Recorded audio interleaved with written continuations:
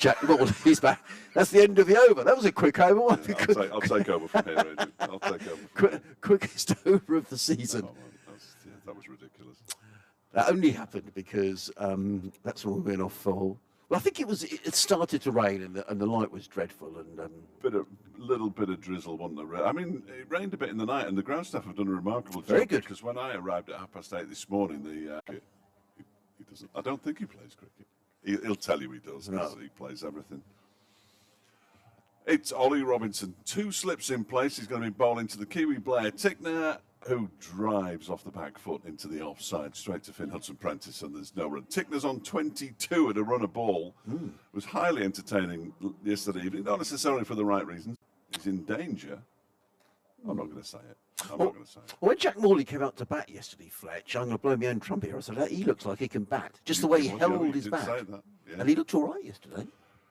I think he hit a 4. Yeah, he was adequate. Did he? I think he did. Are you sure? I've got to double check that. Oh, here comes the sun. What is that? What is that yellow thing? No, he has no boundaries. Oh, right, okay. He has no boundaries. Well, perhaps he nearly hit a 4. You're just trying to make that prediction of yours. They're showing the ball to the umpire, and the umpires. It's already been changed once. I hate to do this when there's nothing happening, but I've just got to do an update. So, do I have to natter away? While nothing's happening, Adrian, could you just take over? Thank you. So the umpires have decided that the ball is not going to be changed. Ollie Robinson, in fact, he queried the ball yesterday, did Ollie, and they did change it. And then the next ball, he got a wicket, actually. He had Anuj Dal, LBW for 4. I'm pretty certain they haven't changed it now. The sun is out. All is well in Derby. And Ollie Robinson is running in from the city end, comes in and bowls to Tickner, who's beaten outside the off stump. He's got an interesting style as Blair Tickner. He just puts a left foot down the wicket and just swings away. And he's been extremely effective, as Fletch was saying, 24 in 24 balls. And these two who came together when the score was 160, no, it wasn't. The score was, 163.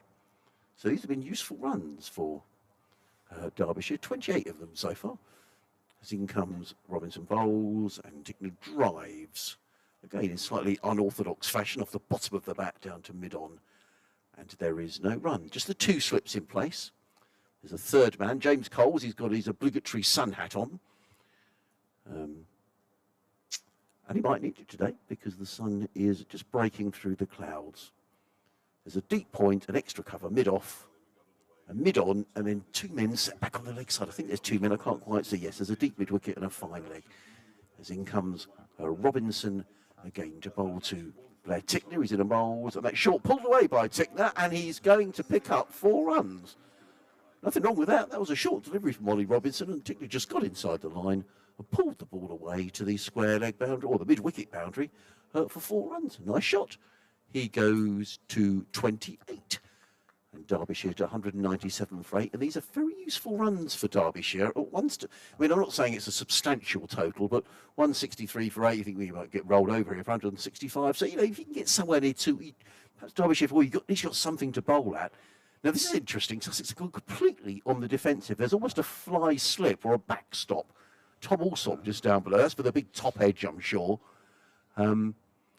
So Sussex without any close fielders at all, just John Simpson behind the stump. So there are 2 men saving singles. There's Tom Haynes at extra cover.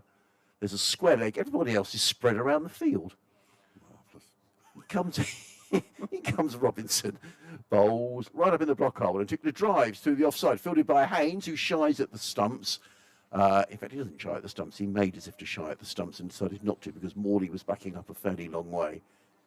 I already like Blair Tickner. I've never met him, but it's just the way when he plays his shot, he just sort of, look at the way he's holding his bat and he sort of twirls it around. Fabulous. He's really a number 11. Yeah, well, he's a proper tail-end batsman, and he's out there for as they say, a good time, not necessarily a long time. And he looks like he's enjoying himself. He does. Terrific. He's no bad thing. No. Well, if he's too serious sometimes, he's on 28. He comes Robinson, bowls, and Tickner's beaten. I think that was best described as a waft outside the off stump, but I couldn't have done any better. Tickner on 28 of 28 balls, the end of the first full over of the day. We've had 7 balls because there was 1 ball remaining from last night. And Derbyshire are 197 for 8. Tickner on 28, Morley on 5, partnership of 34 in 37 balls. And what we've said throughout, I mean, it was unfortunate for Derbyshire yesterday, Fletch, in that they were bowling with, they were batting under the lights. It was gloomy. It was a miserable day. And Sussex undoubtedly had the best of the conditions. I thought, that being said, I thought it looked a pretty good pitch. I was impressed by the carry through to the keeper. It certainly didn't seem to be doing an awful lot. So this looks like it could be a decent batting service. Yes, that is a concern. Well, not if you're a Sussex supporter. No, of course not. I spoke to Darren Dupavillon on Thursday, live on the radio. I might have mentioned it yesterday. Sports in at 6, if you want to go back, listen to it on BBC Sounds. And he said he'd been getting the Duke's ball to nip about, which is promising. Here's Finn Hudson-Prentice, the former Derbyshire man, into the attack. Picked up a couple of wickets yesterday. 2 for 52 from 12 overs, so a little expensive. First ball is pushed into the offside by Morley. And there is no run. It was only a 4 in the end, wasn't it? The ball that Tickner pulled into the leg side, was that right? Yes, it was a 4. I might have told people on the news it was a 6 because it looked like it was going to. It had been hit a long way. No, it was a 4. You're right. But it was also a no ball. Oh, was it? Yeah. Well, so it was 6, which is why they were given 6 runs for it. I'll come back to that as Hudson-Prentice bowls and beats Morley outside the off stump. Tentative prod. I didn't spot that. Man on loan from Lancashire. I've only just spotted it now. I was trying to work out if it was an England Test bowler who'd bowled that to him at the time. I don't think Ollie Robinson would have been particularly impressed by being smashed into the leg side by a tail ender, a Test player himself, of course, Blair Tickner, but only a couple of Tests. I don't think Ollie Robinson would have been massively happy. Just had a look round there at mid-off to look at the scoreboard as Hudson-Prentice bowls and beats Morley again. If he bowls one on the stumps, he'll get him. 197 for 8 it remains. Morley has heard what Adrian said about him, and now he's trying to prove him wrong. I spoke to Finn Hudson-Prentice yesterday, who was extremely complimentary about his time at Derby. Oh, we look after people. He said he thoroughly enjoyed it. He spoke about the fact that he got out Brooke Guest and Lewis Rees were good friends of his. So I think there's a bit of ribbing going on yesterday. Hudson-Prentice bowls. Morley defends one that's right in front of his pads. But he said, I enjoyed my time. It sort of, started my career again. So he's got very fond memories of this ground. Well, it's funny because I spoke to Lewis Rees, who he got out. Who I asked, it's never good if you get out to a former teammate, is it? He said, well, you don't want to get out to anybody, but it was a decent ball, but I'm not going to tell him. Well done, Lewis. Hudson-Prentice in and bowls to Morley, who guides this somehow to point.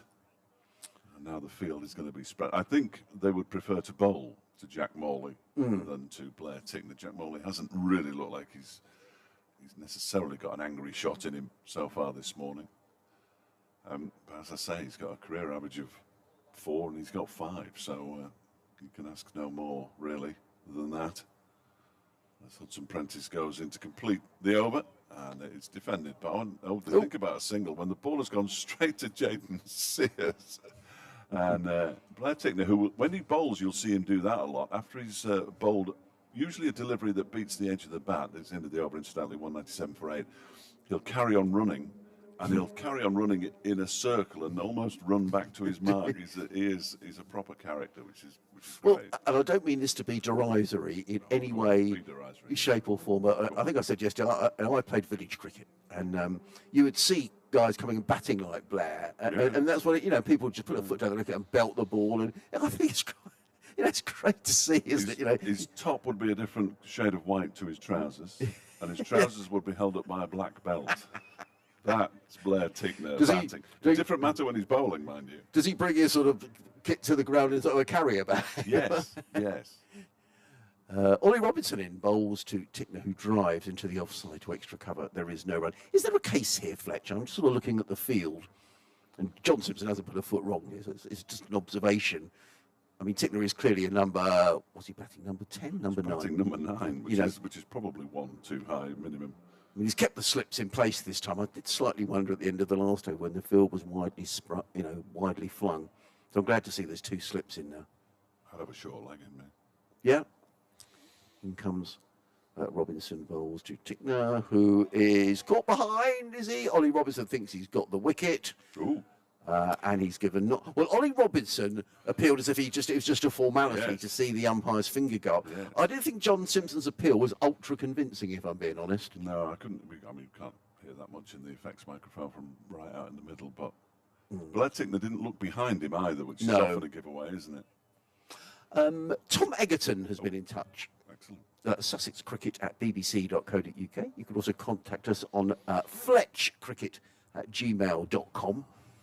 And also you can get Fletch on Twitter or at BBC Sussex Sport on Twitter. In comes Robinson.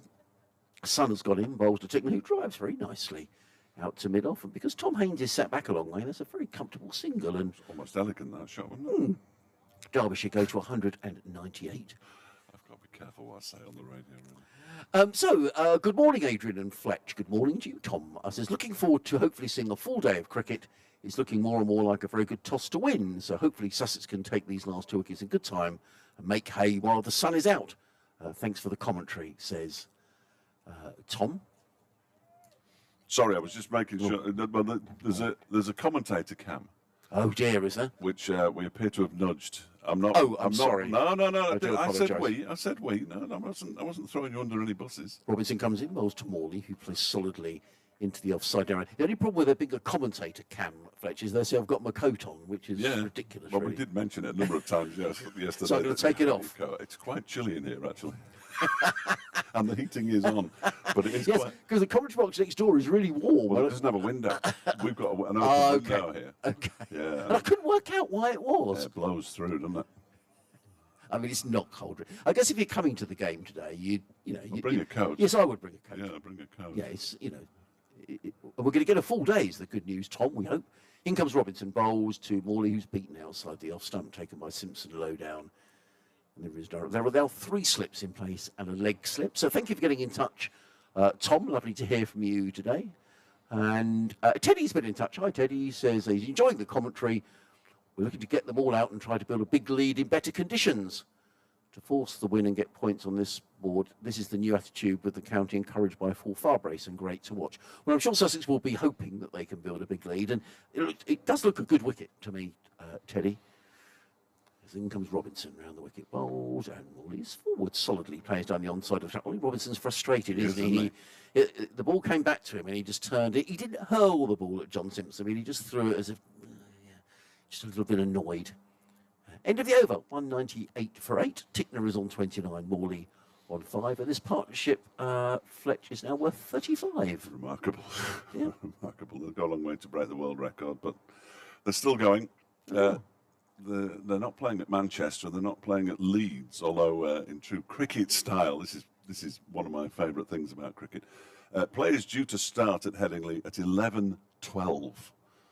Not 11:15 or 10 past 11:12, and it won't start at 11:12. It'll be closer to quarter past, you would have thought. But Glamorgan 109 for 4, then 41 overs that was possible there yesterday. It is ludicrous cricket, isn't it? We knew there was going to be no further play after 4 minutes past 3 yesterday, but we were still here at 5 o'clock.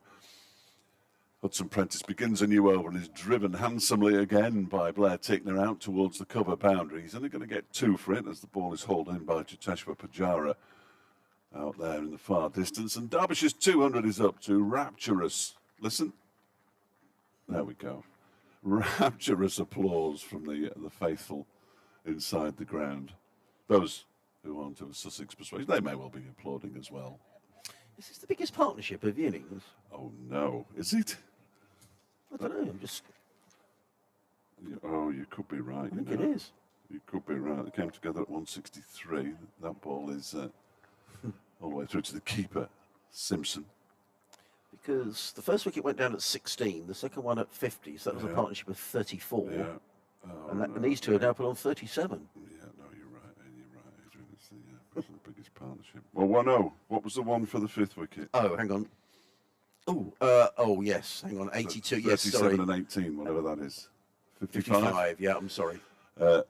Next ball from Hudson-Prentice is defended, sort of, by Blair Tickner. I'm not sure he meant to defend it, but he did. He got his hand to it, Hudson-Prentice. I'm enjoying this more than I've enjoyed anything else this season so far, I think, watching Blair Tickner bat. When we first saw him, he made a 14-ball duck. And I'm thinking, well, there's almost no point in him ever coming back out again. But this is marvellous. 31 not out he is, and he's played that off an edge down to third man for 4 runs because the fielder on the boundary is not going to get there. No, he doesn't. Who is that out there? Don't tell me it's Jack Carson. It is.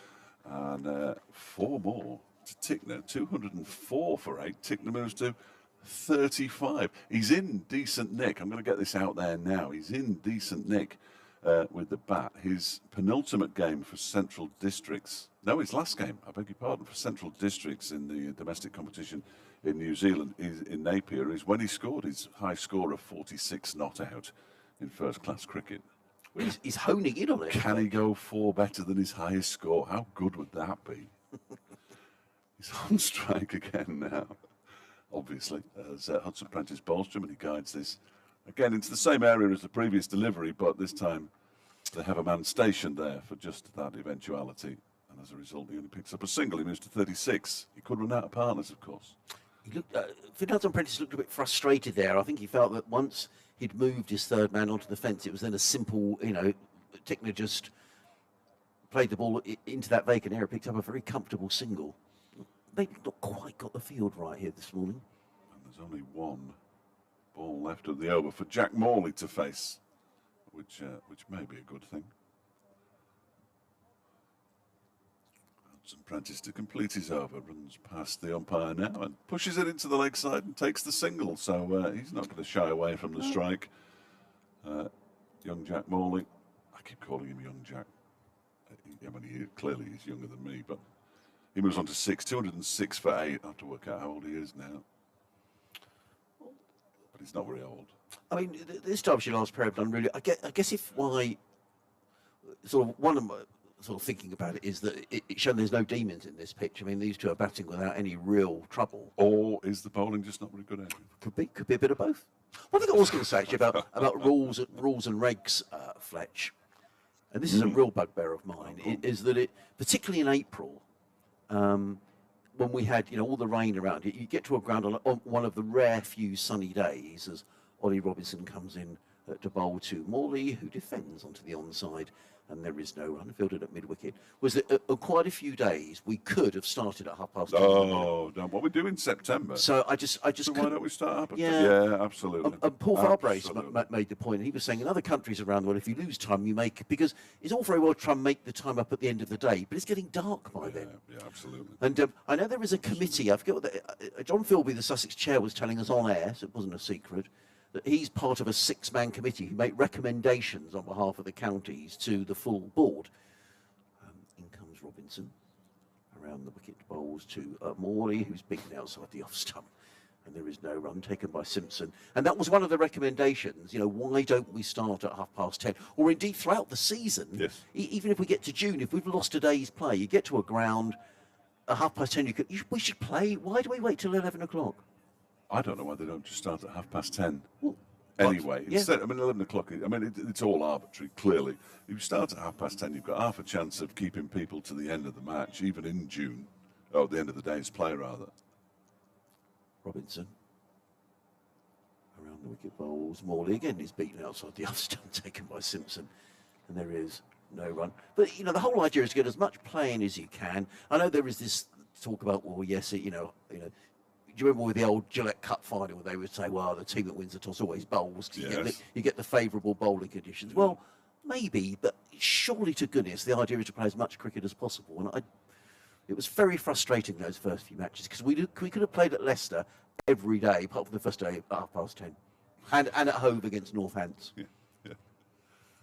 Robinson round the wicket bowls, and the chance is put down, and that will not improve Ollie Robinson's mood. It was a tough chance. It was to Tom Clark's right. He's normally got a very safe pair of hands as Tom Clark there in second slip. It was low to his right. At first look at it, it looks like it was quite a difficult chance, but he didn't cling on, and Ollie Robinson looks frustrated and some. Yes, you're right. It won't improve his mood. It was a very tough chance because it was low down to his right, but low down. He actually got a hand on it, which will make it even more frustrating for Robinson. Robinson around the wicket and bowls, and this time Morley's right in behind that, and Ollie Robinson kicks the ball away towards John Simpson. They are now playing at Headingley, where they started at 12 minutes past 11. But still no play at Old Trafford, which doesn't bode well for the North West Cricket League, which I have an interest in. It's their first round of matches. They already moved the first 2 scheduled round of matches. They moved them to later in the season because of the bad weather. But they've said that basically there's no more room in the calendar to shift any. So if they lose this round, this is the first actual one that will count. Robinson in bowls. And all he's for. That's a nice looking shot. Plays it up towards middle. Picks up a comfortable. I'm sure there should have been a single there, I'm really. not sure he should have taken it. Fielded by Pujara, but he's batted very nicely. Morley goes on to 207 for 8. Ollie Robinson, 15 overs, 5 maidens, 2 for 58. And he's 22 years and 314 days old, which makes him young in my book. Yeah, I would agree. Good. Now, do you what was I going to say? So in that league, would the clubs have sort of covers and that sort of thing? Yeah. They would, right? Yeah, Okay. yeah. It's just the Professionals they have. right. Do they? Right. Yeah. Oh, so it's pretty. So it's a high. Well, Jack. Well, high might be over-egging it, but John Simpson was saying, his dad, Jack was saying when he was over last week about professionals playing in the summer. You get some good ones as well.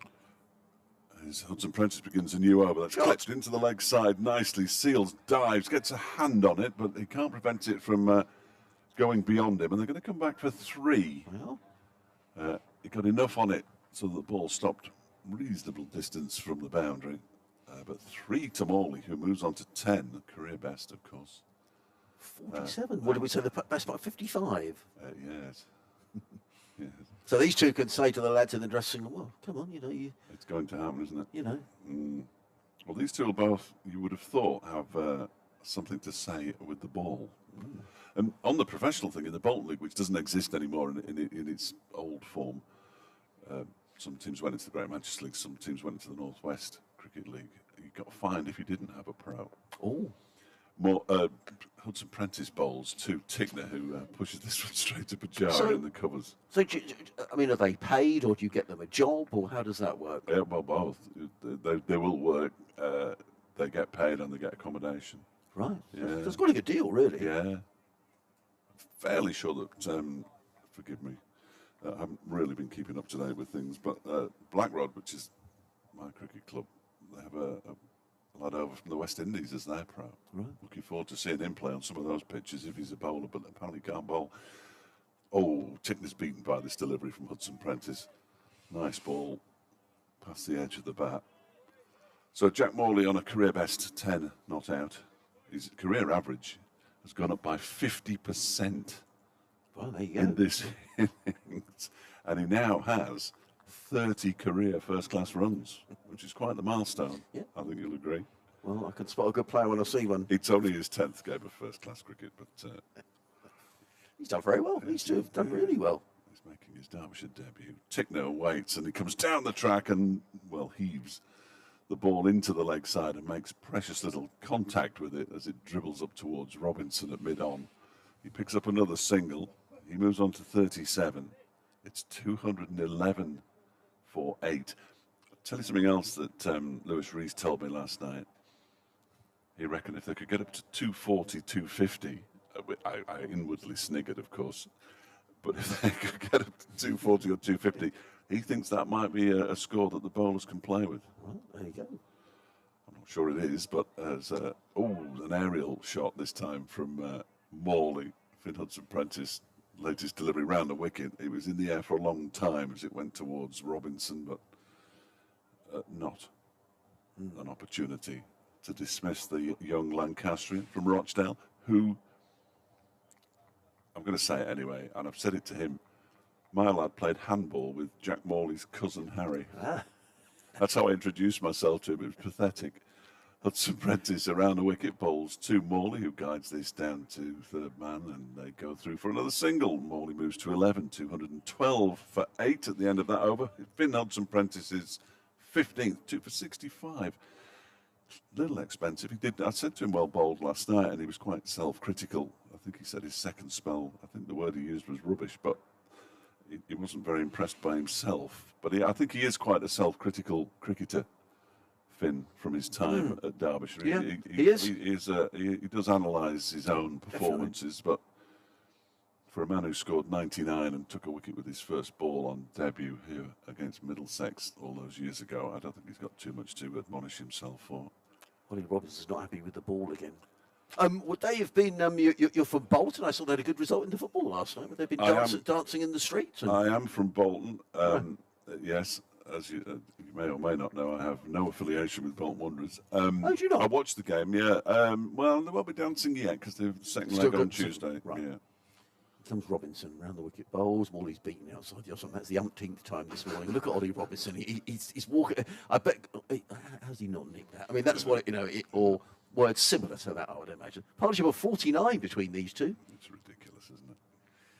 Morley's made 11. Tickner on 37. So those games up in the league you were talking about, Fletcher. What will be the format of the game? They are 45 overs a side, or 46. Right, okay. 46 possibly. Which is a fairly random number, isn't it, really? Yeah, it is. They don't generally start till 2 o'clock. Okay. Whereas in the Derbyshire Premier League, they'll be starting at midday or before. Well, I was going to say. Quite a lot longer, those games.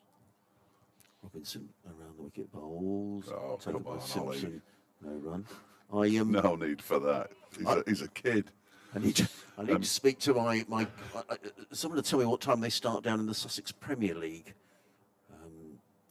Someone will know what time those games start, and because there's all sorts of formats in different leagues, aren't they? You know, certain amount of overs, and you can give overs to the other side, and there's all sorts of variations. Could you play for a draw in that league? No, but you get points for getting within a Right. certain distance of the opposition, that kind of thing. Robinson round the wicket bowls. Morley defends into the offside. There is no run. I mean, even the very lowly standard of cricket I played, Fletch, a draw was always an option. Some of the drawn games were great games. Yes. Really good games. You know, if you get, and it's all about a captain. You might get 200. Well, we rarely did, but if you did, you got the opposition 47 for 8, and you can't get him out. Well, it needs a skipper to be inventive, and I used to love that side of cricket. You know, if in that game, if it was just 40 overs a side, well, it's all over, isn't it? You know, so you've actually got to bowl them out to win the game. I like that. Robinson round the wicket bowls, and Morley defends. Nothing wrong with that. Straight back down the track. Robinson fields. There is no run. The Derbyshire County Premier League must start at 11:30 because I just picked the first fixture off the top. No, at 12 o'clock it starts, but they've had the toss Olrowas against Denby, so so they start at midday, which is considerably earlier than they do up in the Northwest Cricket League. I'll do this ball, Fletch, and I'll have to go because I've had a summons from the studio. Right. Means Marie can get warmed up. Yeah. Get a proper commentator on. Oh, well, it's a jog around. It's that cold in here. In comes Robinson bowls. Morley defends into the offside. There is no run. I'm going to go. Thank you, Adrian. Adrian Harms of BBC Sussex. Radio Sussex will be back because he's contractually obliged to stay for the entire day. A little bit later on, what he really wanted to do was finish off his biscuit, which he's now taken along with his coffee. Ollie Robinson's got one ball of this over left, so the one thing I didn't... Yes, absolutely, that one. Marie, how are you? I'm good, thank you. How are Good, you? yeah, very good. Nice to cold, see to you. be It is, isn't it? Yes, I hadn't realised how cold it was. Is Robinson finish off his over? Oh, and he beats him again. It goes through to John Simpson, the keeper. Ollie Robinson stands in the middle of the pitch. Looking pretty frustrated, isn't he, Ollie Robinson? He must be, mustn't he? I mean, obviously you're an opening bat, yeah. Yeah. But you can. I know. I've seen the videos of you bowling with both arms, so I know you turn your arm. It is massively frustrating, isn't it? Especially for Robinson, who just wants to polish off the tail, and it's got, as Adrian said, umpteenth time. Yeah, I think it always happens when you've got a team 8 down, and so you always just assume those last couple of wickets are going to come pretty quickly. But these guys have put in a good little partnership, haven't they? And making it look a little bit more difficult for the. Tickner's entertaining, isn't he? He is, yeah. I like it. I like his style. And it looks like they're just spreading the field, trying to get him off strike. But I'm not sure the plan is working, to be honest. Well, he seems happy to take the single. He seems happy to let Jack Morley take the strike. We've never seen Darren do Pavilion, of course, because he only arrived on Wednesday. But the field is pretty much spread. There is a slip, and then there's a ring of fielders just sort of milling around. It's Jaden Seals coming on to bowl, and that one is pushed into the offside by Pavilion. If you can get to a screen, you need to watch You this. need to watch him because I don't think we can do him justice. He did the full rapier swing of the bat there after he defended that one. He looks like he's having a good time. Yeah, he looks very relaxed, doesn't he? Like very flamboyant, having a good time out there. Looks like he's annoying the Sussex bowlers. Well, as a fielding side, I mean, this is massively frustrating, isn't it? So frustrating. You just want to get these last couple of wickets now and get on with it. Seals bowls, and he's guided this out into the offside. Now he fancies 2 here. I don't think there are 2. There aren't 2, and that's the half-century partnership. But John Simpson hits the deck as It's quite a loud applause from the crowd as well. well, louder than for the 200, certainly. Yeah, exactly. Yes, yeah. I think they're very appreciative of what this partnership has done for Derbyshire. So 75 balls between Tickner and Morley. Morley has faced 40 of those, so I think we can work out. Well, I can't, but yeah, 35 balls. Dear, oh dear. It looks like Morley's shaping up all right as well. We don't mind a play and a miss. He's got a big guard across his chest as well, hasn't he, as he plays and misses. Yeah, And I that did one, notice that as well. I've only just spotted it, but it's sort of sticking out a mile in it, towards his back. I think I would. Jaden Seals is, Yeah, I is think sharp. I would as well. Ollie Robinson's quite sharp. I think it was a good idea to have a bowling change. It just felt like that just wasn't quite working for the Sussex bowlers. So good idea, I think, from the skipper to have a little change up here, see what Seals can do. He's picked up the 1 wicket in his 10 overs and 2 balls so far. It was a little bit expensive ball, 2-3 over spells to begin with yesterday, and he's in again around the wicket to Morley, who flashes at this one, guides it to backward point, who actually Steals a run as well. the man at backward point pushed it to the man at cover, who actually completed the fielding, Danny Lamb. Those 2 are former Lancashire teammates, of course, Lamb and Morley, along with many of the Derbyshire contingent. Lewis Rees. Actually, it's fewer now than it used to be. There used to be an awful lot of former Lancashire players in the Derbyshire side. But he's moved on to his career, but he's extended his career best to 12. I really want Blair to get another 12 runs. That would be just sensational. He waits now. He's rocking up foot to foot. He goes back and pushes this one. Didn't look comfortable there, did he? Jumping out the way of that one. Yes. I didn't want to say he looked like he was trying to get out of the way, but pushed it to Pujara, who's filling in the covers. He's got this odd style afterwards, hasn't he? Where he flails the bat around, quite wristy after. He's got a unique follow through as well. As I mentioned it to Adrian before, but it is weird if he beats the bat, he carries on running and then he arcs away to his right and sort of starts jogging back towards his mark. I think it's to stop him saying anything to the batter. I don't know. 214 for 8. Seals is in, and now he's given that the full business there, and he's smashed it away, and he hasn't made proper contact with it. And Finn Hudson-Prentice is going to claw it in out towards extra cover. I thought that had gone a mile. Yeah, I thought that was straight away again. Yeah, more like about 100 yards, if that. He moves on to 40. 216 for 8. You're perfectly placed, of course, and I know 4-day cricket one, I know what, but if you've got, in one of your matches, you've got the opposition 8 down, 9 down, way before the overs are due to finish, as an opening batter, you're already thinking, right, well, I'm going to be batting in 5 minutes. Exactly, yeah. And we've now played for 33 minutes, and the opening batters for Sussex will already have been thinking for half an hour about batting, won't they? Yep, correct. And you don't want to be on your feet for that long, to be honest. You want to be thinking of your batting prep, getting whatever you need to in. And you don't want to be out in the field in the cold either. You want to be getting your pads on and getting into bat. So, yeah, I can definitely feel their frustration here. Ollie Robinson around the wicket bowling to Morley, who just moves his front foot forward about 6 inches and pushes it out into the offside. I think Tickner fancied the strike there. He backed up halfway down the wicket. Maybe he's taken a fancy into Ollie Robinson. Well, now he's on 40. You know what'll be in his mind if it wasn't already. I mean, he's never got a first-class half-century. And he's only got Jack Morley and Darren Dupavillon left to bat with. So I like his style. Just going for it. He'll want as much of the strike you would have thought as we could possibly get. As the first really aggressive shot from Jack Morley of the morning, he went for a big cut outside the off stump. Yeah, I'm just wondering if Tickner actually, because he ran down to him the previous ball. I reckon he's maybe had a word there and said, "Let's have a go. Let's just go for it here. There's no point sort of hanging your bat out. He's 10 Copy away. me, mate. He's 10 away from half century. He's only 6 away from his highest score in first-class cricket. Blair Tickner, which he got for Central Districts in his final game in New Zealand. 216 for 8. And Morley gets an edge to this one. He was squared up by Robinson. Seals does the bowling. BBC Radio Sussex, BBC Radio Derby with Marie Kelly, Dave Fletcher and Adrian Harms will be back with us just after midday.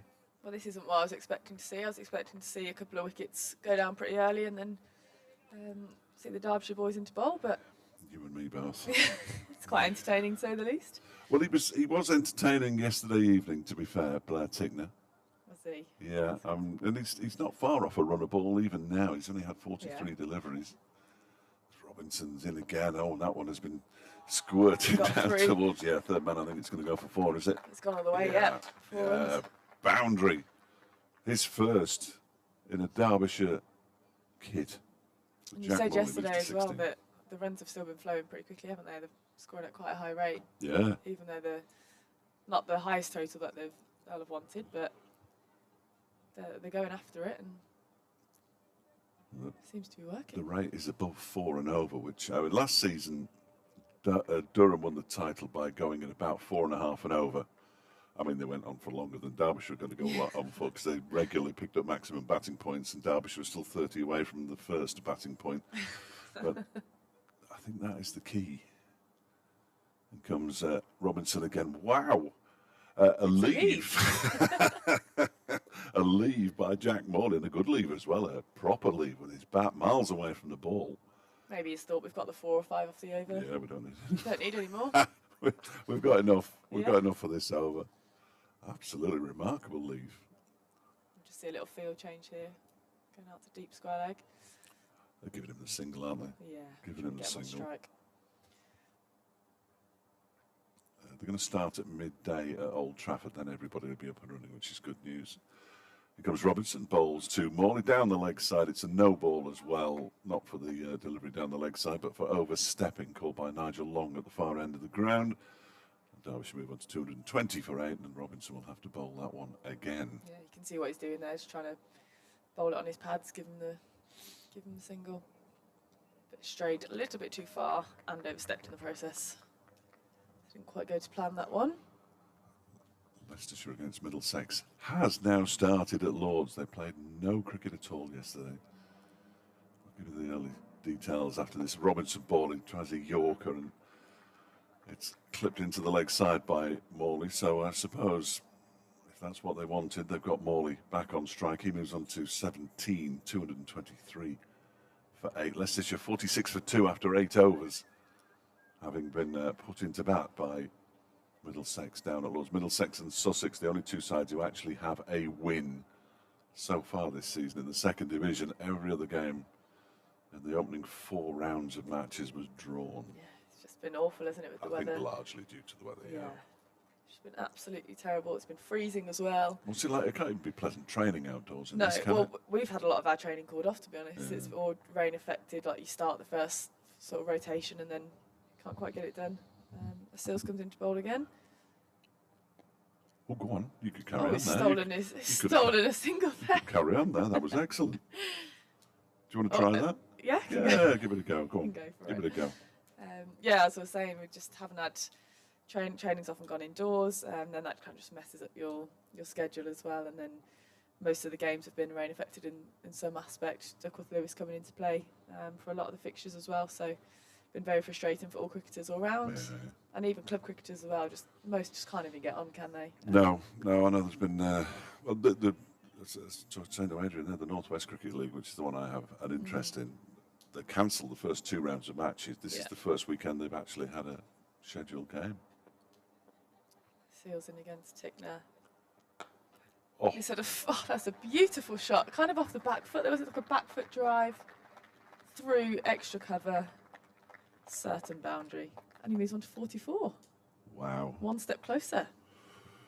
One hit. 1 hit away. Can he do it? He couldn't, could he? We'd love to see it. We'd love to see it. Come on, Tickner. This wasn't what I was expecting to see this morning. But Well, no, he's 2 away from his highest score now in first-class cricket. So, an excellent camera work Think he'll be asking to go up the order next game? No. I think he might. Do He you looks think? like he's got that about him. Yeah. He's joint second highest scorer now with an Aaron Donald. Can he do it? Seals into again. Always just guided it down to deep backward point. Not quite the big shot we were after, but he looks like he's pretty happy to take the single. And then started a funny walk as he came down the track. He sort of. Just a bit of a jog. I thought he was injured actually. He looked like he was cramping up. He won't have batted for. Well, no, that's not true because he got 46 out. Look at him. He's having a little bit of gardening now. Yeah. This is bizarre. Do you think we'll see a bowling change from the other end now? Do you think Robinson will go again? Yeah, or? possibly. What's he bowled? He's bowled 5 overs this morning for 17. I mean, he's beaten the bat a lot, hasn't he? He has. He'll be wanting another one, I'm sure. Seals in again. Morley defended that. Not looking most comfortable, but effective enough. Tickner's having another word. It's the one thing I would, and I bang on about this, and I apologise to people who listen regularly, but get a speed gun at all cricket, because it would be great, wouldn't it? How fast is Seals bowling? How fast is Robinson bowling? Oh, we got another inspection of the ball here. Ball again. They didn't change it last time, I don't think, did they? I didn't see the. No, we had to get ours changed last game. We had got it changed twice on both ends. They were just so slippery. Just couldn't. And it wouldn't fit through the gauge. The seam just gets so swollen with the amount of rain that we've had. And literally, then you compare. I didn't think it looked too bad, and then you compare it to the new ball that they brought out, and you think, oh my word, yeah, that is horrendous. Just so slippery. They are going to change this one. Obviously not. That was the win at Scarborough. That was the win at Scarborough for the better Blades. get that in. We finally got our first win on the board. Don't tell anybody that. It's just a win at Scarborough. That's all you need to say. It was. We had a lovely trip up to Scarborough. It was beautiful the day before, on the beach and stuff the night before, and then it was just miserable. On the beach? You're supposed to be professional athletes. Come on. Well, in the evening, you just got to go for a nice little walk along the beach, stretch the legs after the journey. Absolutely, of course you on have. the way up. But it was lovely, beautiful. It was about 15 degrees in Scarborough, which, is that the warmest it's ever been there? No, well, yes. We were up there for 4 days last season in early September. It was glorious. It is. It was swelteringly warm. Yeah, well, it wasn't when we played. No, I can imagine. It was so wet. The groundsman did a great job to get the game on with no delays. But yeah, it was just boggy on the outfield, and the balls just kept getting so swollen, so slippery. But we were quite on it and got them changed. And yeah, well, if you can. Yeah, it helped to our advantage. It was a very good game. It got very close. It always is really close against Northern Diamonds for some reason. We just like to make it very interesting against them. But we did well to get over the line. So yeah, very pleased. Got the first points on the board. Yeah. Had to get that one in there. Yeah, absolutely. No, up and running. Yeah. My main beef with Scarborough is all the chip shops shut at 8:30. It's got nothing to do with cricket, really. Right, Seals with his new ball. Defended a bit more comfortably there. Morley climbed into that one a bit more on the front foot. Getting confident. He is. This is uncharted territory for Jack Morley. What's his? Where is it? What were you saying his high score was? I think it was 9. Yeah. Going well then. Well, absolutely cruising. Yeah. His Derbyshire teammates will be very happy with this little partnership so far. Well, his average started at 4. It's gone up to 7.6 now. There you go. Seals in again. More back of the length, defended comfortably again. Didn't look in trouble there at all. Looking quite comfortable, is Morley. Yeah, nicely done. Nicely done. Yeah, it's a beautiful place it's a really nice ground, isn't it? It is. Marine Road up in Scarborough. And the pitch is pretty decent as well, isn't it? It's a nice carry on it. Yeah.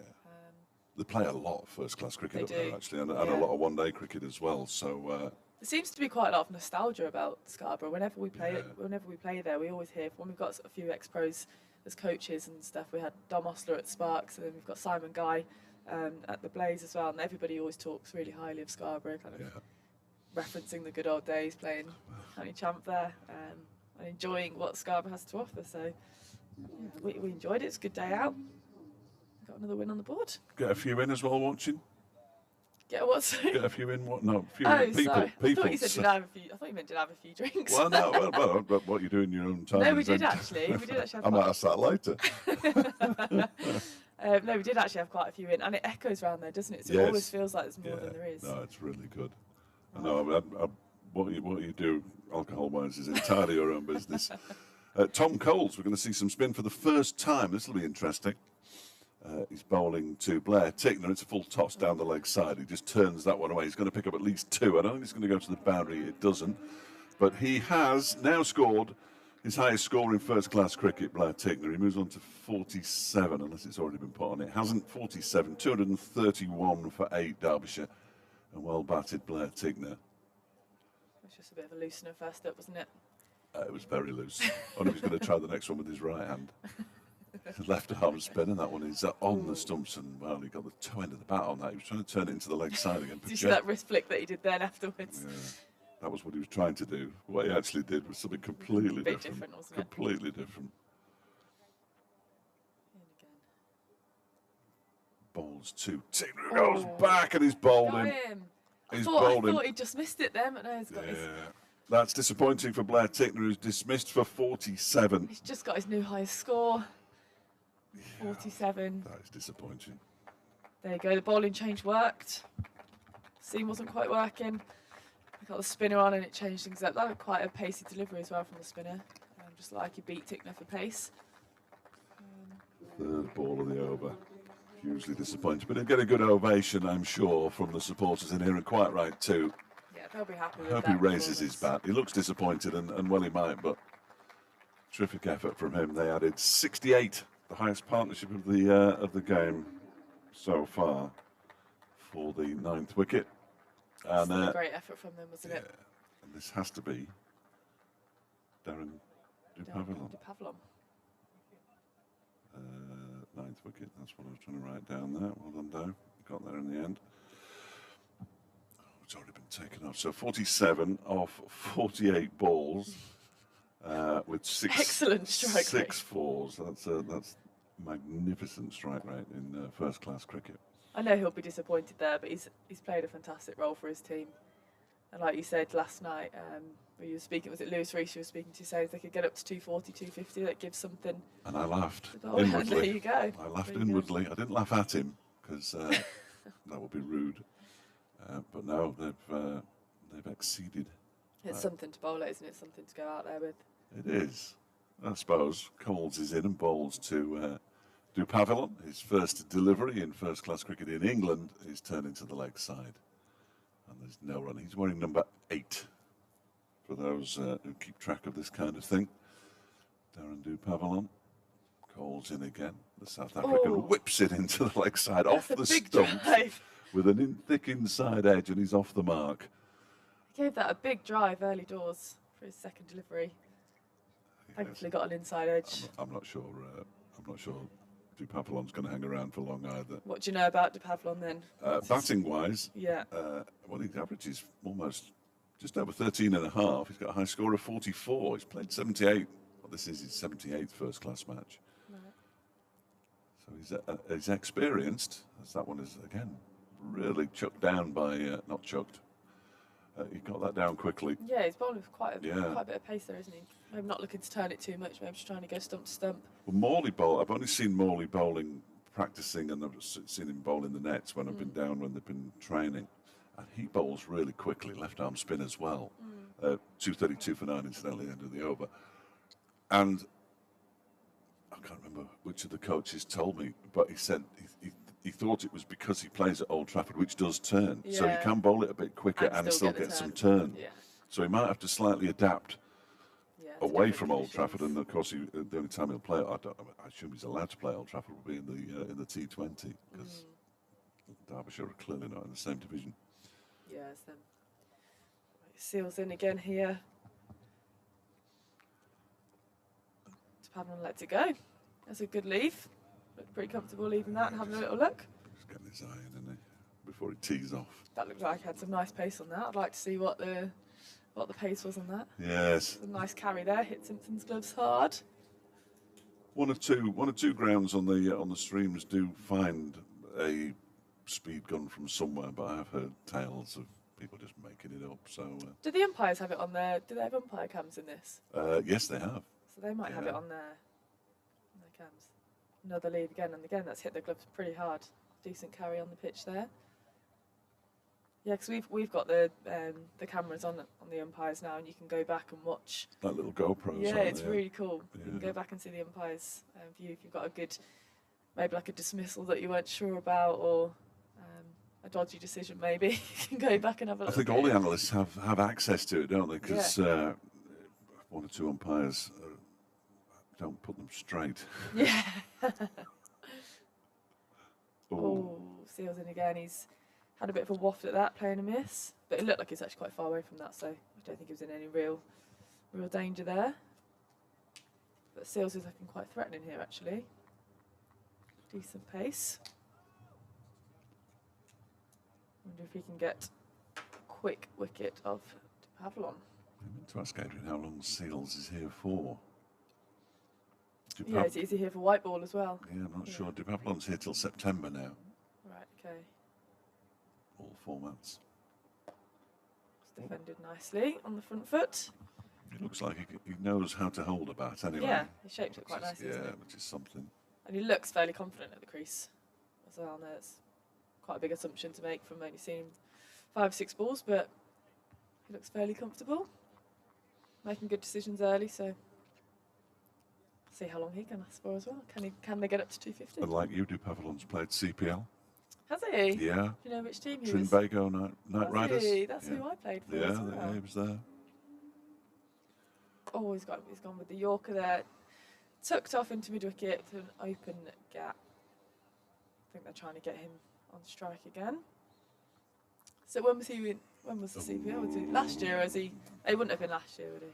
No, you know, you're asking a question that I can't answer off the top of my head, but I will find it for you. Right, it's a fantastic competition. It's just, well, they advertise it as the biggest party in sport, I can and it imagine. definitely is. Absolutely.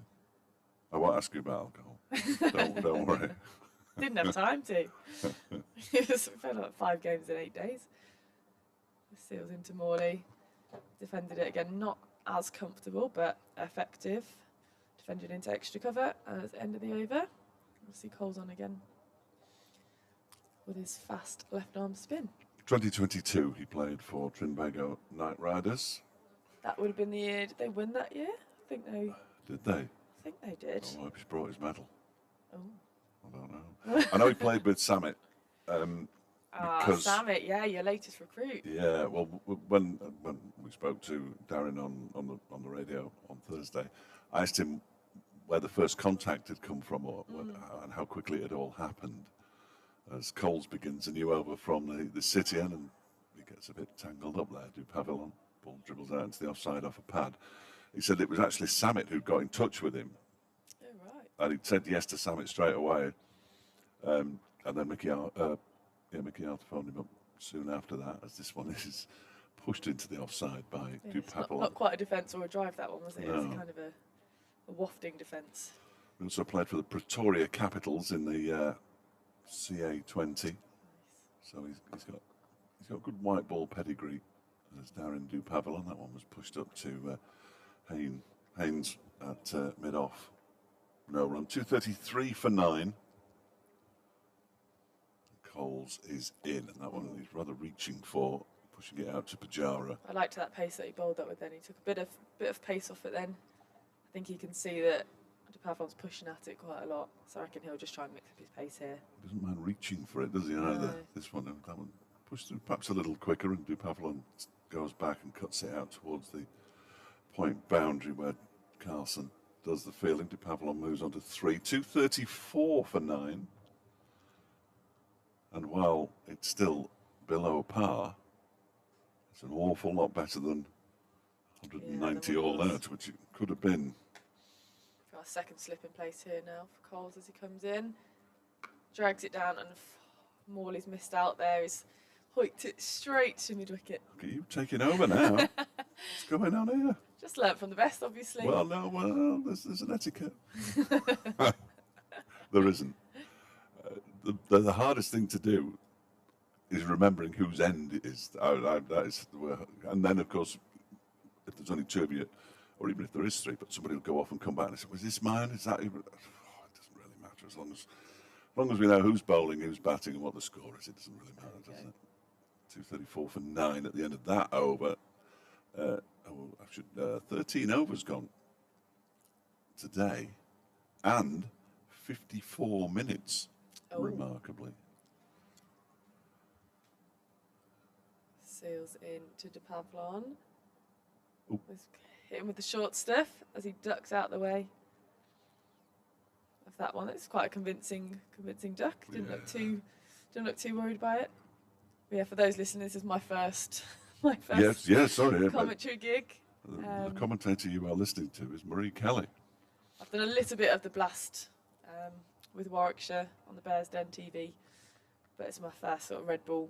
Well, I was going to say proper radio. You Yeah, see, proper. proper radio now. So I'm learning on the job very much.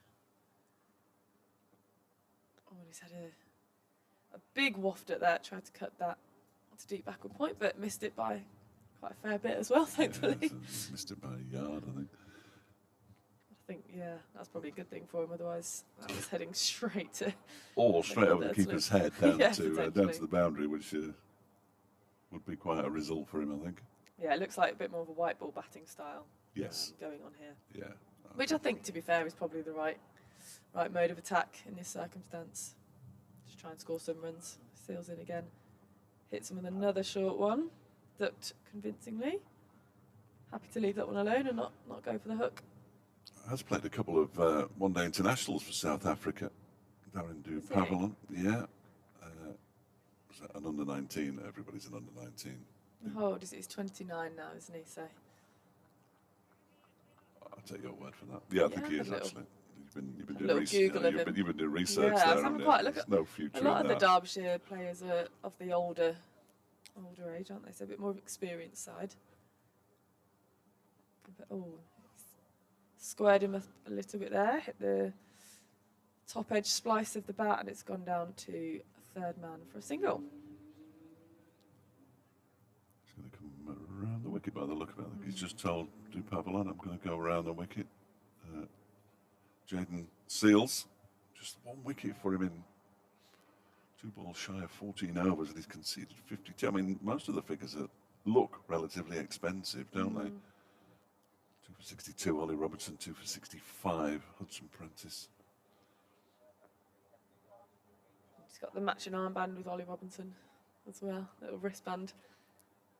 Oh, and that wasn't as convincing with the short ball there from Seals. Morley did not look comfortable on that as he managed to somehow duck away from it. Would you not want a short leg in place here?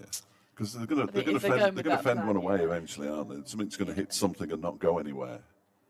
Yeah, and I think maybe not as short, maybe just get its few into the ribs potentially, Yeah. so that they can't necessarily leave it. Just make him play a bit more. This ball seems to be doing a little bit more though than the previous one. Seals steams in again.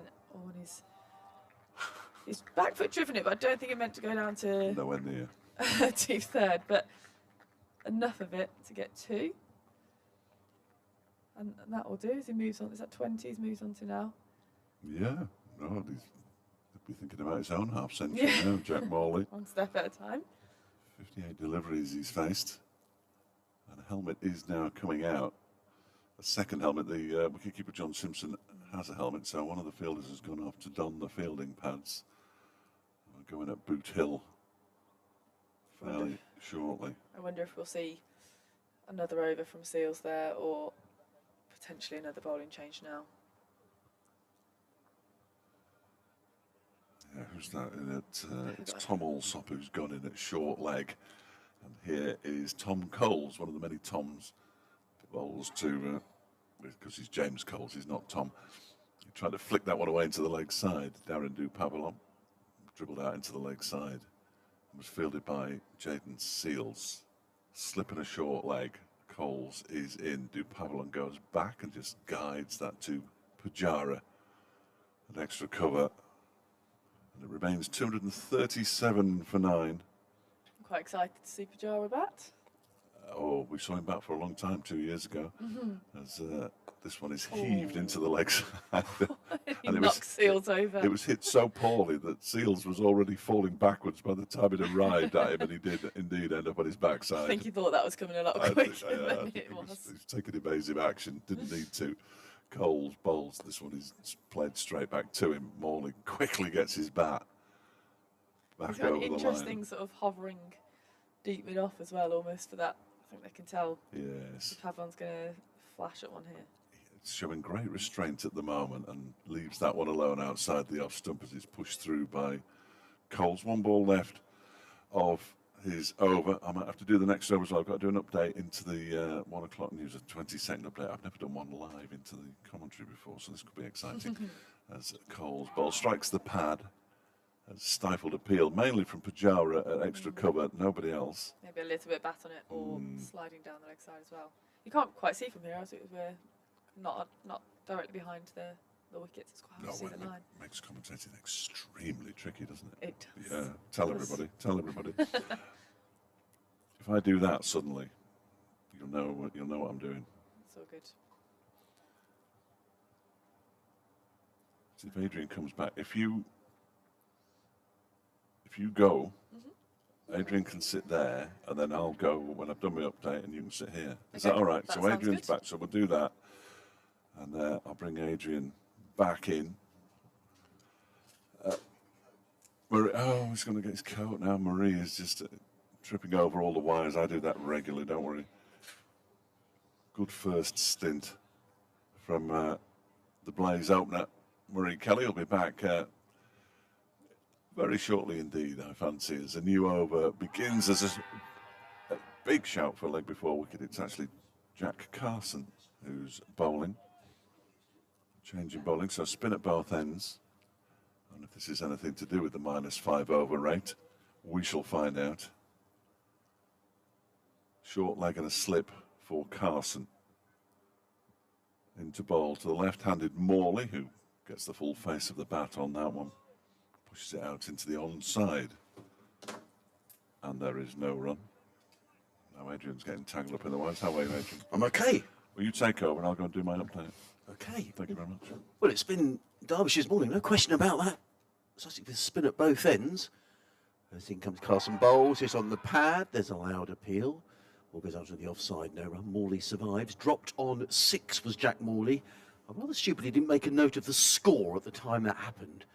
But it's been an expensive drop off the bowling of Ollie Robinson.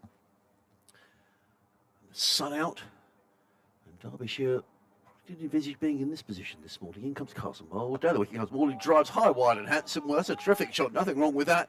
Couple of steps down the wicket and drills the ball over long on for 6 runs. Well, he looked like he could bat, and he certainly can bat. He goes to 26. It's been a wonderful innings by Jack Morley. 243 for 9. And bear in mind, when Jack Morley came to the crease, it was 193 for 8. Sorry, 163 for 8. So these last couple of wickets have added 80 runs. In comes Carson. Round the wicket bowls, and that kept a bit low. And Morley strokes the ball out to cover, picks up another single. He goes to 27. And the other worrying thing for Sussex is their over rate is showing at -5 at the moment. So we'll have to see whether that gets adjusted. Of course, there's still another innings to go, so it doesn't mean they're in trouble at the moment. But it's something that they'll have on their mind when Derbyshire come to bat a second time, I'm sure. Carson, with a slip and a short leg, is in over the wicket bowls, and just forward comes. I'm going to have to ask Fletch how to pronounce this gentleman's name. It's Dupavilon. Dupavilon, I need to remember that. End of Jack Carson's over. 244 for 9. Dupavilon is on 4. Morley is on 27. And delighted to be joined by Marie Kelly. Well, not joined, first time I spoke to you this morning. Lovely to see you. Let's make sure your microphone's on. That's we There we go. Is that on? Can you hear me now? Yeah, it has. There we go. That's a good first over back for Carson, wasn't it? Yes, it was. It was a good over. But they're just, well, apart from the big 6 down to long on. Looked like he was going to get a wicket then, didn't he? It's a couple of shouts in there. In comes James Coles over the wicket bowls and forward stretches Morley plays into the offside. But I have to say, I think these in the tail for Derbyshire, when at one stage Marie, they were 163 for 8. I don't think they'd ever envisaged they get to 241 No, for 9. I'm saying it's 244 so for 9. frustrating as a fielding side when that happens. Coles over the wicket, bowls, and Morley back, and he's beaten outside the off-stump, taken by Simpson, who whips off the bails as well, just for good measure. Very quick hands there by Simpson. Yeah. No, he's been a terrific addition for Sussex, skippering the side and batting 6 and keeping wicket. In comes Coles again, bowls, and forward comes Morley, plays into the offside. There is no run. I mean, they've taken the odd chance, but I think they've deserved a bit of luck. They've had Derbyshire. I think they have. Yeah, they've been proactive, haven't they? They've looked to score. They have. They've not looked to just defend and stick around. Coles is in, bowls, and Morley plays his through point. He's going to pick up a couple of runs here as well. Well, certainly one run. No, they weren't looking to come back there at all, were they? He picks up a single this morning. He's quite happy about that. 244 for 9 as Derbyshire edge ever closer to what will be their first batting bonus point, and that looked highly unlikely. Yeah, I think their teammates will be very happy with They that. will be, yeah. In comes Coles, bowls, and Pavillon. Du Pavillon. Du Pavillon. Sounds French, doesn't it? It does sound French. I'm going to make a mess of that all day. Du Pavillon. Yeah. I did have a little look earlier and thought, how do I pronounce It looks a bit like Du Pavillon, doesn't it? Yeah, it does. In comes Coles, in again bowls. Du Pavillon drives down the offside for the track, footed by Coles. And there is no run. 245 for 9. Du Pavillon on 4, Morley on 2. I just wonder, Marie, just in terms of the psyche of the game of cricket. All, Sussex are going out this morning thinking, well, we'll get these 2 wickets, a bit sharpish, get in and bat. But now all of a sudden, they're frustrated, the Sussex lads. Well, the Derbyshire lads will be thinking, well, this is Pretty happy there, weren't very they? happy. Yeah, I think it's all about momentum. We talk about it a lot. It's just trying to carry momentum into the next phase of the game. I know I don't necessarily play any red ball cricket, but it's the same in white ball. It's that you want to finish off, especially if you've got a team 8-9 down in 50 over cricket. If you're the batting side there, you just want some momentum, carrying it in. Are you commentating? Yeah, Off you go. Off you go. In again. So Morley defends comfortably on the front foot. I've been really impressed with Morley. I think I have he's as well. it's pretty comfortable. I don't want to curse him now, but This could be your first I commentator's know. curse. I hope I haven't. Yeah. But yeah, he's looked pretty comfortable as Carson comes in again. Another good length, strikes him on the pad, but he's played it pretty well. I said to Fletch when he walked out yesterday, it's just the way he held his bat, and I thought, oh, he looks all right. He doesn't look like a number 10. Yeah, he just looks composed, I've doesn't annoyed he? Fletch when he kept talking about it. He's done very well. Lovely 6 in the last over.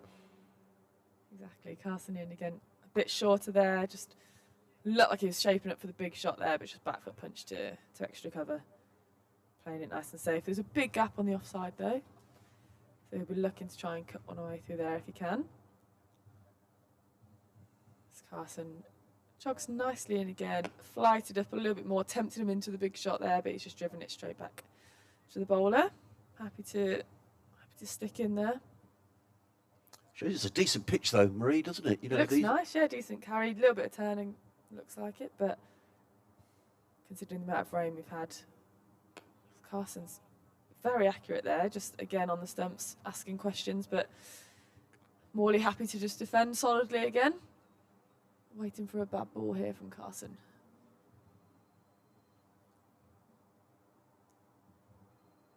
Again, it defended pretty comfortably. Another quick over. Spinners seem to be rattling through as the score remains the same, 2 for 5 for 9.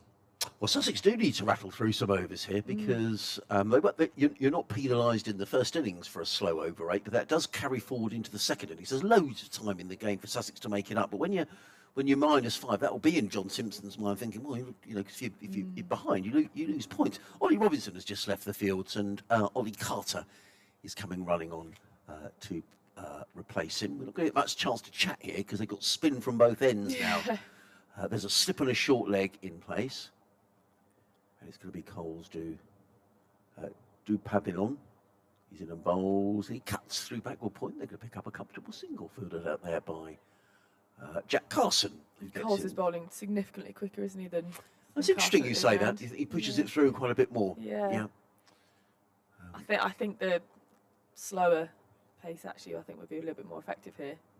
With both batters sort of going harder at the ball. He's moved his long on back to the boundary. That's Tom Haynes all the way out there as Coles is in. Bowls to Morley, who's forward, plays the ball just straight down the track. And there is no run. I don't know if you ever played cricket at Hove. I have. Have you? Yeah, Oh, I I have to tell. have. Right, you tell us all about that in a minute. Hove was where I got my one of the fastest hundreds in women's cricket. Go for it. Tell us all about that in a minute. In comes Coles and Morley's fought and he's and stumped. he's got him. And, well, at the end, he was gutted, Jack Morley. He's really annoyed with himself, but he's done a good job for his side. He's out for 28. And in the end, Just 4 runs Derbyshire away just from 4 bonus runs short from a batting bonus point. 246. We'll have a couple of wickets for James Coles to finish things off. But Jack Morley eventually out for 28. He's doing so well there. Maybe just a bit of. He was. So a couple of wickets in the end for James Coles. So Derbyshire will be pleased about that, though. I mean, they wouldn't, coming in here this morning, they've added, what did we go off for last night? They were 189 for 8. So they've added 11 plus 46, which is 57 they've added this They'll morning. be pretty happy with that. They will be. Where they were. They'll be very happy. 57 they've added in what have we had this morning? 19 overs or 18 overs. So it's a good effort. Yeah. So they'll be come on, happy with that. tell us all about this innings at Hove. So the 100, that was straight after the competition, the 100, where I was playing for Birmingham Phoenix and I wasn't getting picked for whatever reasons. But I basically just hadn't played cricket for about 5 weeks and I was just so frustrated. And I think all that frustration just went into to that game, and I got 100 off 53 balls, I think it was. Wow. Just everything just seemed to click that day. I just tried to hit everything for 4 and it just came off, and it was one of my favourite innings to date. I think Vipers are notoriously hard to beat, and they got like 160, 170, which was always going to be a challenge. And I was just like, I'm just going for it. Did you win? We did. We won in the last over. And I got the 100. The 100 was to win. So were you not out? I was not out. Yeah, 100 not out of 53. And was that the first time you'd played at Hove? No, I played there before. I played in the KSL. I don't know if you remember the women's KSL from a few years ago. And you played there then? We played there then, but I like playing. It's hard to field there. It's like quite a snaky boundary. There's a few different angles, a few slopes here and there. But the batting track has always been really nice, nice down there, and it always seems to be a few degrees warmer down there than anywhere else. So it hasn't been the last month, but no, you genuinely. It's interesting you say that about the ground, because there's about a 10-foot drop on the ground that comes from the Cromwell Road and up where the that top pavilion corner, is, down to the bottom.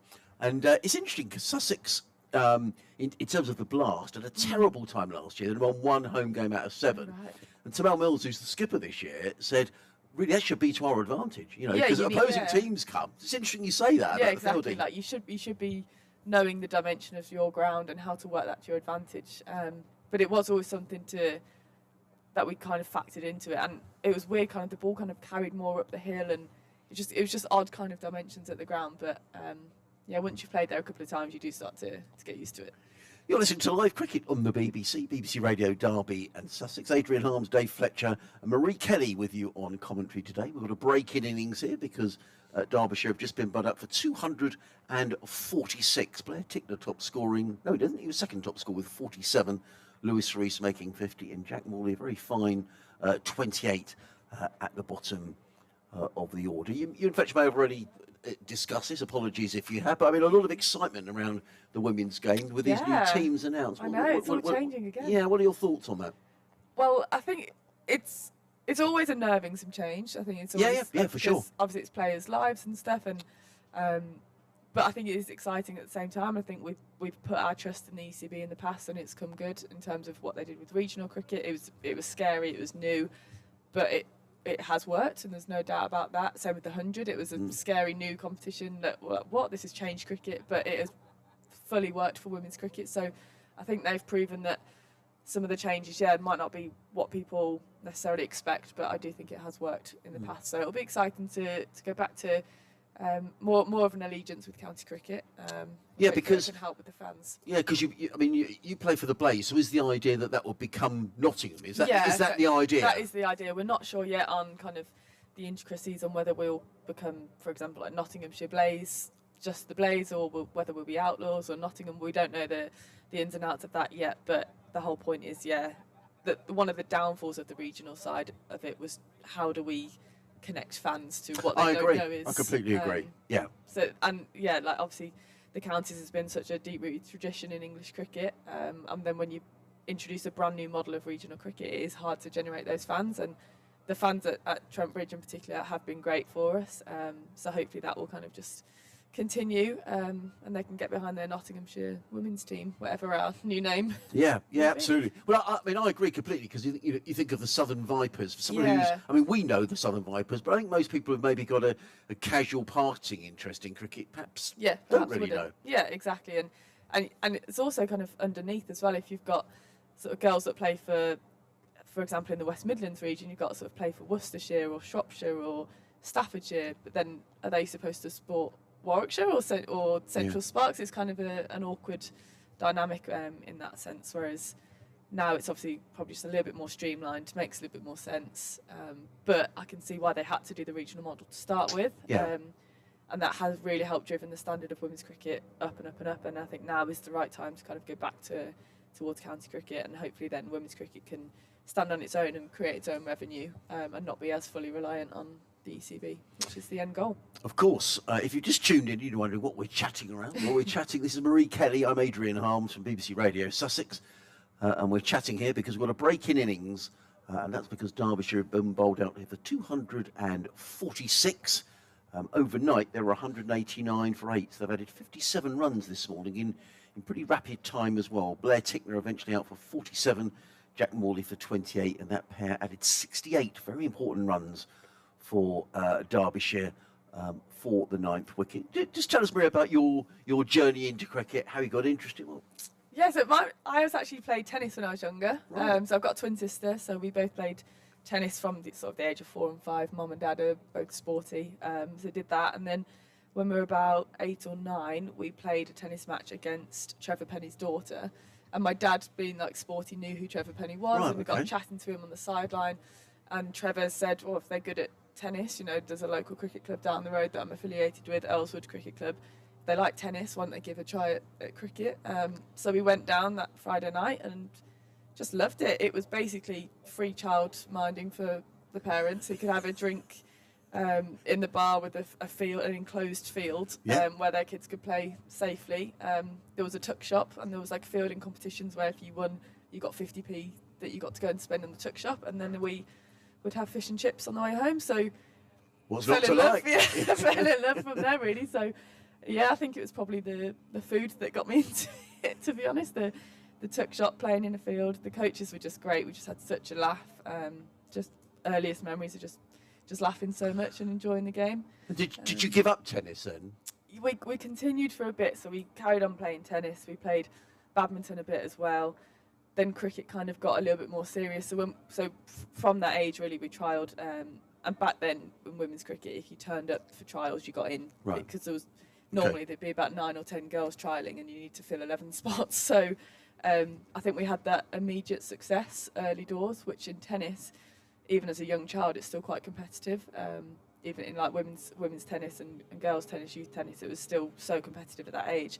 So you almost had like instantly way more success with cricket because you were getting selected for county earlier. You were going to county training, and then I was on the EPP at Warwickshire because you were recognised as being talented from so young, and so you're immediately getting more and more success, which I think if you're getting that, you stick with that a bit more, don't you? And then kind of dropped tennis off a little bit.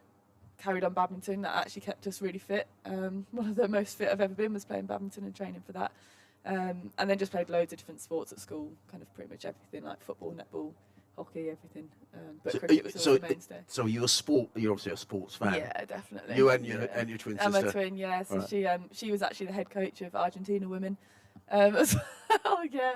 Bit of a random fact, yeah. How did she get that gig? So she was more of the intelligent one. So she went to Oxford. I was the, like, in inverted commas, sporty one, and did you go to university? I went to Loughborough University to do sports science. Right. But she did like the proper studying, if you get me. Well, Loughborough is good as well. Yeah, so she did Spanish and linguistics at Oxford, and then as part of that, you had to do a year abroad in the language that you'd chosen to do. So one of the things she saw was a cricket development officer in Buenos Aires in Argentina. So she thought, well, I like cricket, I can speak Spanish, so why not? Why don't we do that? So she went there and basically just worked her way up through Cricket Argentina, and they realised, well, she actually knows her stuff here, and she ended up being head coach of Cricket Argentina. Is she still there? She's not now. She's working in London for like marketing for sport, and her first job was actually marketing for the 100.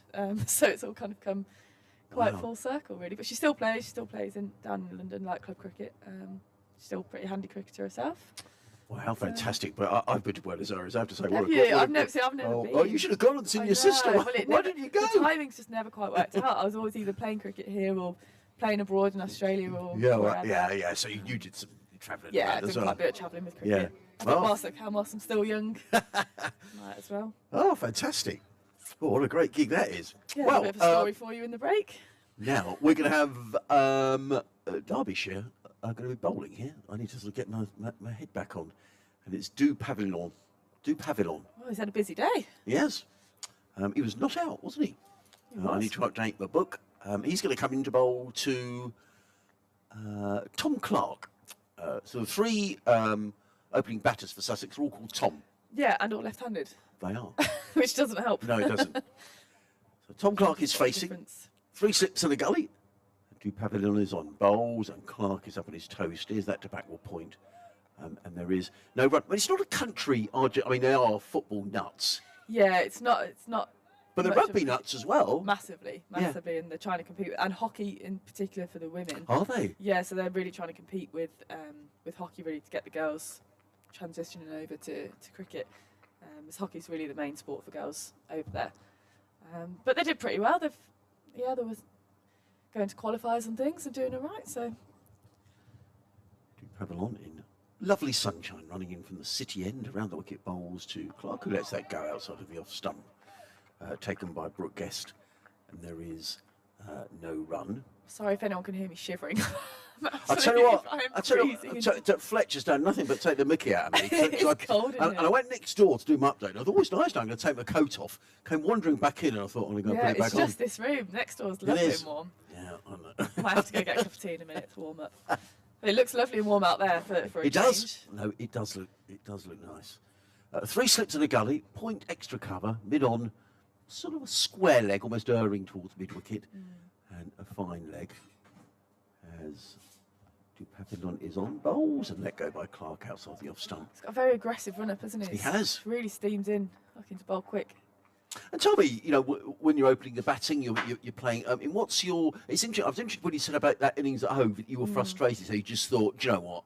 I'm just going I'm for just it. going to go nothing for to it. lose. Yeah. And is that the way that you like to play? Yeah, so that after that innings, that kind of became my trademark of Right. just. Though that I think that kind of clicked of how I wanted to bat in T20 Right. cricket, and just go for it. And you kind of have to recognise that that's not always going to work, and you might get a second ball duck every now and then. But it's quickly became my job to just attack and get us off to a good start. Du Pavillon is in again around the wicket bowls to Clark, who defends onto the onside, fielded at mid wicket, and there is no run. And is that when you're looking for a coach who kind of gets it? Because 1 week you may get 30, 40, 1 week you might get 100 like at home. Massively, Then you could yeah. go 3 innings where you get out, for a duck. Massively. That's where those conversations with coaches become so important. So I played for North Superchargers in the 100, and the coach said to me before I went out for the first innings, like, we back you completely. Even if this doesn't come off for the first 3 innings, you are going to do this for the whole tournament. And that just gives you so much more confidence and relief, and it actually helps you then go and score runs because you're not nervous and you're not second guessing yourself. So those conversations are so important. Pavillon in again around the wicket bowls. Clark pulls, and he's going to his first up. Doesn't time it. Might come back for 2. Yeah, I think he will come back for a second run. So Tom Clark is on his way. And you talk about the 100, biggest crowd you played in front of? Yeah, but I think it's probably I think it was 13,000, 14,000 at Lords. I think we're getting on average now 10,000 a game. Yeah, for it's women's fantastic. cricket, which is, It's yeah, fantastic. It's all. I prefer it to having sort of 1,000 people in, because you can hear people more then. Whereas when there's 10,000, it's almost like it kind of all kind of drones out a little bit. When there's just your mum and dad, you can hear them, you can see them. That's always a bit more daunting. It's weird. It's kind of. I thought it would be harder the more people were in, but actually I preferred it. It's been a lot easier. Du Pavillon is in bowls. Clark lets that go outside the off stump. There is no run. End of the opening over. Sussex are 2 without loss. Both runs to Tom Clark. It's funny, my elder brother was a decent cricketer, and he used to hate my dad coming to watch Going him. to watch, yeah. And Dad used to sort of like hide around the corner or Yeah. hide behind a bush or something, because it would, invariably that would my older brother would get nervous Yeah, and he'd and you get see them out. in Were the you like crowd. that? Yeah, a little bit. I think when you can see them, I think when you can hear them as well. At least at Headingley, like they're up at the top, and you can't really hear them. You can't hear my dad tutting if I'm playing a reverse sweep or something. Well, I tell you what, I love Lords, and we're very lucky. Our ECB accreditation gets us. We can walk out for the toss, and I stand there and think, wow! But you've played that. I mean, that must have been amazing. It was a bit of a pinch me moment opening the batting at Lords. Just a little bit. Yeah, it's pretty incredible. Who have we got here? It's Chappell. Chappell into bowl. And he's fallen over first ball. Should have taken a bit of a tumble there. He seems to be okay. He's got up pretty quickly. Oh yeah. But He's a big fella. It kind of looks like he's limping a little bit, but I think he's okay. Just a little bit of a tumble early doors, but it was well outside the off stump and left alone by Haynes. It's one of those, isn't it, where you fall over and everyone sort of laughs, and then Yeah, you think, actually, no, he's hurt himself. Okay? Yeah. He looks like a tall guy as well. He does, doesn't he? Right, let's see if he can stay on his feet as Chappell comes in again to Haynes. And that's gone down for 4 over gully. He's gotten away with that, bit of a thick edge, but it's flown away off the bat. Yeah, It's the pace of Chappell. It's kind of a favourite shot of Tom Haynes. I mean, he wasn't totally in control of that, but that wide ball outside the off stump, he loves to crash the ball through backward point. But that's just incredible to walk out at Lord. Yeah, I mean, were you there think? I mean, it really was. The slope it just affects it so much. Honestly, obviously you talk about the slope a lot, and I reviewed a decision of LBW because of the slope, and it worked in my favour. And I was like, oh, this is amazing! Like it's just mad how much the slope has an effect. And did you review it, or did you? Yeah, I reviewed it. I think I'm quite fancy myself at those. I think I'm quite good at that, right. Getting them right. But yeah, it's just a mad place to play cricket, and childhood dream come true. Chappell comes in again to Haynes. A little bit tighter line. This is back foot driven that through cover point region. Should come back for a few. Nicely fielded by who's that down there? Is that Wayne Madston? Yeah. Nice little slide and return in. That looked a nice organised shot. Little back foot punch. Yeah, I guess the difference at Hove to Lords is that Hove slopes like end to end, whereas Lords is like that way. And then did you notice it when you got out there? Do you think, oh, I didn't realise it was a stretch of a slope? When you're fielding one end and you can't quite see the people at the other end, it's actually a massive, massive slope. Chappell in again, bit fuller there. Shot. And it's beaten extra cover there. I didn't think it was going to get through. Will it go all the way? And it's just excellent fielding by Madston there. That's awesome fielding. Really good. We could see right that was and he did pull it back. us. Yeah, he did pull it back as well. That was terrific. I thought it was going to be questionable there, but there's no doubt he stopped the boundary there. I'm going to have to go at the end of this over to do my update to BBC Sussex. So what was that? So what was that like walking through the long room? Yeah, far. You actually have to walk a long way to get back up to the changing room. Chappell in again, and he's. Ooh. Has that just dropped short of the keeper? They've stolen and run, nearly a run out, but no, safely in. Quite a lot happened there actually. I was thinking about the long room. It's pretty cool in the long room. It's just you're just kind of overawed by all the history and everything that's going on, and the lunches are fabulous. Are they? Yeah, so good. Yeah, but you can't tuck in if you're playing. Yeah, I can. It's fine. Yeah, absolutely. What did you have? Oh, we had salmon. It was lovely. Yeah, really nice. But to be honest, though, they give you so many options that you want all of it, and you just have to choose one of them. Chaplin again over the wicket. Oh, that's driven beautifully by Haynes through extra cover for 4. No doubt about that one. It's raced away to the boundary. The score moves on for 12 for none. I'll have to go, Marie. So I want to hear more about your salmon later. That's okay. I can talk for hours about the food at Lords. I feel very lucky to have been there and to have played there. Didn't quite score any runs there, but that's okay. As long as we're there for the occasion. Hopefully next year we can go one up and win at Lords instead. That'd be nice. Have you warmed up yet? I have a little bit. You know why? Because I've managed to concoct a way to shut the door. Well done. So there's no draft coming in anymore. You see? Yeah, I have actually warmed up. I thought it might be the sun coming in, but it's not quite reached. Moan, the pair of you about how cold it was. I should have brought a coat, really. Fed up with it, really. I should have learnt my lesson by now and brought a coat in all English conditions. 16 without loss after 2 overs. Sussex are out of the blocks quickly here. Derbyshire will want to stop that. Darren Du Pavillon from the city end bowls, and that is driven by Clark out towards the point region. It's chased down by Anuj Dal, and they come back for a couple of runs. I will sit down. You're just hovering, standing up. Well, I think when Adrian gets back, we'll take it through to lunch, and then we'll see you Perfect. after lunch again. That sounds good. What's on the menu for Well, I lunch? don't know. You can find out, but I haven't, so I'm not entirely sure. Well, I'll eat anything. So I think it'll be good. I'd like some couscous. Well, you're almost certain to get that. I think I've had it with every single meal this season so far here. 18 without loss. Du Pavillon into the left-handed Clark, who gets an inside edge out to square leg, where it's fielded by Jack Morley. And there's no run. The fascinating thing for me is it has been resolved because Derbyshire have had these slip fielding problems. They started the season with both David Lloyd and Wayne Madsen in the slips. Well, David Lloyd's chipped a bone on one of his fingers. He's got, I think it's the index finger on his left hand. You can see that's just got a bit of protection on it. And Wayne Madsen split his webbing in the slips last week and has 6 stitches in his palm. What, he's playing again already? It's remarkable that he's Wow. out there. So they're at mid-off and mid-on. So the first slip is Matt Lamb and Aaron Donald at second. As Du Pavillon is in and bowls him, bowls him. got him. There's his Top first of wicket them. as a Derbyshire bowler. Clark has gone just top of off. He's gone for 4 and Sussex at 18 for 1. What a ball. That's the length to bowl, isn't it? I think they'd erred a little bit full early doors, but that was perfect length to him and crashed into off stump. Absolutely. So Davin Clark departs for 4.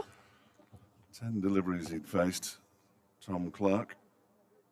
And the early breakthrough, which Derbyshire would have wanted, having scored only 246 runs themselves, has arrived thanks to their new South African import.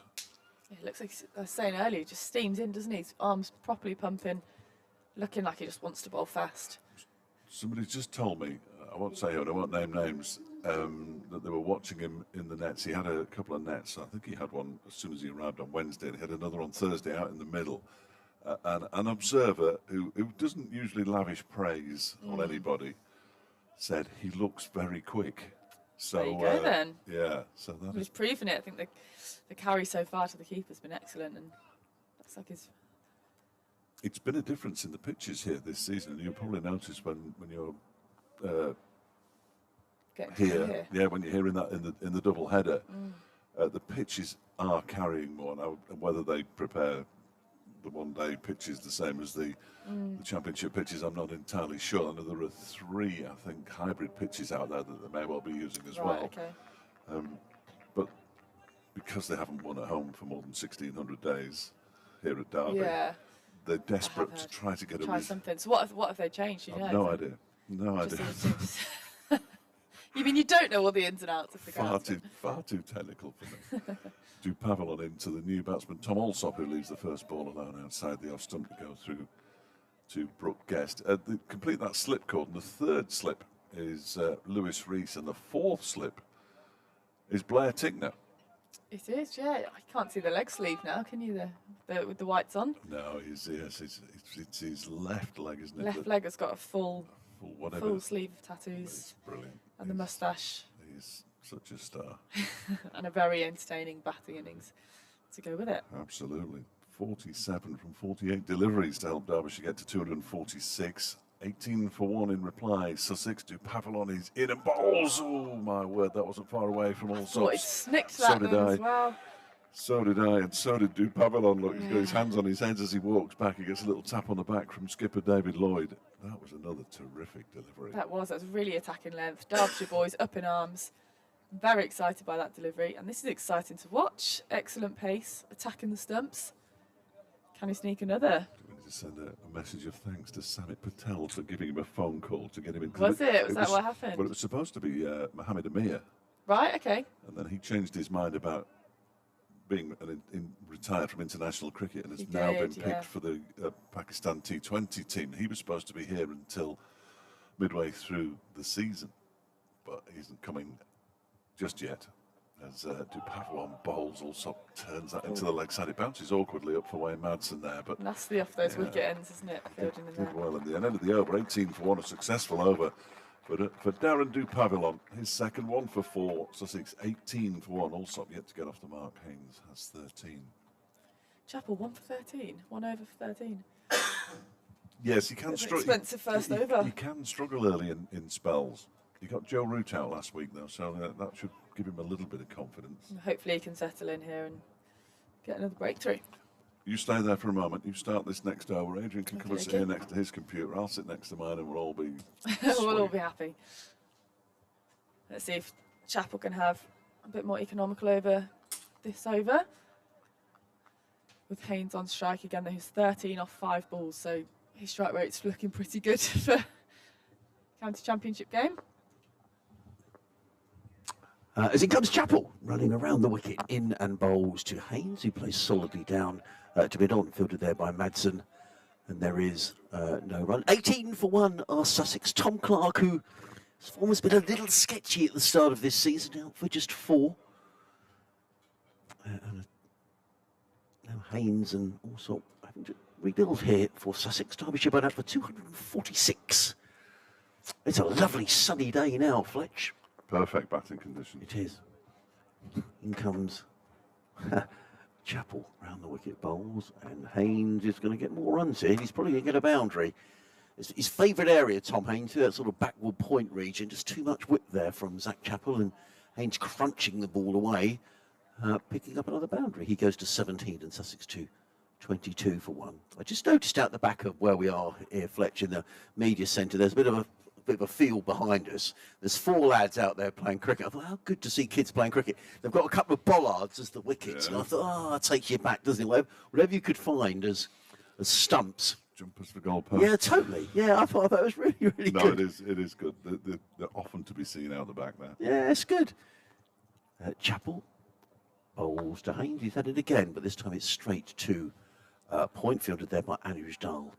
And there is no run. I thought you were going to mention the big sporting complex that's been finished since you were last here. Do you know, I said to somebody yesterday, I looked out, I was making a cup of coffee, I looked out the window, I said to the fellow, what's that there then? And he looks really smart. Yeah, Derbyshire FA, in conjunction with private money, I'm sure, but I'm not entirely certain, but they've got lots of artificial football pitches, and football pitch is really good. It does look really smart.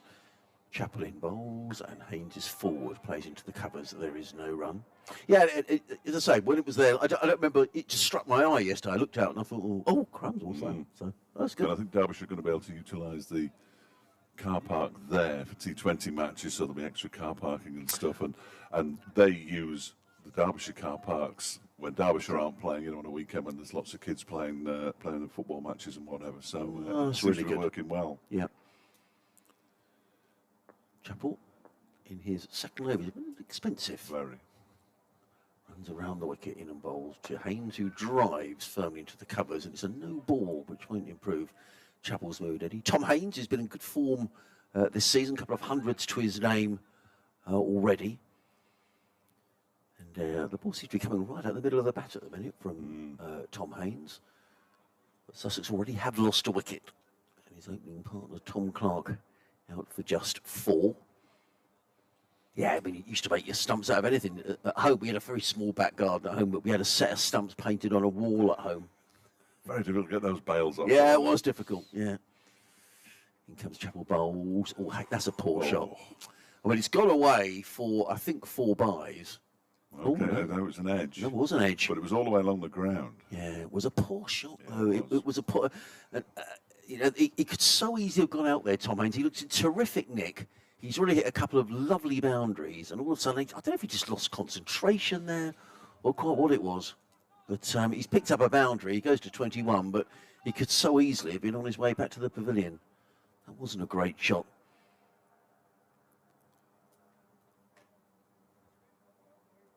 David Lloyd's not afraid to change his bowling early. And they've got Blair Tickner in reserve. Chapel, and again wide. And need to go after. I mean, it goes through to the keeper. There is no run. It's the end of the over, 28 without loss. Well, already Haynes is on 21. We've already had 4 overs. I guess that's a sort of shot, Fletch. If that goes whizzing through the covers for 4 runs, I say, what a terrific shot. Poor ball. But when it's still quite early on, isn't it? And it didn't look a great shot coming on from that one earlier. And I don't mean to be critical. It's just, I like Tom immensely, but it's just an observation, really. It's the modern way. Yeah. It is the modern way. We saw Derbyshire got off to an absolute flyer. David Lloyd was flaying the ball to all parts until he left one. Yeah. And was trapped leg before wicket, not playing a shot. And Aaron Donald, similar. I know, and Aaron Donald's further down the batting order, but what did he take? 30 off 2 overs or something. Remarkable hitting before he got out. It's just the way the modern batter goes about his business, I think. Tom Alsop, he's faced 3 deliveries so far, and he's facing Darren Dupavilon, who bowls a full delivery, and it's driven out to the cover boundary for 4. Overpitched it, looking for the Yorker, presumably. Didn't look as quick as some of his previous deliveries either. And Alsop was all over it. 32 for 1. I guess, I mean, that's a point in question there, isn't there? That was a similar delivery to one that Tom Haynes missed, and I said, what a great shot by Tom Alsop. So I'm being slightly contradictory, really. I guess, if Tom Alsop had nicked that one behind him, I'd have said, oh, that's a poor shot. So they can't win, really, when we're watching. It's easy from here, though. It's very easy from here, yeah, totally. I've never made a mistake. No, and well, on cricketing, I've made plenty of mistakes. In other aspects, there's Dupavilon around the wicket, bowls to Alsop, who turns this one nicely into the leg side. A bit of a chase here for Morley out towards the square leg boundary. They come back for 2. In fact, he leaves it for Chappell to do the fielding, and they do complete 2 runs. 34 for 1. I was watching an interesting podcast which in the week which had Michael Atherton, Nasser Hussain and Rob Key on it, and they were talking, and Atherton and Hussain were asking Rob Key about exactly what you're talking about, the new way of playing, and not necessarily agreeing with the way that you have to go after the bowling, from the first ball. Well, Lewis Rees referenced it yesterday. Genuinely, yeah, saying putting the bowlers under pressure by scoring more quickly than is generally accepted, as this one is left alone by Alsop to go through to Brooke Guest.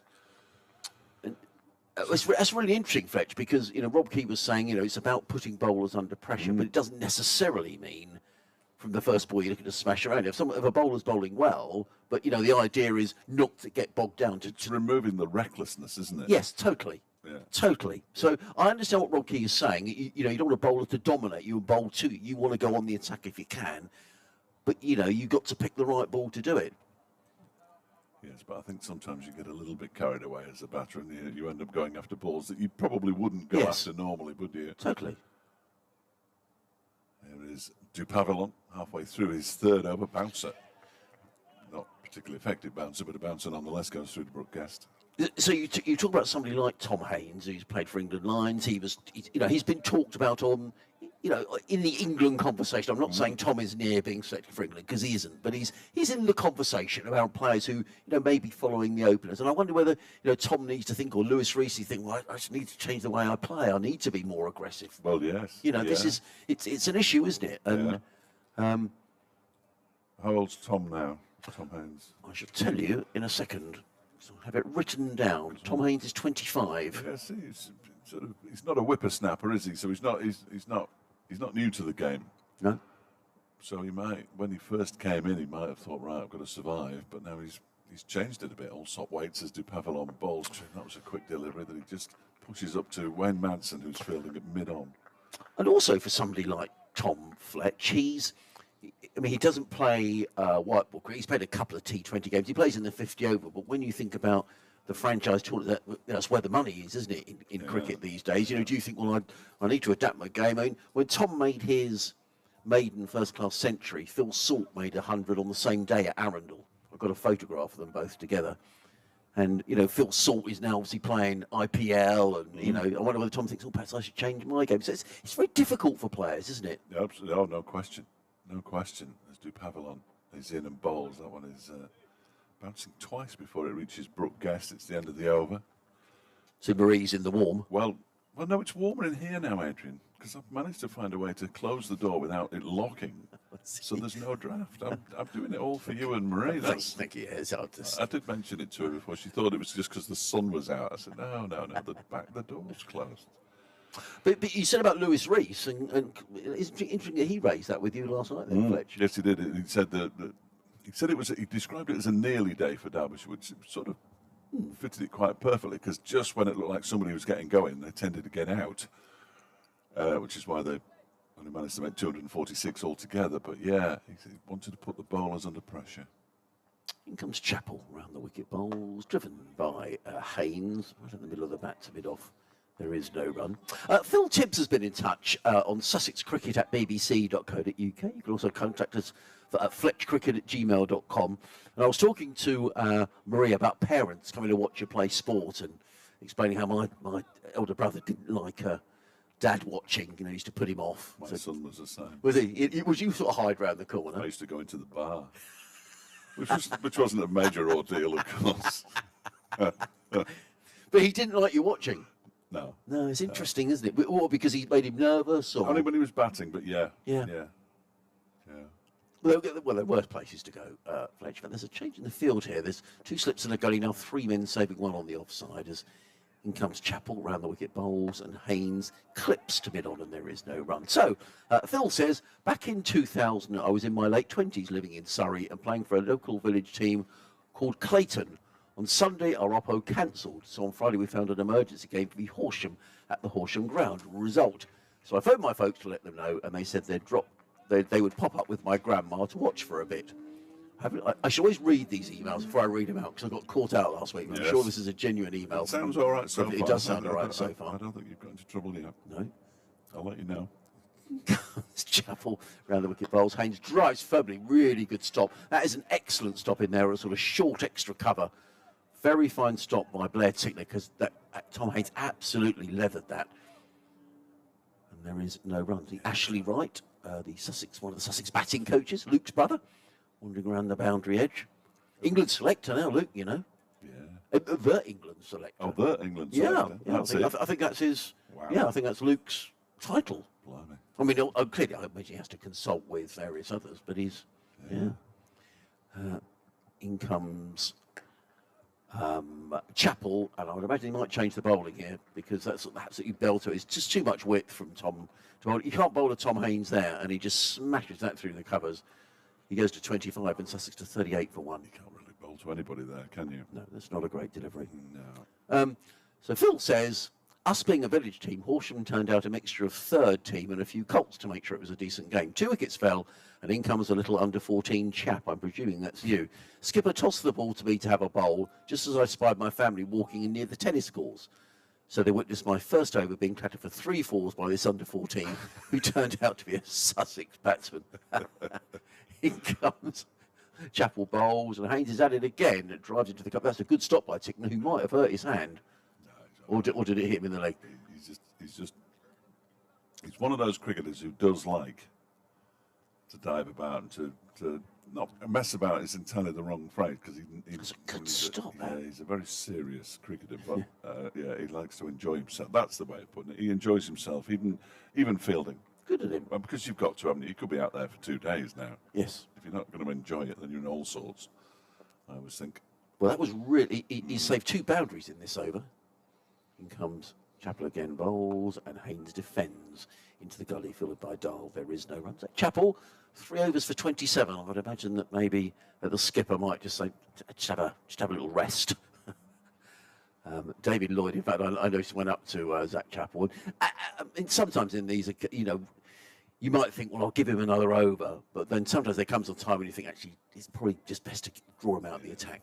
Well, they'll want a couple of wickets if they can before lunch. Rather lunch at 1:10, don't forget, 4 o'clock tea because of the 104 over day.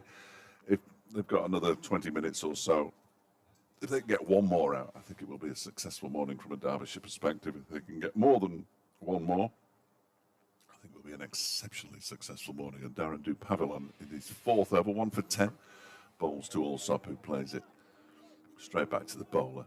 And there's no run. Alexander's been on. Could the ECB change to a different brightness of red ball on the cloudy days, or have a much have a later match start time to create a day-night match on a cloudy day. Alexander, wash your mouth out.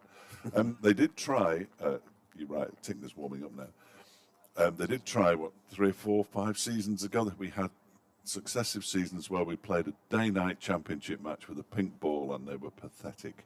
Yeah, they weren't great, were they? No, in fact, it was 17 and 18. One down in Cardiff was particularly grim as Dupavilon bowls to Allsop, goes back into his crease and puts the ball straight to the ground. I seem to remember, I don't know where we were, but looking at that and thinking, oh dear, that's a grim game. It was miserable, absolutely miserable. Nobody came at 2 o'clock because it's obviously too late for the people who normally turn up at 10:30, and nobody came in the evening either, and it was misty for the entire 4 days. It was just hopeless. So they do play pink ball cricket. The ball is easier to see because it's pink, but it does a lot as well. Derbyshire actually won. That was the first time I saw Derbyshire win it, and it took them 18 months. Sussex 38 for 1. Dupavilon around a wicket to Allsop, who clips this nicely into the leg side. He's going to get runs here. He might get 4 if it carries on moving at the speed it is. Wayne Madsen and Jack Morley are chasing it down. Morley gets there, and they're going to come back for 3. Allsop moves on to 9, 41 for 1. We're only in the 7th over. Derbyshire's first 50, I made a note of it yesterday, came up in the 12th over. Well, Sussex are going to beat that comfortably, even if they slow right down now. Talking about the ball doing a lot. I mean, it's doing a bit down at Taunton. 20 wickets yesterday, and today Essex 83 for 4, so 24 wickets. Best call that a sporting track, Fletch? yeah. I think the bowlers be enjoying themselves. Yeah. That's the other end of the scale, isn't it? I mean, you're looking at that game thinking that's probably going to finish today, and that's not great. 2-day batches are not good, are they? Dupavilon halfway through his 4th over, bowls to Haynes, who turns that into the leg side. That's fielded by Morley, and there's no run. Have they got underway at Old Trafford? They are, yeah, underway at Old Trafford. Kent 216 for 7. Underway the other 2 games in the 2nd division. Leicestershire 87 for 4 at Lords. Glamorgan 182 for 6 up at Headingley. It's Leicestershire against Middlesex against Leicestershire. Only started today. They've had 25 overs of cricket over the course of 2 days, and all of those overs have been bowled today. That's hardly ideal. Nope. I'm not sure St John's Wood is a good place to be when you've got a spare afternoon either, unless you've got very, very deep pockets. 41 for 1. Dupavilon bowls, and that is crashed away by Haynes for 4 out to the cover boundary. Nice shot. That shot when he gets down on one knee. Beautifully played. And he moves on to 29. It's 45 for 1 now. Tickner is really warming up now, so I think we have seen the end of Zach Chappell for now. 3 overs for 27. Yeah, sure why Tickner didn't take the new ball, if I'm entirely honest with you. But off to a bit of a flyer here, Sussex, aren't they? Absolutely. Well, they're going along at more than 6 and over. He's in Tom Haynes' half. He looks like he's going to have a go at it, you know. Yeah. What will Dupavilon's response be for the final ball of his 4th over? From the city end, bowls to Haynes, who pushes this out into the offside. There might be 2 here. They've run the first one pretty quickly, and they're going to come. No, they're not going to come back for the second. They're not going to take on the David Lloyd arm. Probably wisely. So Haynes moves to 30, keeps the strike. Allsop has 9, 30 off 21 as well, incidentally. And it's 46 for 1 after 7 overs. I mean, you know, in terms of Tom and the way he's playing, I mean, you know, if you're scoring runs consistently, you know, that is going to keep you in the frame, isn't it? And probably people look at stats all the time, like, oh, Tom Haynes made 182 balls. Oh, that's you know, so you are keeping yourself in the conversation. Perhaps that's what you need to do. Bit of money ball going on. They read the stats and pick teams accordingly, or pick squads accordingly. It's becoming more prevalent in football. Certainly Brentford do it to a certain degree. Yeah. That's their way of surviving. We're going to see Blair Tickner for the first time. He's going to bowl from the race course, and he's looking for his mark. At the moment, they can't quite find his mark. There he's found the little disc now, so he's a happy man. There was an article yesterday in the was in the Times about John Lewis, who's coach of England's women's team, talking about the way that they use artificial intelligence, you know, in terms of stats and all sorts of things. Not that I've got a clue what that We're is. all going to be using it at some point. Well, we are. Well, I'm told it's going to take over the world, That's what I've heard. including our jobs and everything. Oh yeah, we'll be the first to go. Here comes Blair Tickner around the wicket, bowls and carved away nicely by Tom Haynes. He picks up a single down to deep backward point, fielded there by, is it Andrew Dahl down there? Yeah. Haynes goes to 31, the total to 47 for 1. Here on BBC Radio Sussex and Derby, Adrian Harms, Dave Fletcher. On a glorious day now, cotton wool cloud around, lots of blue sky. Thing is, though, when they talk about AI, I mean, they said, didn't they, when the Industrial Revolution came along, that everyone would lose their jobs, and then when the internet came, everyone would lose their jobs. And so, You're confident, are you? I'm not totally convinced. In comes Tickner, bowls to also that's a no ball. So the total would advance by 2.49 for 1. Well, as long as I don't put the pension age back any further, Fletch. Oh, yes, yeah. You know, that wouldn't be the biggest surprise in the world, would it? Artificial intelligence is bound to start having more of an effect, isn't it? As there's less and less natural intelligence, I think. Tickner, fresh from his 47 that he made, comes in bowls to. I didn't see you play that shot. Was it Allsop? Allsop, I yes, think, it was. yeah. Played into the offside. Good stop, good save there at cover. And there is no run. I mean, I should know these two. I watch him enough batting, but just momentarily there, I thought, was that Allsop? Was it Haynes? Zach Chappell with the fielding well, in his floppy sun hat. You'll feel better for that. He's gone around the park a little bit as Zach Chappell, but he's stopped a boundary there. Allsop on Take 9. him off his own bowling figure, shouldn't he? Yeah. Tickner in bowls. Oh, and that's going to go for 4 byes. Well, that rather died on the keeper, Brooke Guest. It was let go by Tom Allsop, and there's a big puff of sand as it landed in front of Guest. I wonder if that put him off slightly. And if you look where he was moving to his right. So after it pitched and went past the stumps, it went right down the leg side. You could tell it wasn't far away from the wickets. You can tell from the way Blair Tickner reacts. He thought that was quite close because he carried on running. If it isn't close, it'll just stop. Yeah. But he carried on running and turned. And that's usually an indication of the ball not being too far away from the stumps. So that's prompted a change in the field, actually. The gully has come out into sort of well, just to see where the fielder stops, because there's a backward point, a cover, a mid-off.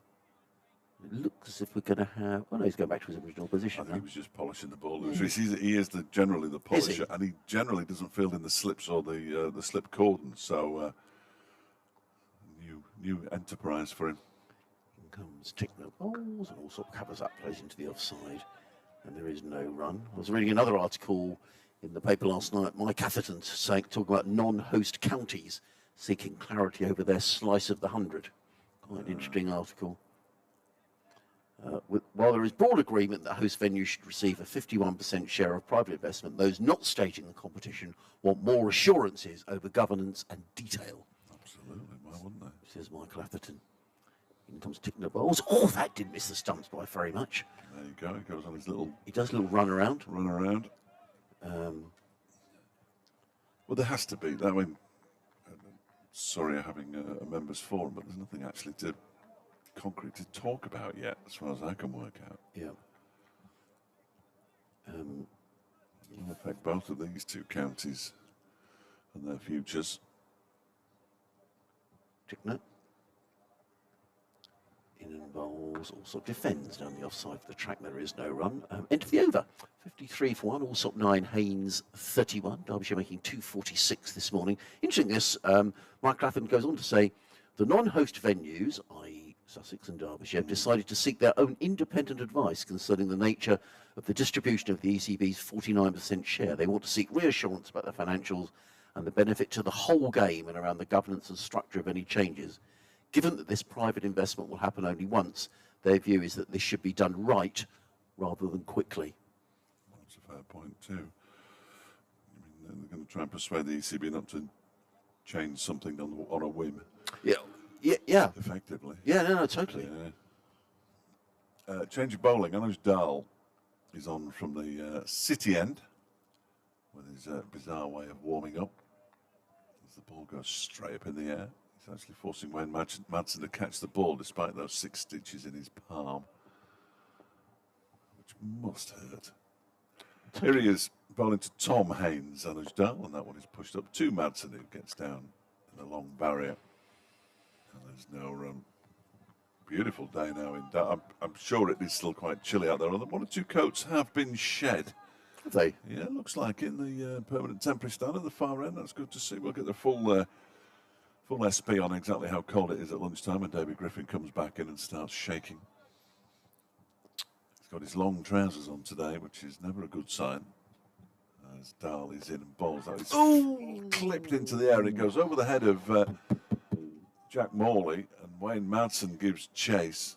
And they're going to come back for a third, are they? Yes, they are. And that's well run in the end by Haynes, who was going back to the danger end, but he wasn't in control of that shot, Tom Haynes. He moves to 34, 56 for 1 now. Sussex's half century came up in 7 overs and 3 balls, which is considerably quicker than Derbyshire's, which came up in the mows of 5. And Dahl is in again and bowls. That one almost gets through the defences of Allsop, gets his bat down on it, pushes it up to Wayne Madsen. A little bit low there, didn't it? That wouldn't be too disappointing to see that happen. No. From a Derbyshire perspective. Yeah, this is an article in the Times yesterday saying England women are using artificial intelligence to inform selections decisions, with John Lewis, the head coach, admitting that it made a difference at times during last summer's Ashes series.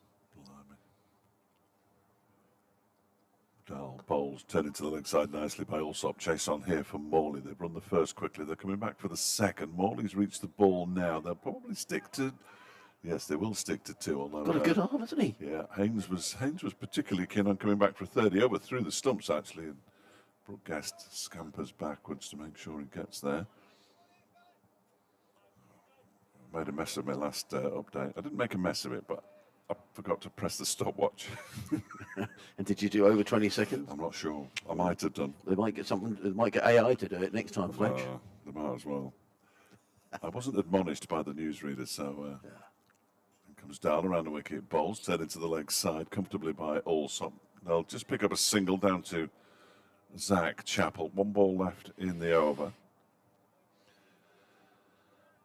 Yeah, he goes on to say here, John Lewis says we're able to run simulated teams versus the simulated opposition to give us an idea of how these teams may match up.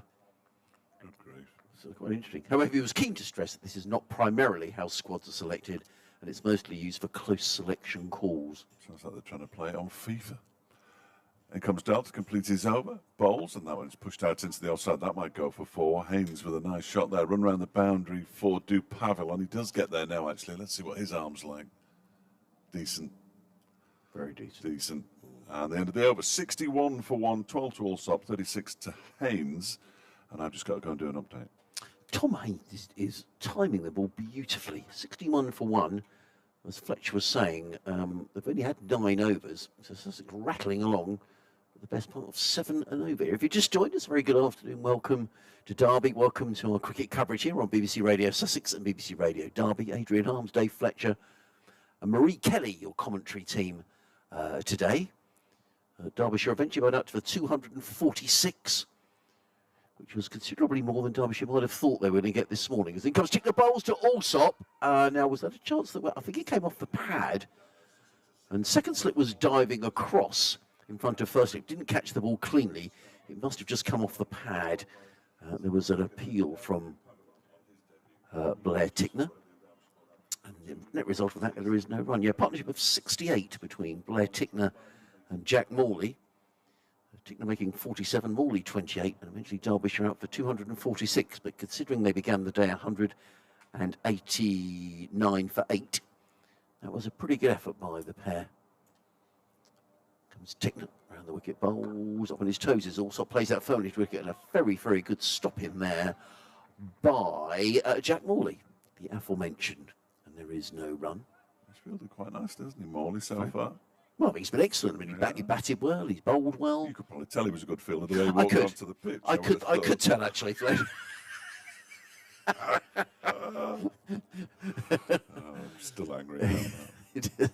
It'll stay with me forever. He goes.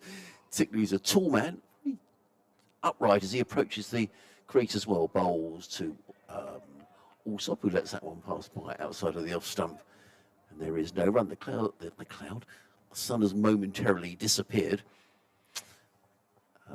but the forecast is good, certainly for today and tomorrow. Yeah. But the forecast I saw on, I don't know, would it be East Midlands today or something last night, was suggesting there might be a shower or something on Monday. I think it's not going to be a very nice day down our neck of the woods on Monday. Yeah, 5 o'clock there's rain on Monday.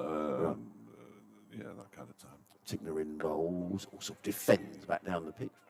Tickner fields off his own bowling. There is no. I can't see Derbyshire getting into trouble with over rates all the time. Tickner's bowling, as you say, because he collects the ball and sort of gets back to his mark very quickly. It is good to see. Sussex, certainly at the end of their innings, as we understand, were -5. So they'll need to bear that in mind. -3. Oh, -3, yeah, was it? Yeah, it went down to -3. Thank you, I didn't see that. I'll make a note of that. Tickner in again, bowls, also lets that go outside the off stump, and there is no run. So I'm going to make a note, over rate. I just heard one of the scorers telling one of the boys in the Thank you. in the press room. And I was going to check the other thing, because on the BBC website, it had, looking at the bowling figures here. Oh, yeah. Oh, no, yes, it's all right. I was thinking, because there's 2 Lambs playing in the match, and I thought, well, how on earth could a man, well, of course, Sussex have got Danny Lamb. So 2 Lambs playing. In comes Tickner bowls, up on his toes, his Alsop forces that to backward point. Nice and tidy by Blair Tickner. That was just the control that David Lloyd were looking for after Jack Chappell was expensive, went for 27 in his 3 overs. Tickner's 2 overs, 1 maiden, no wicket for 3. Sussex 61 for 1. That could be to do with the fact that Tickner's bowling a better line. It could be to do with the fact that it's only 5 minutes to go until lunch. Yeah, that'll be in the batsman's mind, won't it? They will now want to get through to lunch now, no question about it, and hope that the sun stays out all afternoon. Make it nice and pleasant for batting. Dahl going to continue. Another helmet has been brought out, and it's been placed on the ground behind him by Brooke Guest. We're down to 2 slips now. Matt Lamb and an Aaron Donald. Donald is more of a 3rd and a half, all slip. Matt Lamb slightly wider at first slip. And Haynes waits. Dahl bowls to him. He's driven out towards the wide, long off boundary for 4. He might get 50 before lunch the way he's going on here. He moves up to 40 now off 26 deliveries, 65 for 1. Well, I mean, he's played some thumping drives, hasn't he? Well, they don't seem to have any answer to him, do they? Well, one of the answers is going to be for Brooke Guest to stand up to the stumps, but yeah. I'm not sure he's not really dancing down the track. No, he's not. I'm not sure if he's ever left his crease. You'd have thought they might stick in perhaps another fielder out there at extra. Dahl is in. Haynes pushes this one out. It's fielded on the offside by Lewis Rees, who immediately gets to work on the ball. All matches, of course, in today, I imagine, yeah, there will be one. They're all having 10 past 1 lunches. Glamorgan at 194 for 6 now at Headingley against Yorkshire. Against Yorkshire at Headingley. Leicestershire 103 for 4 against Middlesex at Lords. As Dahl is in, Haynes turns this into the leg side. Tickner does the fielding. So Leicestershire recovering slightly. They were in all sorts of trouble earlier on. No Durham this week. That's always a shame. No Nottinghamshire either. It's nobody to laugh at. Is that a big rivalry? Nottinghamshire?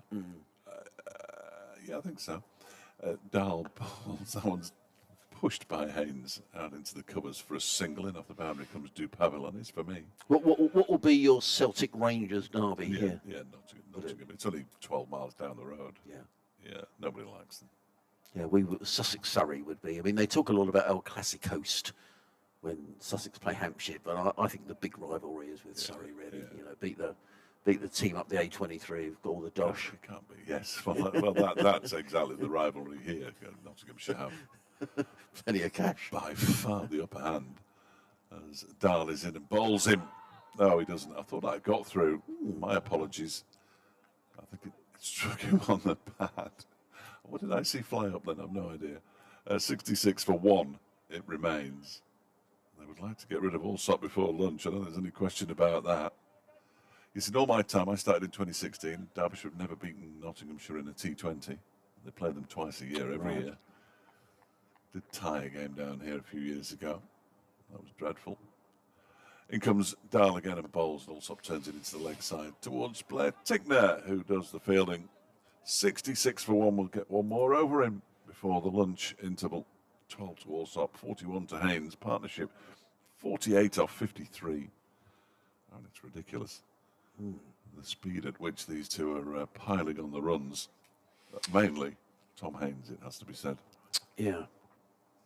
Well, yeah, it was in the T20 last year. So Sussex were dreadful at home for some reason, but away from they won at the Oval, which is always nice. Yeah, imagine. Always I've never nice. been to the Oval. Have you not? No. Okay. It's a great commentary position there. Yeah. Right high up in the Vauxhall end. Yeah, never been. In comes Tickner. Around the wicket bowls and defended by Haynes onto the onside. And there is no run. I have to go to the Rose Bowl or whatever it's called nowadays for the first time this season in a one-day game. Right. Never been there either. So, If it's chilly, take a coat, Fletch. Could you sit outside there? oh, I'll have a coat. It should be nice in August, shouldn't it? I always think you see. Well, to me, you're quite a long way. You're quite a long way from the action, I find, at the Aegeus. I've got my eyes tested. And comes Tickner bowls. Haynes defends into the offside, no run. Oh, so that's the 50 over. So we don't come across you, do we? In that we're playing Yorkshire because we're going to York, Yeah, no, we haven't been different groups then, yeah. and we're going to another outground as well. Yeah, we don't go to any. Sadly. Is it Nottinghamshire? You going to Grantham or one of those? In comes Tickner bowls. Haynes drives firmly into the covers, and there is no run. We're going to. Wheelback. Yes, I think we are. The other writing in here is either small or it's my eyesight. So we're playing Middlesex, Somerset. Actually, it helps if you look at the right fixtures, Adrian, doesn't it? Yeah, come on, Adrian. Come on, what are you doing? No idea. Leicestershire, Gloucestershire, that's at Bristol, Essex, Leicestershire play a few at Kibworth. York. We're playing, it doesn't say where we're playing, York, Warwickshire actually. Oh, Notts. Yes, in comes Tickner bowls and Haynes. Now, it's gone for a boundary, and Tom Haynes goes to 45. He's batted beautifully here. But it's 3 balls before, well, 3 balls before lunch, and he's gone after a wide one. And well, perhaps that's the way you play. I mean, who am I to say? If he'd have got out there, he'd have kicked himself all the way back to Hove, wouldn't he? Yeah. Yeah, it was a long way over the slips, I think, but yeah, he would. Yeah. No, they're not playing at Trent Bridge. I can't read what that says. Can you read what that says? Come on, Fletch against Notts yeah, Outlaws. I've got proper glasses on here. Blimey. Yeah, thank you. It says the John Fretwell Centre, which I think is Welbeck Colliery. Right, thank you. But it's not that clear in the book, is it? No, it's not. In comes Tickner bowls to Haynes. Well, again, he's looking to play his shots, Tom Haynes. You've got to give him that. I guess you know, that's the way he's going to play. But I just think, you've got yourself in. You're 45. You're 70 for 1. You're in a great position here. Don't give it away now. You like that, Welbeck? That's where you're going. All Welbeck. right. Usually sit on the. Well, when we went there in the one-day game, we sat on the pavilion. It's Lovely. quite new made. It was built using. So is it on a colliery? Well, yeah, I don't think the colliery's been there for a while. No. Yeah, it was built, I believe, using EU money. In comes Tickner bowls, and that's a good delivery, and that's a genuine beat of Haynes outside the off stump, and that will be lunch. And it's been a good little spell here by Blair Tickner. 3 overs, 1 maiden, no wicket for 7. Tom Haynes goes to lunch on 45 off 35 deliveries. Tom also 12 off 29. So good response from Sussex, but an equally good morning for Derbyshire, in which they progressed their score from 189 for 8 to 246 for 10. Blair Tickner making 47, and Jack Morley, very competent, 28. Looks like he can bat. And Sussex losing Tom Clark for 4. Oh, let it go. bowled by Darren Dupavinon. No. Go on. Dupavilon. Dupavinon. Yeah, exactly as it's Dupavinon. yeah. Thank you very much. You might have a good Fetch. eye for a batsman, but I can't pronounce anything. pronunciation. I know you're called Dave, and that's about it's as good as it gets. Sorry. Well, players leaving the field in glorious sunshine. It's always the way in cricket, isn't it? But it has been sunny most of the morning here, and Sussex have done pretty well. They've put on 70 for the loss of 1 wicket, as Adrian was saying.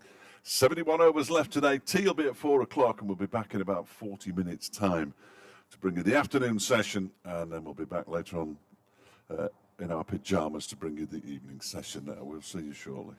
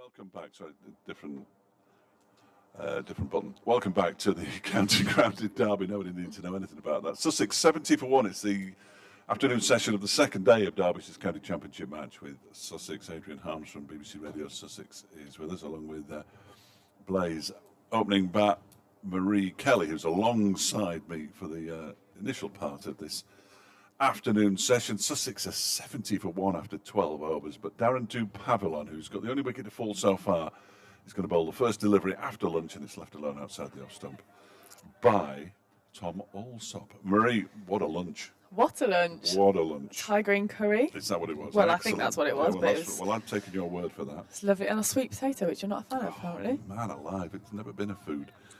I'm not a big chicken man, if I'm honest. So that lunch wasn't really up to your... Look, there was no couscous, so we can be happy about that one. No, that was the biggest surprise of the day. So, well, that and Blair Tickner's batting, I think, are now joint. Now we get to see him bowl as well, hopefully at the other end. Well, I'd expect so. Dupavilon bowls. That's turned into the leg side by Alsop. It remains 70 for 1. Picked up by Wayne Madsen, who's got the big bandage on his right hand, where the ball burst through his hands as he tried to take a slip catch. About 10 overs into the game at Headingley, actually, on the first day. Never fielded again. Yeah, I can't believe he's back playing already. I've split my webbing before, and it took me like 4 or 5 weeks to. Well, he come batted back and got a century. Did he? Oh, He got a century. unbelievable. It was. He had to cut his gloves because the two fingers involved was taped together. He had to cut his batting glove to get his hand inside it. That's so gross. Dupavilon bowls off the back foot. Alsop plays it out towards the cover boundary where Anuj Dahl does the fielding. I've done it before, and every time I went to bat, like in that kind of recovery, starting to bat again, every time I did it, it would just slowly split and split and split again. So like the recovery can take so long for it to just stick together. Well, he came out of the changing rooms the day after he'd done it. I didn't see him on the night that he'd done it because he obviously was off trying to get it sorted out. And Anuj Dahl was with him. And I asked him how his hand was, and he got his phone out straight away. I thought he was going to show me a photograph, and that's exactly what he did. It was a good, it was more than an inch long, this. Oh, Nudge went into the lift. He said, I'm not looking at it again. Dupavilon bowls, he's crashed away, backward point 4 runs. Great shot from Haynes. You can't bowl outside the off stump to Tom Haynes. He has looked so good outside the off stump today, hasn't he? He's just put his hands through it. Look at the strike rate, 49 of 36 balls. He has punished any form of whip today. He has been in terrific nick. He's played a couple of false shots, one which flew over the slips, and there was another one, I can't remember exactly which one it was. Yeah, like you said, early doors, wasn't it? He's flashed at one, but like you said, if that's where his majority of his wins are, a bit like Cook with the cut, wasn't it? It's just did that all the time. I think this is the way Tom Haynes plays. Yeah, and he's obviously knows to just back himself out there and go for it. Very, very entertaining indeed. Dupavilon bowls 2, but he turns this one into the leg side. He's on 49 now, and he's going to stay on 49 because the ball goes straight to Wayne Madsen at mid-wicket. Decent crowd in for a Saturday, and people have been saying for years while I've been covering cricket, well, they should play on more Saturdays, but of course you lose a whole swathe of people who might be interested because they're playing or watching their own club or watching friends and relatives play. I mean, that's what I'd be doing this afternoon. It's quite cool. I've seen some kids out the back as well, sort of playing, and that kind of reminds me of going to cricket when you're younger. You don't actually watch that much, do you? You play it yourself. Dupavilon ball strikes the pad. It's going down leg side anyway, and it will be. Has he got an inside edge on that? He has. Looks like he has, yeah. Didn't look like it from up here, did it? That is 50 for Tom Haynes. It's a slightly inauspicious way to get there, but he holds his bat up towards the pavilion, as he is perfectly entitled to do. He's batted beautifully. 9 fours, 38 balls for his 50. It's been a terrific knock. Quick knock as well, isn't it? Absolutely. It's been a really good innings. What are your predictions then for tea? I think I went 200. I think I went 210 for 3. Yeah, I think that's unfortunately. I think that's what they're looking at here. A few people went for something similar. Yeah. Can Blair Tickner do something about it? He looked like he did before. Got a few to nip back in, didn't he, outside the off stump, and he beat Simpson a couple of times. His last 2 deliveries before lunch were absolutely terrific. So he needs to sort of pick up from there, doesn't he? Hopefully, he can just settle in here. Comes into Haynes, who forward defends. Looks pretty comfortable there, but that's a pretty decent line of length there from Tickner. Let's see if he can get one driving away, maybe get him caught at slip. See if we can change the fortunes of the Derbyshire slip catchers. I'd probably prefer one not to go to slip. I've got my list here. I've got my list of players who've dropped them as well. So We've got Matt Lamb at first slip. I was on the Warwickshire Academy with Matt Lamb. Yeah? Many years ago. He's a nice lad, Matt. He is, from Barnt Green as well. Haynes defends again, a bit more on the back foot this time. It's his first game of the season. Matt Lamb? Yeah, didn't play wasn't in the squads for the first few matches. He has had a back issue. He had a real bad back last season. He had a real back issue. Well, he used to bowl seam, didn't he? Well, growing up, that's what he was more of a sort of bowling all-rounder. Wasn't hampered by injuries. Did bowl a bit of leg spin and off spin last season. Yeah. Tickner in again. Oh, that was slightly less convincing from Haynes as he struggled in between front and back foot. But again, another good line and length there from Tickner, which I think is what we were saying at lunch, wasn't it? That the Derbyshire bowlers just haven't quite managed to hone in on that top of off stump and just given quite a few loose deliveries, both full and short of the wicket. Yeah, both sides of the wicket, everywhere, but basically spraying it around, really. But it looks tough when you're on the off stump on this wicket. Just got to keep it a little bit more accurate. Tickner comes in again to Haynes, who's driven it nicely, but it's gone straight to cover. Who's that with the floppy at? Zach Chappell. Yeah. Again, a bit like the one this morning. I think he thought he'd hit it harder because he was tumbling backwards way before the ball reached him. He almost stopped with his flaring shot in there, didn't he? Kind of held off, realised it wasn't quite the length that has been putting away. Let's see if Tickner can get the breakthrough here. Again, solid on that off stump. He's hit that length really well there. And Haynes just nicely defends, looking comfortable to just pat that back to mid-off. Still got the 3 slips in place, which is nice to see. We're only in the 14th over, for goodness sake, so they should still be on the attack. They haven't got many runs to defend, though. Sussex only trail by 170 now. Yeah, exactly. I feel like they'll be getting that total fairly shortly. As Tickner comes in again. As Haynes gets a little bit of width, tries to slash at it, but misses it, unfortunately, for the Derbyshire bowlers. Thought he'd had a little snick then. Just got a little bit too close for him outside the off stump. It's already -1 the over rate as well. 176. 76 for 1. It'll be 176. That's a bit optimistic. Fairly quickly. Apologies to Phil Tibbs, whose tweet I missed. I was bemoaning, he says, the lack of tweets. So a big wave from Sussex. Thank you, Phil. And I missed yours as well, Gary, and I apologise for that. He saw on the stream a chat with painting on a canvas outside the marquee. Yeah, we've got an artist in today. Yeah, Darren Dupavlon begins a new over. Big appeal for leg before, wicket not out. Oh, that looked close. Did he get a little inside edge, Tom Alsop? Because it didn't bounce. It wasn't height. It'll be a while before we get the opportunity to. Can you watch that back on there? I'm hoping so, but it might take me 5 minutes. I'm not quick around a computer. Yeah, we're about 6 strips over to the right of the centre wicket, so quite difficult to see the angles properly. It's very kind of you to give me my excuse. It is. Well, it is. No, it is. It is. It? But, it's always great to be right behind, so you can see what the ball's doing. People don't want to hear excuses from us, do they? Here is Dupavlon in again, and that one is turned off his pads down towards fine leg for 4 runs. Chappell can't get round, and Alsop picks up a boundary. He moves on to 17. And 80 for 1 now.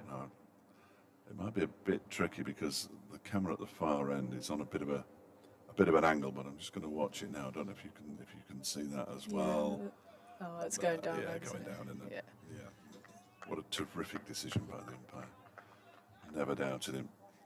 The news has just started on BBC Radio Derby, so stand by, Marie, stand by. Dupavlon, 3rd ball of his over. 1 for 28 from 5 overs and 2 balls. He's in around the wicket and bowls that one again. He's clipped into the leg side and it's beaten the man at mid-wicket. Beautifully. It's gone for 4. He might just got his fingers to it, possibly. I think it's Jack Morley who made the dive. Yes, it is. But unfortunately, he couldn't get enough of a hand on it. This looks like quite a complementary pairing here in that Allsop is playing really nicely off his legs. Yes. And Haynes is playing really nicely, if anything, just outside off stump. So a little bit difficult for the Derbyshire bowlers and kind of being really specific with their lines here. But quite a nice pairing for Sussex if that's the case. But yeah, Allsop's looking really nice off his legs. Just clipping it away and timing it through the leg side. 84 for 1 the score goes up to. Allsop 21, he's on strike now, and that one is pushed up towards mid-off by Allsop.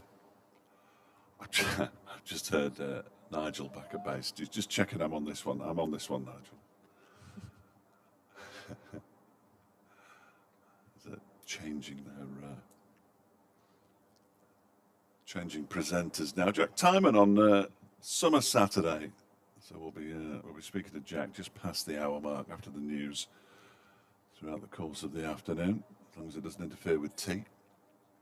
And even if it does, I think he'll expect me to be there. So change of field here. I'll get my watch ready.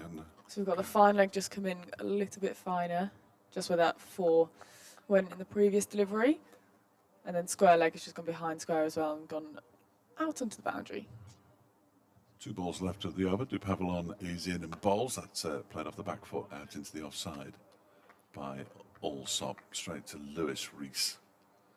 And there is no. I'll do it. I'll do my update on here. I'll do it on here. We'll be all right.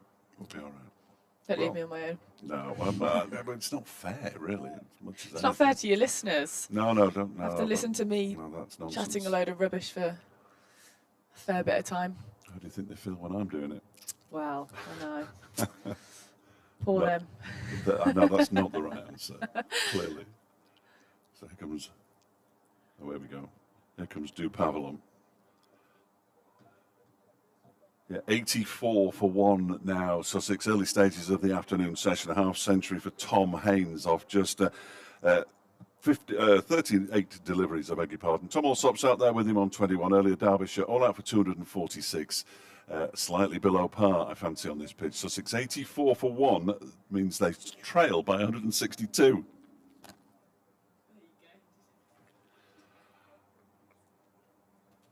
Woeful. Absolutely. Oh, turn the wrong one off there. Absolutely woeful. That's all right, you did it. We got to the end of it, but that's not really the whole point of it. Informative still. Impart some information at the very least. No run off the final ball of the over, incidentally. 84 for 1. And Tickner's back onto bowl. Again for his 5th over of his spell. Just clipped off, was the only bat on that, clipped off his thigh pad. 1 went down to square leg. I think umpire's, no, a little bit of bat on it. Not giving us a leg by. I was trying to work out what Tom Lungley was doing there. I think he looked like he was pulling something out of his ear. Yeah, he did. That wasn't. I was expecting the little leg by signal, not that signal instead. Umpires doing their preening out in the middle, but I've just got this big hair. I need to get out of my ear. Let's see if Tickner can stray a little bit further on the offside for Allsop, who looks very good off his legs today. As he comes in now into bowl to Allsop, who again has gone middle leg and he's just worked that round to square. Could be coming back for 2, but no, settled on just the 1 run down there as he moves on to 22 from 38.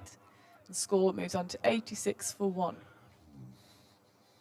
No real signs of a breakthrough early in the afternoon session so far for Derbyshire, which will be troubling them slightly. Yeah, runs just seem to be flowing, don't they? Just look pretty comfortable out there. Yeah. What is it, 5.6 the current run rate? Yeah, that's a lot. That is a lot. It's too many. Absolutely. Adrian's finished his 2nd lunch, look. I can't wait to have my 2nd lunch coming in now. It's driven, but it's gone straight to Chapel.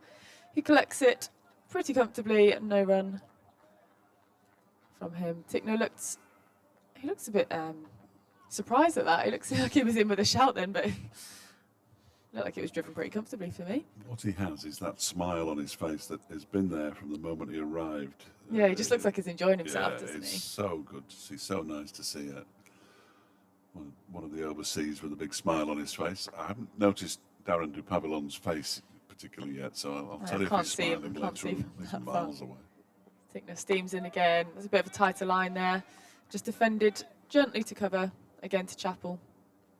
Bit of a wry throw into Simpson, who collects it nicely.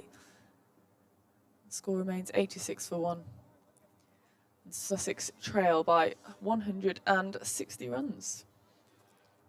As it stands at the moment, Derby County won't be playing Ipswich Town next season in the Championship because they're going to get promoted, which is truly remarkable. You're a big football fan? Yeah, well, I've got a team. Oh, little inside edge there. They've stolen a single. Simpson collects, and nearly a run out actually at the non-striker's end. Actually very surprised. I don't think Haynes actually knew much about that, did he? I think he was just dawdling.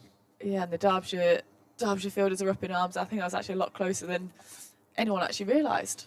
What I would say is that Wayne Madson's the most optimistic fielder. Is he? Oh, absolutely.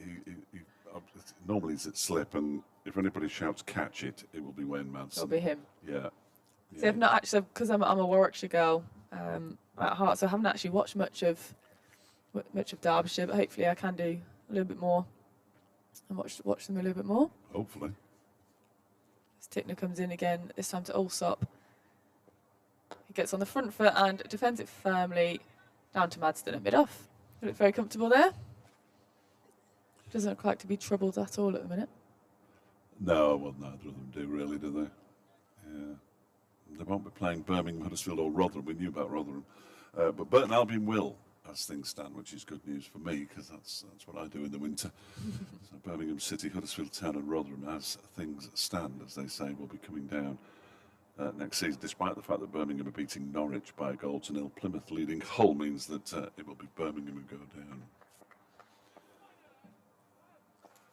Here comes Darren Dupavillon. His 7th over, 1 for 32 his figures at the moment. He's in and bowls to Haynes, who clips this into the leg side. There will be a single there as David Lloyd runs around to his left. I don't feel like his figures are representative of how he's bowled. I feel like he's bowled pretty well today. Yes, he has, hasn't he? He's looked the most threatening of who's going to get a wicket. Yeah. Obviously, his wicket was excellent, crashed into off stump. But yeah, I wouldn't have said that he'd gone for 33 runs off his 6 overs so far.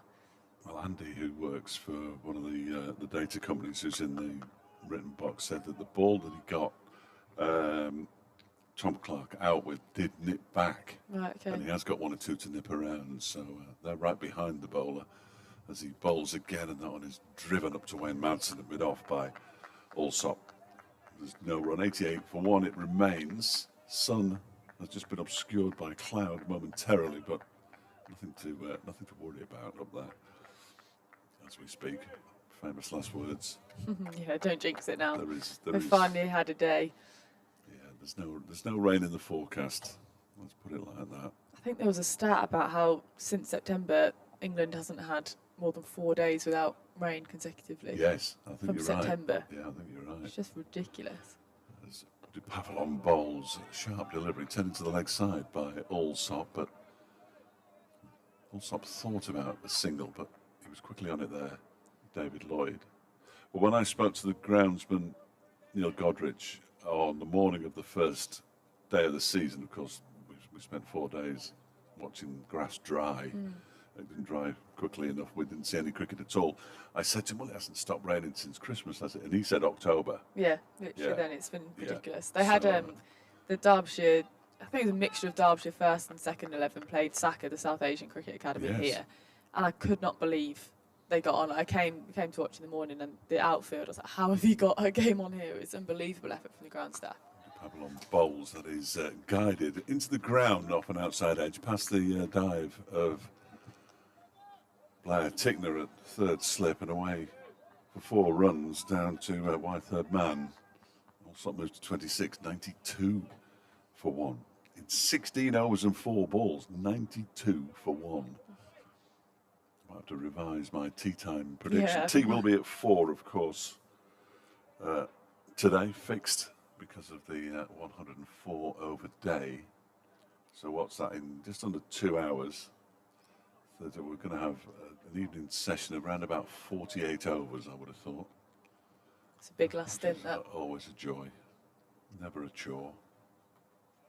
But Dupavillon's going to come over the wicket now to the left-handed Allsop, and he turns that one into the leg side straight to David Lloyd. Derbyshire skipper. And on this occasion, there is no run. It's just good that we're getting a full day's cricket here. It appears that everybody's now playing, which they are elsewhere. Yeah, I was just going to ask you, how's it round? Let's play round the grounds. 208 for Glamorgan at Headingley. They're in the 74th over of the match there. They lost some time yesterday. They lost the entirety of yesterday at Lord's. Leicestershire now 121 for 4. They'd been about 30 odd for 4 at one stage, so a nice recovery from Leicestershire. The game at Taunton is moving on apace. As Dupavilon is in, and that one is driven out into the offside. Nice tumbling stop by Rees at extra cover. End of the over. Allsop remains on 26. Haynes has 53.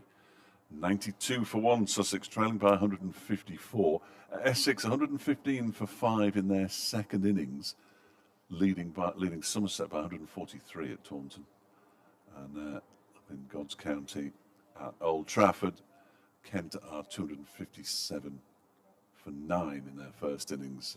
They had quite a bit of rain this morning. They didn't get underway on time, which is surprising as a resident of Bolton, because it rarely rains in the northwest, as everybody knows. Rarely. I can't remember the last I don't think I've ever been there and it's been dry. I can't remember the last time it rained in Bolton. Yesterday. It's like a desert, Murray. Desert. Tickner comes in, he gets a little inside edge onto his foot there from Haynes. He's looking very optimistic here, is Tickner. He's looking excited, like you said, he's got a smile on his face. Always. Steaming in. I love him. Yeah, he's becoming your new favourite player here. Yeah, well, they change from week to week, really, the favourite players, but yeah. I think it's just shown, though, these last 2 overs, that when they're consistently bowling that good line and length, it has been a bit trickier to score. Put it As somewhere. Haynes' strike rate now has gone from 53 off 50 balls, so he's slowed down a little bit as he clips this one off his legs, and that is a boundary. I've just cursed the Derbyshire bowlers there, so he moves on to 57 from 51 deliveries. No, so it was, I thought like you, but I think it was signal leg byes in the end. Oh, was it? He didn't hit it? No, he didn't hit it. Take it back, he's still 53 or 51. So his strike rate's struggling now. Yeah, he's slow. He's going so slow now. He needs to sort himself out, really. It's a good partnership from these two as well. 78 from just 91 balls. Hopefully Tickner can straighten up his line a little bit here as he comes in to Haynes again. He's much better, straighter, defended nicely, straight back to Tickner, who collects it a little shy as if he was going to throw it back at him, but he refrained from doing so. Sussex trailing by just 150 runs. Now in just the 17th over of their innings. Ismail Shazad, the Derbyshire bowling coach, is in conversation, I think, with Ben Aitchison down there on the boundary away to our right. He's got the drinks. Ben? Maybe talking to him about what's going on. It's just Fuller there, almost a Yorker length to Haynes, who's kept it out. Looked to try and score off it, but did Tickner get a little boot on that or a hand on that? I've seen poor old Ben in the first team since July. He suffered Really? There's what, a few injuries? stress fracture of his Yeah. back. We're seeing it a lot, aren't we? It's Yeah. difficult debate whether bowlers are being protected too much now, whether they're not bowling enough, or they're bowling too much. Here comes Tickner again into Haynes, who's driven, wasn't quite there to drive. It's gone straight to Chappell at cover. He collects a nice tidy throw to Simpson. Looked like Haynes was just pushing at that one, trying to create something for himself outside the off stump. A little bit.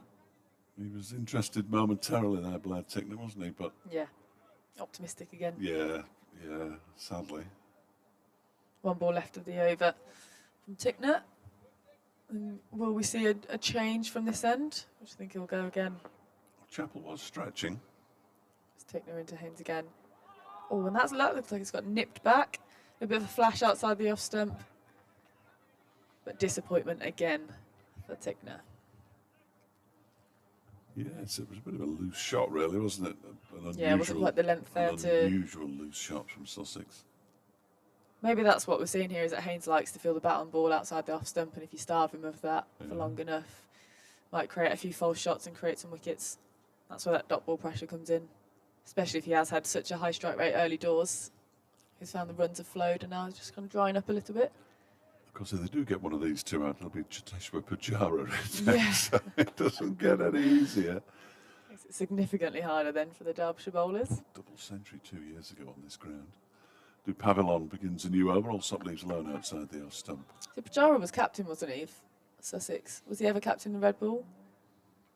I can't remember Well, if he was I captain. thought he was. Well, Tom Haynes got a double century in that match. Pujara got a double century in that match. Wow. And Shan Masood, who was captaining Derbyshire at the time, got a double century in the same match. It was the 11th time in Pretty first. good pitch then as well. It was dreadful to watch, to be fair, but a statistical masterclass from David Griffin at the far end of the box, because it was only the 11th time in first-class cricket history, anywhere in the world, that there have been 3 double centuries. Wow. In comes Du Pavillon. That one is driven but not timed by Allsop up towards Wayne Madsen at mid-off. Madsen in a just his Derbyshire top. In fact, there are a few out there without sweaters on now. Which Yeah, is, it's obviously which is warmed nice. up a little bit. Yeah. Not for us in here. I think Cold. it's almost getting too warm in here. No. That's what I I do. won't be taking my jumper off today. Still too cold. I think I'm a fair weather cricketer. Might have to sign a contract that I can only play when it's 15 degrees above. I'm only coming back to Derby if you get it into the Yeah. 20s. It's, Absolutely. it's Du Pavillon. In the ball, strikes the pad too high. That looks a little high from here. Yeah, it was. Again, pretty optimistic from the Derbyshire slip cordon, but big shout, you never know. It was turned down by Nigel Long. But the feeling that you got seeing it live, that he was going to go Yeah, over it the just top. looked a little bit too high. Too much bounce in the pitch. No, nobody ever thought we'd complain there was too much bounce in the Derbyshire pitch. Interesting how far back Matt Lamb is standing from Brooke Guest, and then second slip, who is an Aaron Donald, is quite considerably further forward. It's quite a staggered cordon, isn't it? Lamb giving himself an extra couple of yards to see the ball should it come his way off any bat. Not this occasion, as Du Pavillon's next delivery is turned into the leg side by Allsop. And once again, there is no run. Kind of starved for the strike for a little bit. Runs have dried up a tiny bit, shall we say. Well, only a tiny bit. They're still going out over 5 and over. Only 20 runs in the last 4 overs. What are they playing at? Now, how quickly do you think they'll turn to spin? You know, Yeah. you're reading my mind. I was just looking at Jack Morley to see if he was Warming up a little bit or not? He's not. You can always tell with Alex Thompson when he was in the side, he takes about 5 overs to warm up. Du Pavillon bowls to Allsop, who defends it straight back to the bowler. For a spinner, he took more time warming up than any of the quick bowlers, Alex Thompson. Really? Another former Warwickshire man. Yeah, he is actually. Yeah, Tomo. Him did well at Warwickshire. Leek, Staffordshire. Yeah, Staffordshire boy, isn't he? Yeah, good lad as well. Really good Yeah, lad. he Likes seems his like a nice angling. guy. Likes his angling. Does he? Yeah, oh yeah. He's Didn't know he's a that. big angler. It's quite a niche. Yes. Well, my regular listeners will know this. I'll tell you something about Alex Thompson in a moment. Okay. You'll either laugh or cry as Du Pavillon bowls and Allsop pushes it up towards it's slightly vacant, the mid-on area, because David Lloyd is more of a straight mid-wicket, and they do pinch a single. Allsop also pinches the strike. He moves to 27. Haynes has a 53, and Sussex a 97 for 1. In the game against the Leeds Bradford University side, I came down to watch one day. I sat with Griff outside. It was quite pleasant, believe it or not, at the end of March. And he came back from a net and sat down. But you know what professional cricketers are like when they go for a net. They don't ever have long trousers on. No, it's always shorts. So he's got his thigh pads on both thighs Yeah. outside, well, exposed, for want of a better word. Yeah. And they've got pictures of fish On his thigh on pad. his thigh pads. Remarkable. Like that. Remarkable. As Tickner comes in, and that looks very high. He's struck him on the back leg. That looks pretty high from here, don't you think? It hit him in the pit of the stomach almost. Yeah. It's far too high. That seemed like a very, very optimistic shout for how high it seemed to us from up here. Obviously, it didn't feel like that down on the ground. But yeah, fish on the thigh pad. And I'm fair that he was going to get some new ones made with new pictures. There were the pictures of fish I think that he'd caught. But then he took one off, and on the inside he had a picture of him with a fish. It's so rogue. Fantastic work, Thomas. I haven't got any pictures of anything on my thigh pad. I don't think I've ever owned a thigh pad. I still get hit anyway on the leg, regardless of even having the thigh pad on. Tickner came into bowl, but Allsop just pulled away there. I think he's just rechecking his guard. You've got to be careful in the written media section because they're right behind the bowler's arm. So and we're only 2 floors up, so it might just be in the batter's eye. Yeah, true. It might have been because that Tickner steams in again here. And a little leave outside off stump. Big flailing arms outside that. Convincing leave from Allsop. Not quite the flashy drives as we've seen from Haynes. His strike rate has just actually dipped below 100 for the first time. He's lost it, hasn't he? He's lost it. He's going too slow. Need to run a message on. If they're not careful, their overall run rate's going to dip below 5 in a minute. Wayne Manson's just getting something out of his spikes by the look of it. Borrowing a little stump key from the umpire. There's Tickner again round the wicket. It's Allsop. His back of a length just tucked into the leg side for no run.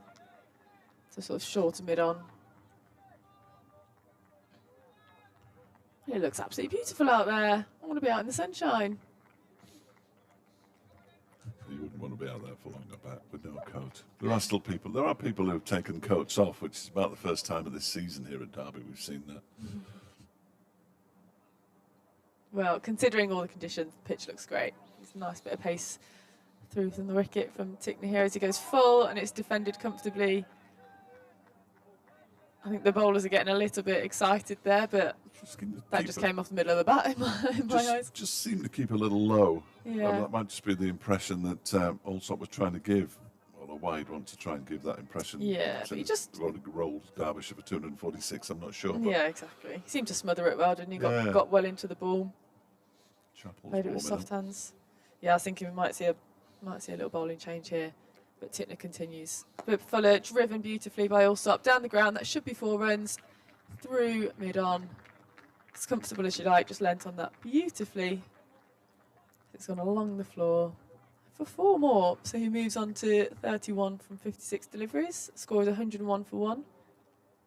Sussex trail by 145. Looking at, I think there's going to be a little bit of a field change here. They're discussing it at least. Tickner wants one, but David Lloyd looks unimpressed. Yeah. You don't really want to move it after. That's the first one that's been driven straight back, isn't it? Just aired a little bit too full there. He wanted Dahl to move further out in the leg side, but he stayed where he was. He comes in for his last delivery of the over. It's just awkwardly squirted away down to third man. Maybe come back for a couple, maybe 3. Has it gone? No, he's saved it and then rope. They just settle for 2 runs. The score moves on to 103 for 1, and Allsop 33 off his 57 deliveries. Now, I don't want to speak out of turn, but Adrian is back, having finished his second lunch. And you've got a second lunch at the back of the box, Marie. So you go and. Well, you don't have to tell me twice. Go and eat that. Marie will be back with us. Marie Kelly from the Blaze, opening bat for the Blaze. And once negotiations have been completed at tea, hopefully we'll be hearing more on Radio Derby from Marie coming up in the blast. That's put her on the spot now, so she can't wriggle out of those negotiations. She can't say no. Well, she can. I've told her she can say no. Face-to-face negotiations. We might do them like submit written bids, secret bids, and put them in envelopes. Sussex going along nicely here. Very nicely indeed, Adrian. It's a real worry for Derbyshire, this. I was sort of thinking 63 overs, if Sussex were to score at 3 and over, that would give them another couple of hundred today, so it would get them, they'll be thinking they could get, well, first thing is to make sure they bat long here. I'm sure that's the Sussex plan. Trouble is, if they carry on the way they're going, they will end the day on 400. Yeah. Yeah. Yes, you'd have thought at some stage Derbyshire have got to try and dry up the runs a little bit. If they can. Zach Chappell into the attack from the City end. Bowls to Haynes, who seems to be more circumspect after lunch. Plays to mid-off, and there is no run. Little bit. Yeah, well, Marie pointed out, when he's now less than a runner ball. He was massively in front of a runner ball. At lunch, he was 45 off 35 Yes, deliveries. He was. Yeah, eight falls in that as well, Fletch. So he was now 18 off 21. Well, it's still not bad. No, it's excellent. He's slowed down to just less than a run a ball. Chapel around the wicket bowls, and that's wide outside. That's interesting because that was wide outside the off stump, and I just got the feeling before lunch that Tom Haynes might have had a dip at that. So you never know. The conversation at lunch was the only way you're going to get out is if you make a mistake. Well, it's interesting, isn't it? Because Grant Flowers up here this week, Ashley Wright as well, and I'm sure it's getting that balance right in Tom's game. We were saying before lunch of punishing the bad ball and then getting out to a ball you probably shouldn't get out to, and it's not easy. But here comes Chapel bowls and Haynes drives.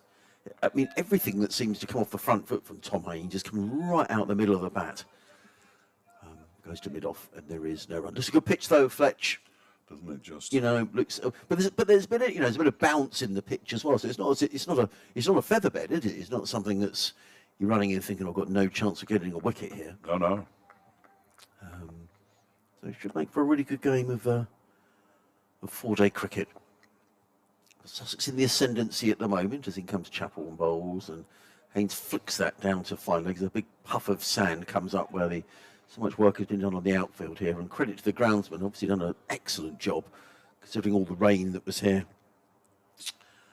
during the early part of April. They did some of that verti-draining, where they put the big holes in. Oh, yeah. If you walk out there now, there are some big holes in the outfield.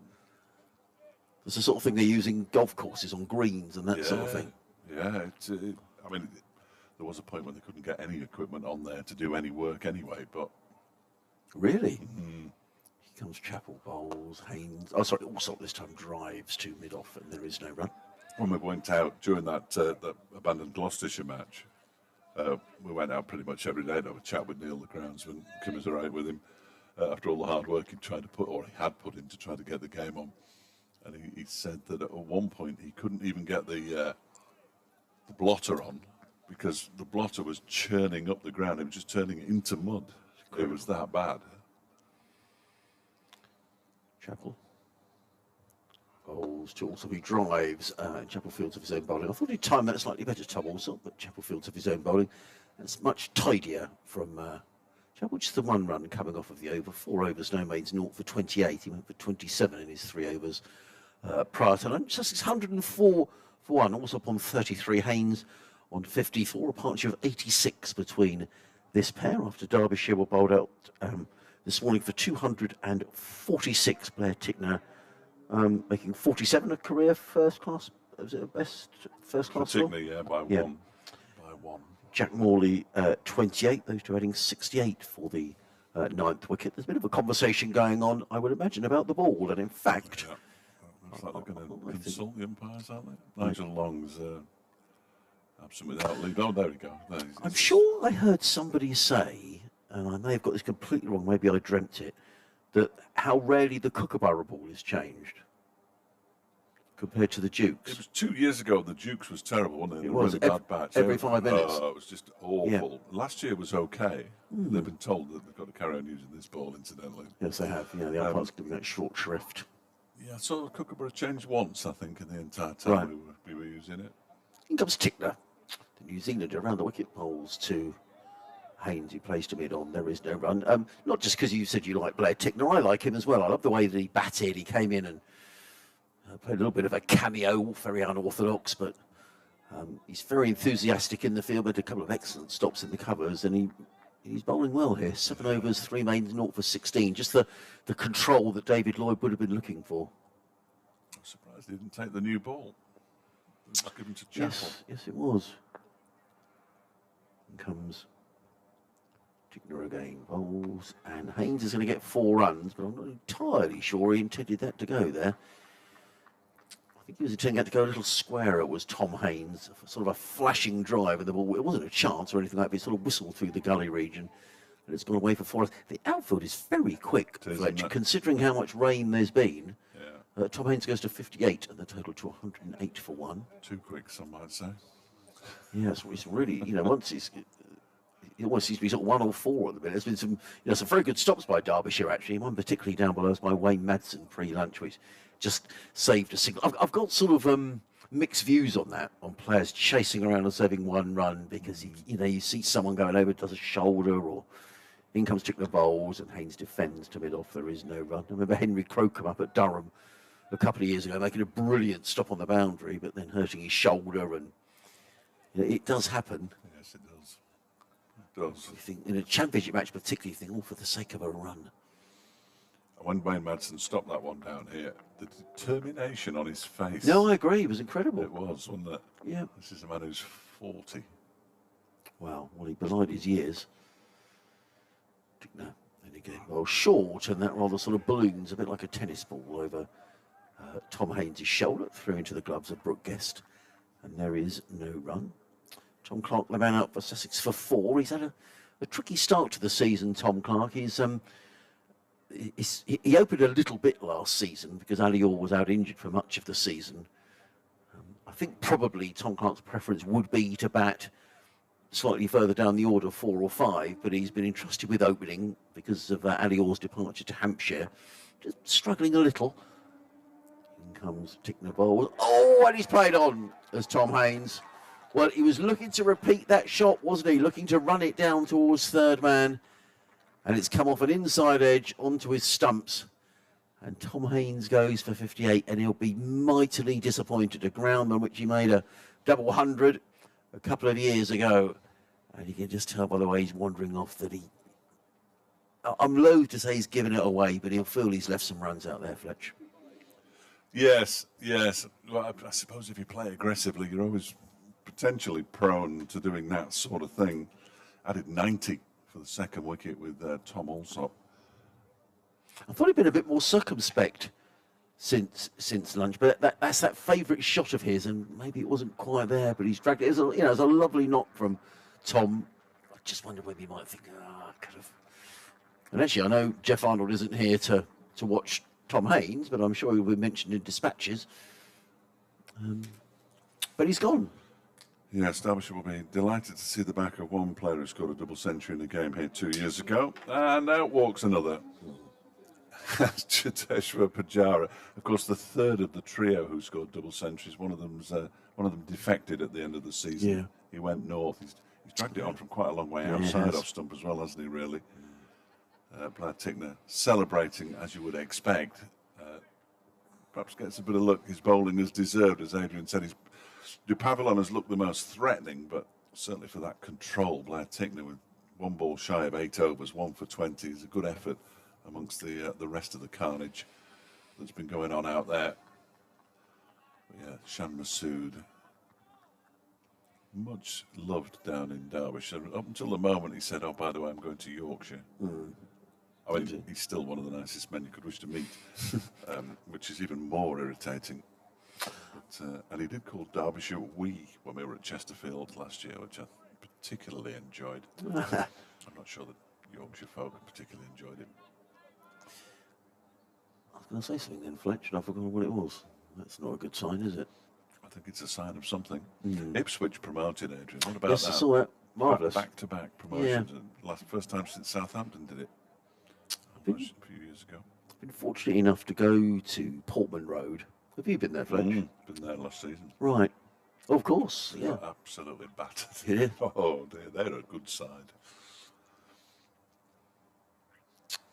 Tickner in and bowls to Pujara down the leg side, taken by Guest. And there is no run. And if they've got over by Blair Tickner, he's got good figures. 8 overs, 3 maidens, 1 for 20. Sussex 108 for 2. Also 33. Pujara yet to score. Tom Haynes, the man out in that over for 58. What I really like, Fletch, is when you go to the press room there, you go down a corridor, I don't know if it's still there, and there's all these old newspaper cuttings. Yes. And I could have spent hours in there just reading all about the great days under Bolly Robson and some of the great players, the Beatties and the Mills and the big Arnold Muren when they brought over the Dutch pair, and then Tyson was the other one. Hans Tyson. Yes, and Paul Mariner was there, wasn't he? Some terrific history there. Chapel from the City End in and bowls to Alsop, who turns it into the leg side, and there's no run.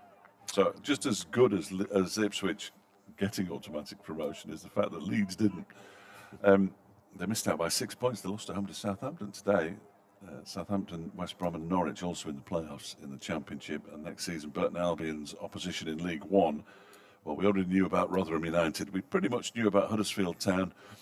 And the other one, praise the Lord, I'll come back to it in a moment, as Chapel is in and bowls. That one is left alone by Allsop to go through the broadcast. Plymouth and Birmingham City both won today. And Plymouth survived. So we were going to St Andrews rather than Home Park next year. We've still got Exeter. Burton Albion supporters still got Exeter. But we've lost Plymouth and then It's a long way down there. We lost Portsmouth as well. We'd also lost Derby, which was a shame, but I wonder which of the which team will win the playoffs. In comes Chapel and bowls. Foolish length delivery, driven but not timed by Allsop up towards a very straight mid-on. Bruce Talbot, who you would know well from visits down to Hove, who gets absolutely. heavily involved with Sussex for years and years, a very fine journalist with the Argus and very heavily involved in the excellent Sussex Handbook as well. He will not be happy because he's a blue nose. Is he? Yeah, he is. He's Bruce. I don't know whether he lived there as a child or quite Family what, but thing? Yeah. so he'll be disappointed today. They're building a new ground, aren't they? Apparently so. Chapel is in bowls. That's why they are still left alone by Allsop once again to go through to broadcast. Well, the family thing is interesting, isn't it? Because obviously people know I'm a Tranmere Rovers supporter, having been born there a long time ago. And I sort of tried to get my lad to support Tranmere, but he wasn't having any of it. And he's quite right not to, but he at least supports the team of the town of his birth. So he is a Bolton Wanderers supporter. Charlie. He should be playing cricket today. I'll check in a minute. In comes Chapel again. Bowls to Allsop. Drives into the offside. Again, he's not really timing it at the moment, Tom Allsop. It just looks like he's lost his rhythm a bit. 33 off 64 now. The game looks completely different now that Tom Haynes isn't out there. And I was just going to say that Cheteshwar Pujara will be looking to build an innings here. He won't be looking to take any chances. So, Derbyshire might well feel they can at least build some pressure by. Could be the scoreboard was almost getting away from Derbyshire, wasn't it? Oh, But no question. that wicket will just help to reset Sussex a little. Chapel once again bowls to Allsop. Pushes it out to the offside. There is no run. That's the end of the over as well. 108 for 2. Sussex Pujara just faced the one delivery yet to get off the mark, and Allsop has 33. And it is interesting, Fretch, isn't it, about the approach, and the approach since Brendan McCullum came in, the sort of this change to, taking the attack to the bowler. And you have to say, Tom Haynes really got after the bowling, didn't he? And he makes it just looks a different game. So the bowl, Zach Chappell was under pressure straight away, wasn't he? Oh, absolutely. He goes for 3 overs for 27, and David Lloyd's thinking, well, I've got to change the bowling, and then the runs are still coming. So it does bring a whole new, which is quite an exciting dynamic to the game. Well, yeah, from our perspective, certainly. Not necessarily from Sussex's, because they were thoroughly enjoying it. Why wouldn't they have been that 90-run partnership between Haynes and Allsop? But yeah, it allows David Lloyd almost a bit of thinking time, doesn't it? Yes, totally. It was almost like he was in a T20 out there as the ball was crashing around to all parts, and it must be quite tricky as a skipper to think, how am I going to stop this? This man's help, though. As indeed, Blair Tickner. Lovely sunshine in over the wicket bowls, and Pujara is solidly forward, plays down the onside of the track. And there is no Cheteshwar Pujara, who plays the next 3 games for Sussex before he goes back to India. He's here for half a season. And Sussex have got a bit of a revolving door of overseas coming and I was going. going to ask you about Jaden Seals, because you weren't on at the time. I was wondering how long he's here for. Yes, he's here for the first 7 championship matches, then some of the T20s, and then he goes back. He's going to be replaced by, comes Tickner, bowls, and Pujara defends onto the onside. There is no run. So he's going to be replaced by Nathan McAndrew, the Australian. Yes. Who played for Sussex last season, did very well, picked up 31 wickets, 24 last year. I think he played against Derbyshire, Yes. I'm fairly sure. Um, He played in the Blast, he played in the Big Bash, rather. yes, he did play in the Big Bash. I was lucky enough, actually, Fletch. I was out in Australia this winter, and I went to see a game in the Big Bash. Oh, yeah. And Nathan McAndrew was playing. In comes Tickner bowls, Pujara forward, languidly plays into the offside, no run. And it was a game where Steve Smith was out first ball. Ex-Sussex. Yeah. Well, yes. Ex-Sussex might be over-egging it, Adrian. How many games did he play? Who? Smith? 3. Does that qualify as a... Well, he's certainly ex-Sussex. I don't think he's not in the Hall of Fame yet, though, is he? I haven't seen as many journalists. We were down at New Road last year for the first game that he played. There was so many journalists there. Michael Atherton was there. In comes Tickner down the leg side of Bajara, helps it down to fine leg, picks up a single. He's off the mark, 109 for 2. Hadn't they all left by the time he got to bat, though, because he only came for the first day and he was in the field? Yeah, that's right. And then the third day, it hosed it down with rain and they didn't play. I have to say, though, just a personal opinion, I thought what a good ambassador he was. You know, whatever you might think about what's happened with, everything that's happened with Steve Smith, but in terms of an ambassador for the game in Sussex, he got 10 out of 10, really. I thought he was very good. That's good. And with us as well, to be honest, he was... In comes Tickner and bowls, and up on his toes, he sort of forces that into the covers. There is no run. I mean, an example of that, it was just before they played, I can't remember, it was just before the Ashes, I think. We were up in Leeds. No, we weren't. Where were we? We were at Leicester, and our colleague Nick Webb in Wales asked if I could get an interview with Steve Smith, asking about Marnus Labuschagne and their relationship. And I said, well, all I could do is ask. When I asked him one morning, and he said, "Oh, I'd be delighted to, no problem." After play, and he did it. So I know Nick speaks highly of Marnus as well. Well, they were, I thought, he could have, the football world. I don't know, mate, but he was really very good. Yeah. In comes Tickner around the wicket bowls, also defend. All Tickner's gone. It's over. I don't know if he hasn't hurt himself. It's okay, I think. He just fell over. Just checking his ankles there, but there's no real concern from his teammates. Is the way Nelson's just gone over to make sure he's okay, which is good. Is he up? Yeah, he's up. Yeah. Big news here. He's a big, strong lad, isn't he? 110 for 2. The sun has gone in momentarily. Allsop 34, Pujara on 1. And what are we talking about there, Fletch? You were talking about Australians. Oh yeah. So Nathan McAndrew is coming in. He will replace Jaden. Oh, that's right, yeah. And then Daniel Hughes, who I don't know a huge amount about, will be coming in to replace Cheteshwar Pujara. Okay. He's an opener, Daniel Hughes, as well. And I understand he's over then for the whole of the rest of the championship and the T20 Blast. And then Jaydev Anukat is coming in later in the season when McAndrew goes back. Zach Chappell, bowler from the City End, almost sneaks one underneath Allsop's bat. Jaydev came over last year for the last 4, because the Australians have to go back. I mean, their pre-season starts in September. It's almost impossible to get an Australian over, isn't it, though? It's really tricky. Yeah. Yeah. The issues that Lancashire have had with Nathan Lyon, he could only play so many games. And then the first game, I think he bowled 2 overs and got a first ball duck, and that counted. And and if you want an overseas, you really want them for a good part of the season, don't you? Yes. Yeah. Chappell around the wicket to Tom Allsop, but bangs one in. Allsop ignores it completely. Well, Blair Tickner's here until I think it's the end of the T20. I'll be halfway through it, and Pavillon is here until September. Oh, that's good. So he's here for the duration. He misses the last championship match when Derbyshire will be looking to clinch the title. Oh, maybe. I managed to sneak that one in. Here's Zach Chappell in and bowls. That one is turned into the leg side by Allsop, fielded by Lewis Rees. There's 2 left-arm throwers now, which is going to fool me a bit.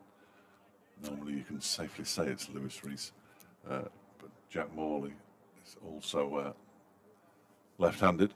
And then Mohammed Amir, who was due to be here now, but then reversed his decision, came out of international retirement and was picked by Pakistan for the T20 World Cup, is due here for the last 6 games in the T20 Blast, which will be interesting if Derbyshire are in contention.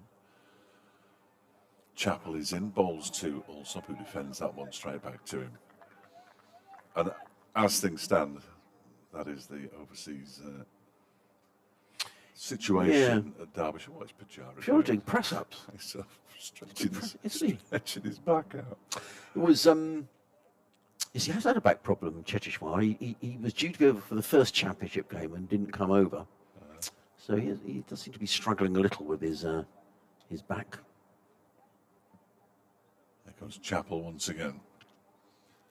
bowls to Allsop, who turns this up to mid-on. The runs have certainly dried up a touch since Different game, isn't it? Tom Haynes was dismissed. Yeah, they've got 13 runs in the last 5 overs. And the overall run rate has gone from well in excess of 5 to below 4.5 now. So from a Derbyshire perspective, they're starting to get an element of control on proceedings, which is, I think, was essential, really. Yeah. Otherwise, they'd have been in all sorts of trouble. They're trailing by 136 Sussex, as that one is defended into the onside by Allsop. At the end of the over, 110 for 2. Well, credit Zach Chappell. I think when you go around the park in your first 3 overs, and you come back and then you bowl your next 3 overs and concede just 1 run. So well done to Zach Chappell. Yeah, just come back to the overseas, Fletch. I mean, I think Paul Farbrace's plan is to sort of like have a little sort of group of overseas, so you know who's coming and when. So you're sort of planning ahead. I know injuries can come into it, can't they? And then that can mess up your plans. But I mean, that's the idea, so that everybody knows who's coming and when. We've got a new T20 skipper this year, who's Tamal Mills, so I think that's a good move as well. I'll be disappointed he wasn't selected for the World Cup, but I think, as we said yesterday, he was hinting in the Sussex press day that he probably wouldn't be picked with Jofra and Outfit and Mark Wood. Still time. Well, in comes Blair Tickner, running in over the wicket and bowls, and Pujara defends down the track. There is no run. We were talking about Ipswich. And Michael's been touched. Hi, Michael. He says, we mentioned, he says, I was there at Wembley in 1978, his first Wembley trip. He says, I was devastated. That's, of course, when Ipswich won the FA Cup with Roger Osborne's goal. Yes. And he goes on to say, Tranmere may have caused an upset at Highbury in the League Cup, Dave. I will need to check. He says it might have been Rotherham. Did Tranmere ever win at Arsenal? I don't think they won at Highbury. I think they lost 1-0 in a League Cup tie many years ago. Tickner in bowls. Pujara shoulders. I'll tell you what, judging by the reaction of Blair Tickner and also Brooke Guest, that didn't miss the off stump by very much. It was an exaggerated leave by Pujara. I mean, you have to say in that case, it's a good leave. Fine margins, aren't there? Because that clips the off stump and we're saying, oh, that was a poor decision by Pujara. Even if it just touches his pad, it gives the umpire, like David Lloyd. I mean, David Lloyd shouldered arms and was struck pretty much with a ball that was certainly heading towards the stumps. Some people say it might have been going over. That would have been the only thing that could have saved him, as we said yesterday. But, yeah, close. Tickner, and again, bowls, and Pujara on his back foot, and he places this. That's the whole thing with Pujara. Through backward point, he's going to pick up 1 there. Maybe come back for 2, actually. He's not running desperately freely as Chetishwar. That's the thing, when he does get a chance to score, he has this uncanny knack of finding the gap. But it's not an uncanny knack, it's skill. Of course it is. You know, you find the gap. And that's exactly what he did there, through between point and cover. He goes to 3, and Sussex to 112 for 2 here on BBC Radio Sussex, BBC Radio Derby. Adrian Harms, Dave Fletcher and Marie Kelly, your commentary team today. In comes Tickner, bowls, Pujara drive. That's a lovely shot. That's going to be 4 runs. Overpitched by Tickner.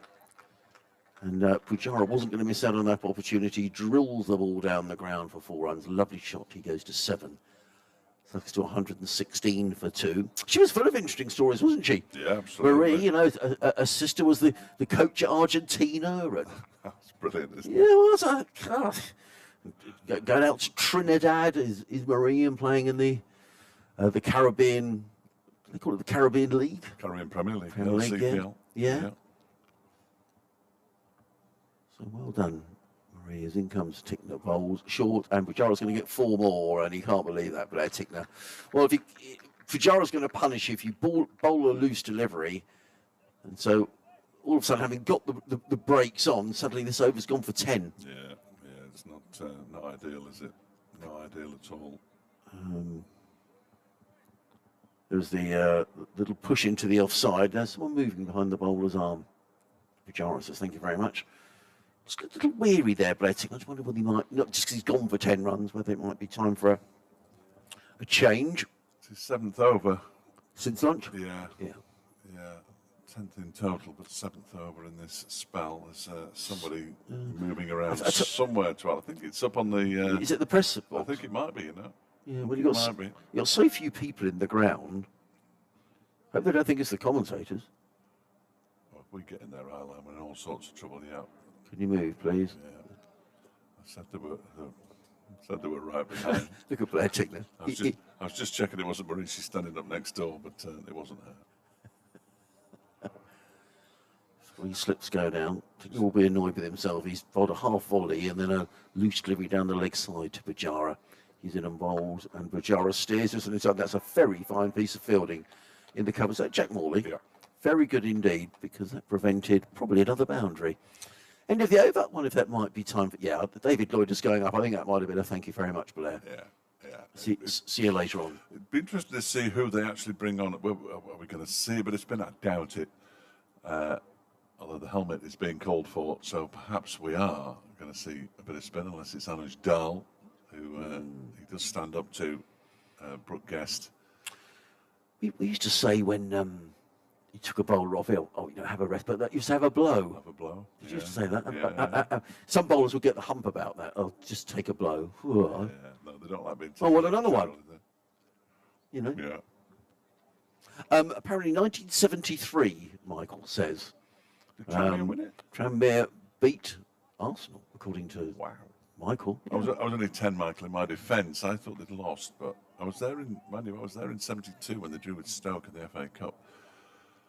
Here is Zach Chappell bowling to Allsop, who drives, fielded. stopped by Anuj Dal, diving away to his left. He is a fine fielder. Mind you, there've been 1 or 2 good pieces of fielding. Very good. Jack Morley, who's now down below us at long leg, is just retying his shoelaces. I wonder if that's a sign that he's going to come on and bowl. I doubt it. Well, maybe, yeah. Wait until Their fielding's been. I don't know who the fielding coach is, or if they, even if they have one, but they don't have a specialist fielding Well, it's been coach, excellent. as I'm aware. Very good indeed. Yeah, they don't have a catching coach, clearly. As Chappell is in, bowls. That one is defended by Allsop. So now what's he doing? He's stretching. Morley's stretching everybody. So I think we might be about to see some left arm spin from the 22-year-old Lancastrian from Rochdale. Oh, could you do that, Fletch? Leaning No. back on your heels? No, Oh, look at I. I've got a bit of an iffy back at the minute. I'm blighted by it. I don't want to talk about it. You need to get in that Pilates class, Fletch. I need to do something. You're absolutely right. Just moving could be a start. 120 for 2. Chappell bowls and Allsop defends. It's picked up by Wayne Madsen. In the unaccustomed position of mid-off due to that hand injury. David Lloyd in the unaccustomed position of mid-on due to his hand injury. Both damaged hands in attempting to make slip catches at various points over the course of the season so far. Nobody's added themselves to that list yet. There's only 1 slip and a gully. The 1 slip is Matt Lamb, the gully is an Aaron Donald as Chappell bowls, and that one is played straight back to him by Allsop. I'd be surprised if we didn't see Morley, wouldn't you? Yeah, I think that's a very rigorous warm-up routine. I guess if you're a young spinner at this is the thing at Lancashire, because you're behind Tom Hartley, which is understandable, but they bring in Nathan Lyon, and you just want to play, don't you? Really? I think there is an instant recall on him. Right. Okay. I think there is an instant recall on him. I said it was an Aaron Donald at gully. It isn't. It's Ben Aitchison, the substitute fielder. As Chappell is in and bowls. That is very wide. It's full and wide, and it's just guided by Allsop out towards the point boundary where Blair Tickner fields it. Keeps them down to a single. And they move on to 121 for 2. 35 now to Allsop. 11 at a run a ball, Pujara. So even though things seem to have slowed down, he's still going a run a ball. Yes, I guess it helps, doesn't it? Because he got back-to-back falls and then. Yes, that always helps. Yeah. We're going to bring an extra slip in here. Stuart McPherson, who's a regular contributor. Hello, Stuart.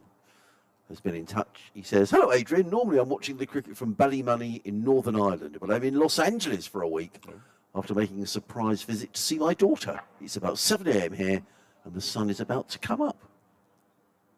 Chappell bowls. Pujara drives it straight back to him to end the over. Chappell's 7th not for 29, but in this current spell of 4 overs, he's conceded just 2 runs. So well done to him. 121 for 2. Allsop has 35. Pujara has 11. He goes on to say, wondering if Jofra will be allowed to play any T20 cricket for Sussex after the World Cup. Good question, to which I don't know the answer. However, if he comes through the World Cup unscathed, I don't know what the plan will then be, whether they'll think, well, can you play red ball cricket, or are we just going to keep him back for white ball cricket? Yeah. Or, you know, if not, maybe Sussex will benefit from that. But I guess we have to cross, you know, each bridge as it comes, really. But in Los Angeles, how lovely for a week. A siren in the background to commemorate the fact he's in Los Angeles. Listen. Yeah. I bet here's a few of those. Yeah. That's my image of Los Angeles. Have you been there? No. Yes. No, I have. Oh, God, I was 18. Yeah. Drove down from San Francisco. Did you? Went to Disneyland and went home again. We had a few days there a long time, over 30 years ago. I didn't actually like it very much. Oh, I loved it. I loved the West Coast of America, yeah. Well, it's like Los Angeles very much. No. I preferred San Francisco. Yeah. That drive down on the coast. Did you do that? That's beautiful, is it? Oh, magnificent. Yeah. Well, Jack Morley is going to bowl from this. Is this his first bowl? Yeah. Okay, well, good luck. You know, we mean that. Clearly, I want Sussex to win, but he's a young spinner, and let's see how he does. I'm sure he'll have a few butterflies. He's got a slip and a short leg, and quite an attacking field. In comes Morley, bowls, and his first delivery is just turned by Allsop past the short leg fielder, and he picks up a single to square leg. 122 for 2. Aaron Donald wasn't on the field because he'd gone off to don the fielding pads and the helmet. He's in a short leg, bless him.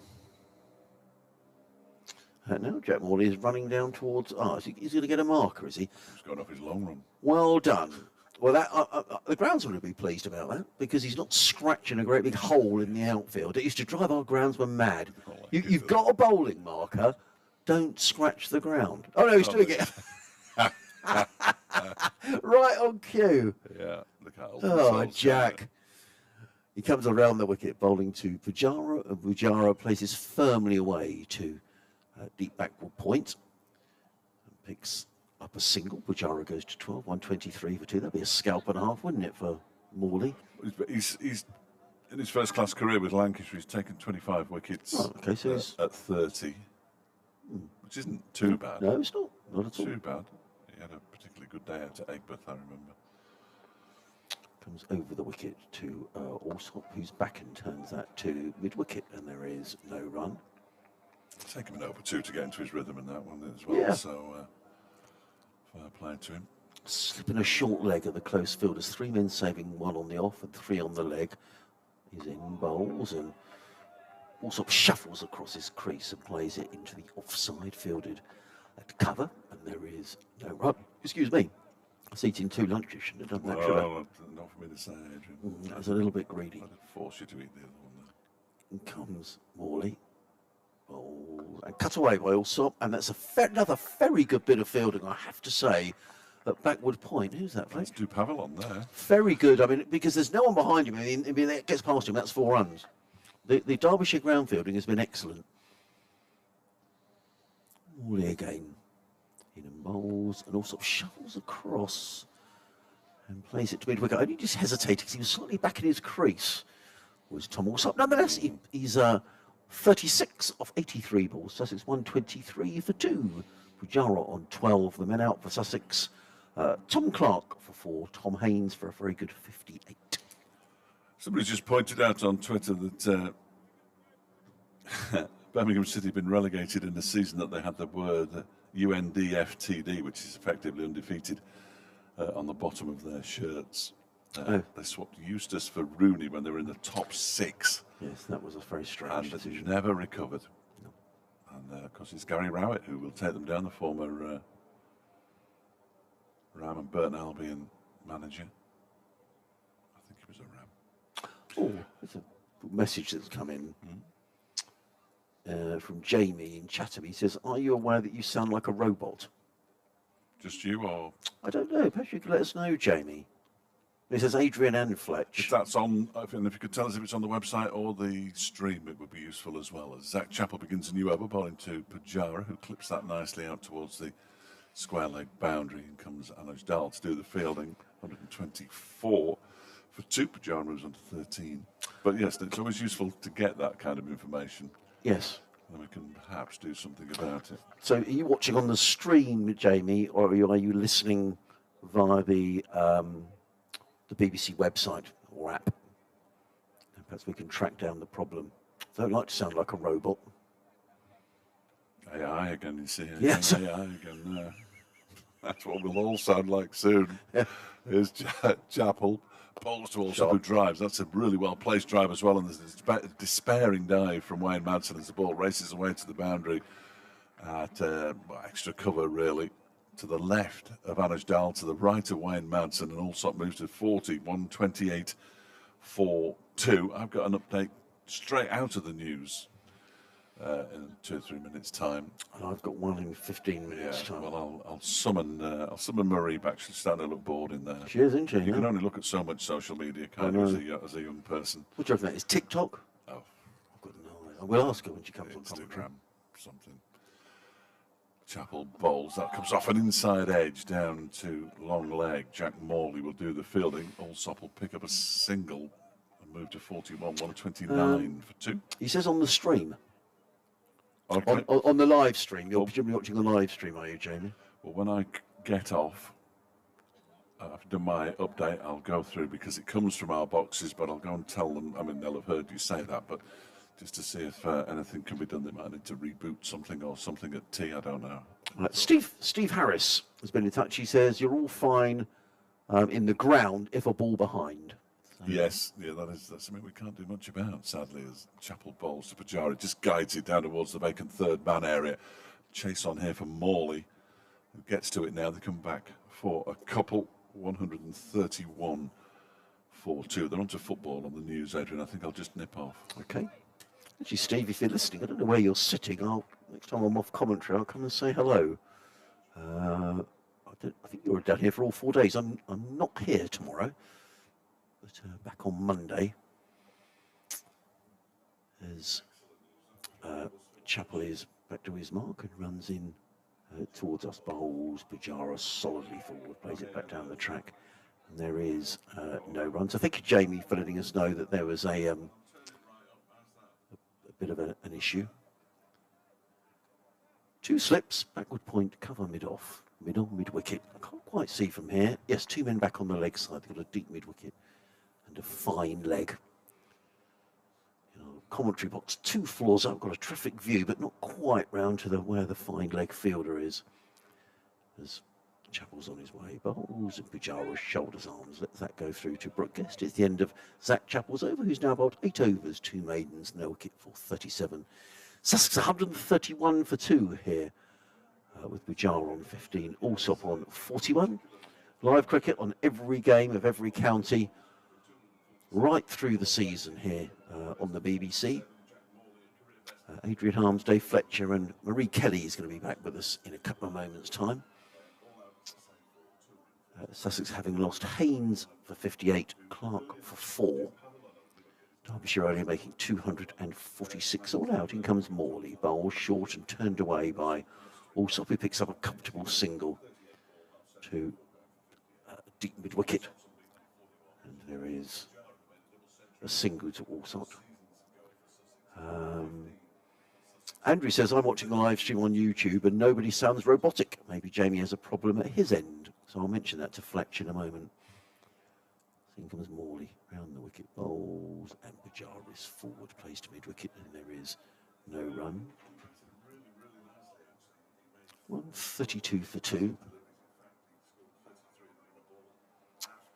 That warming up at, looks like Lewis Deploy. No, sorry, Lewis Rees. Lewis Deploy used to play here.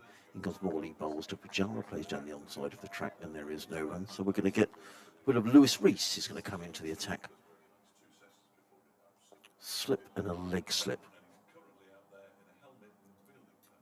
In comes Morley again, and Pujara cuts firmly to backward point, and there is no run.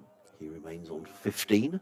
Sussex on 132 for 2. Thank you, Andrew, for letting us know. I will pass on your message to the people here so that they know. In comes Morley. around the wicket and bowls, and Pujara plays into the offside. And there is no run. Just to let you know, Fletch, Andrew's been in touch. He's watching on his live stream and he says nobody sounds robotic. So maybe it's Jamie, we'll see. Pujara cuts firmly through the offside, but just gets a single to the sweeper on the cover boundary.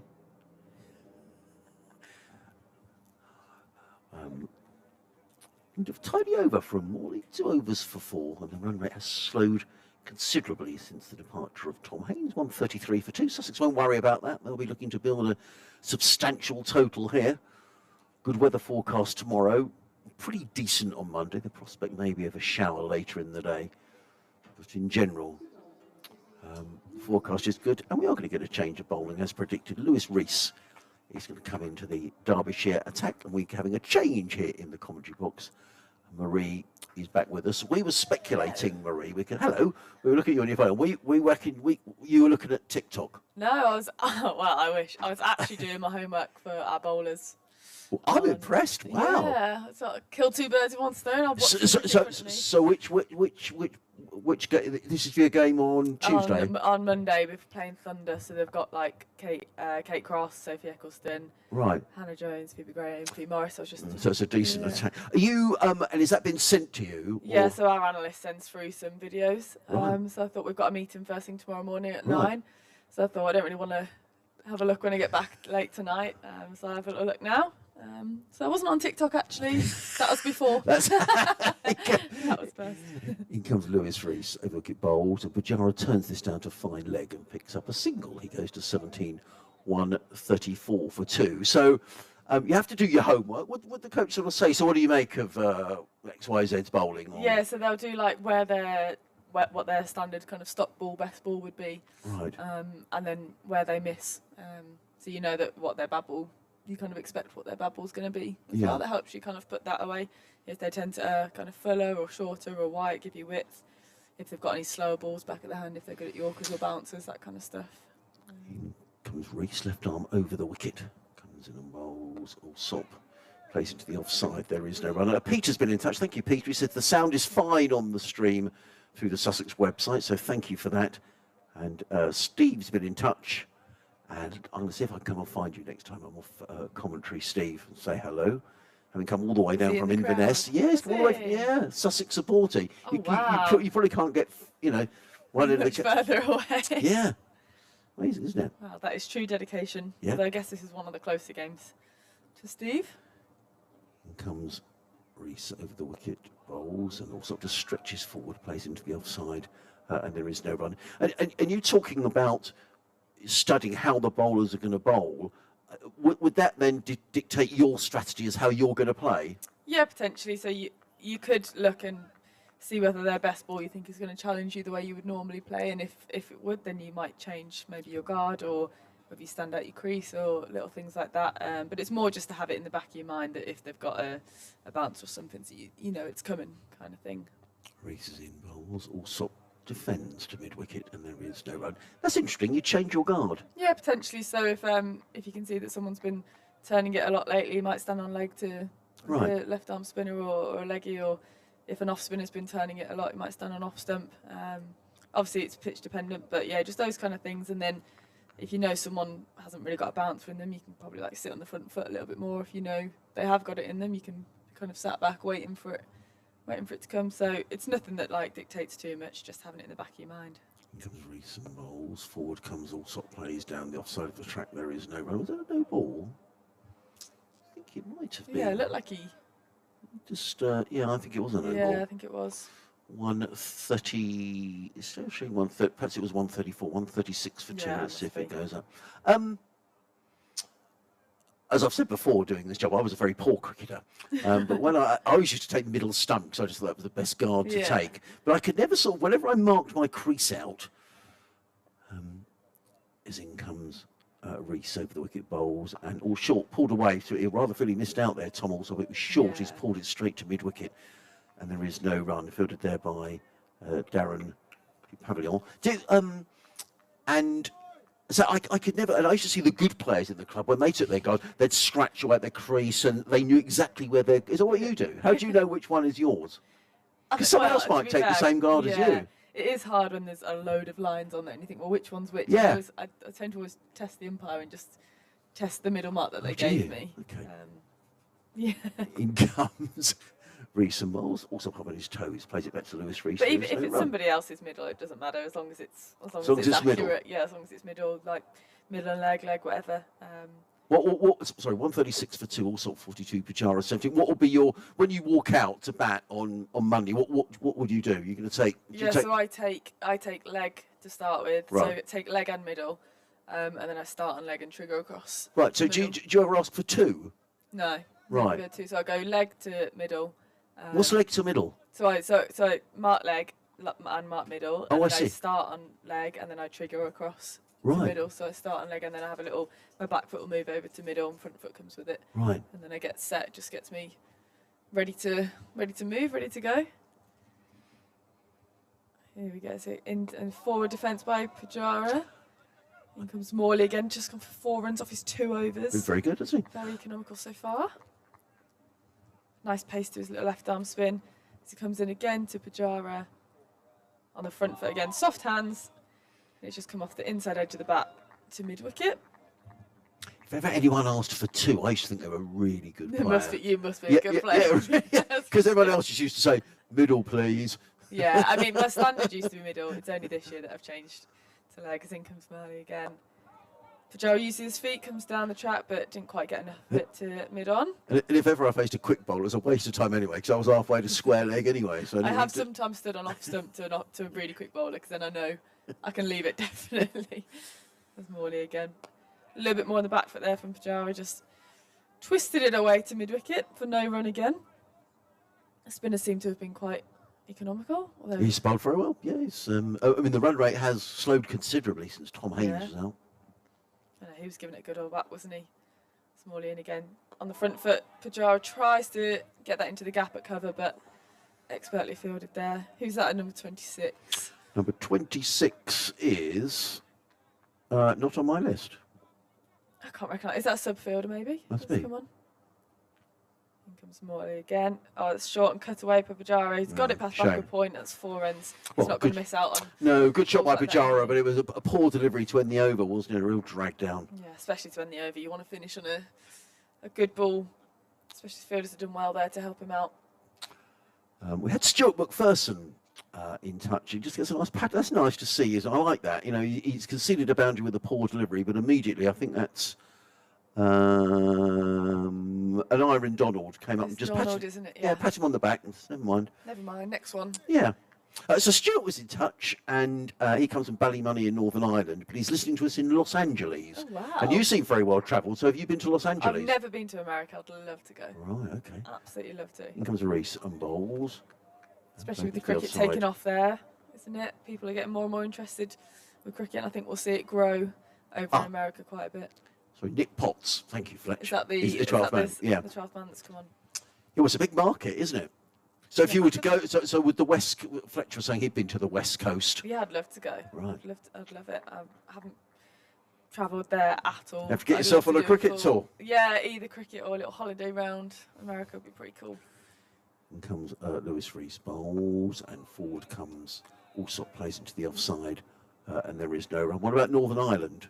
Never been there either. Oh. No, I'm not actually that well. Well, we were saying like, you know, a sister's been to Argentina, and she's been to, and Marie's been to Trinidad playing cricket. Yeah, I've been fortunate to do sort of Australia. I haven't been to New Zealand. Right.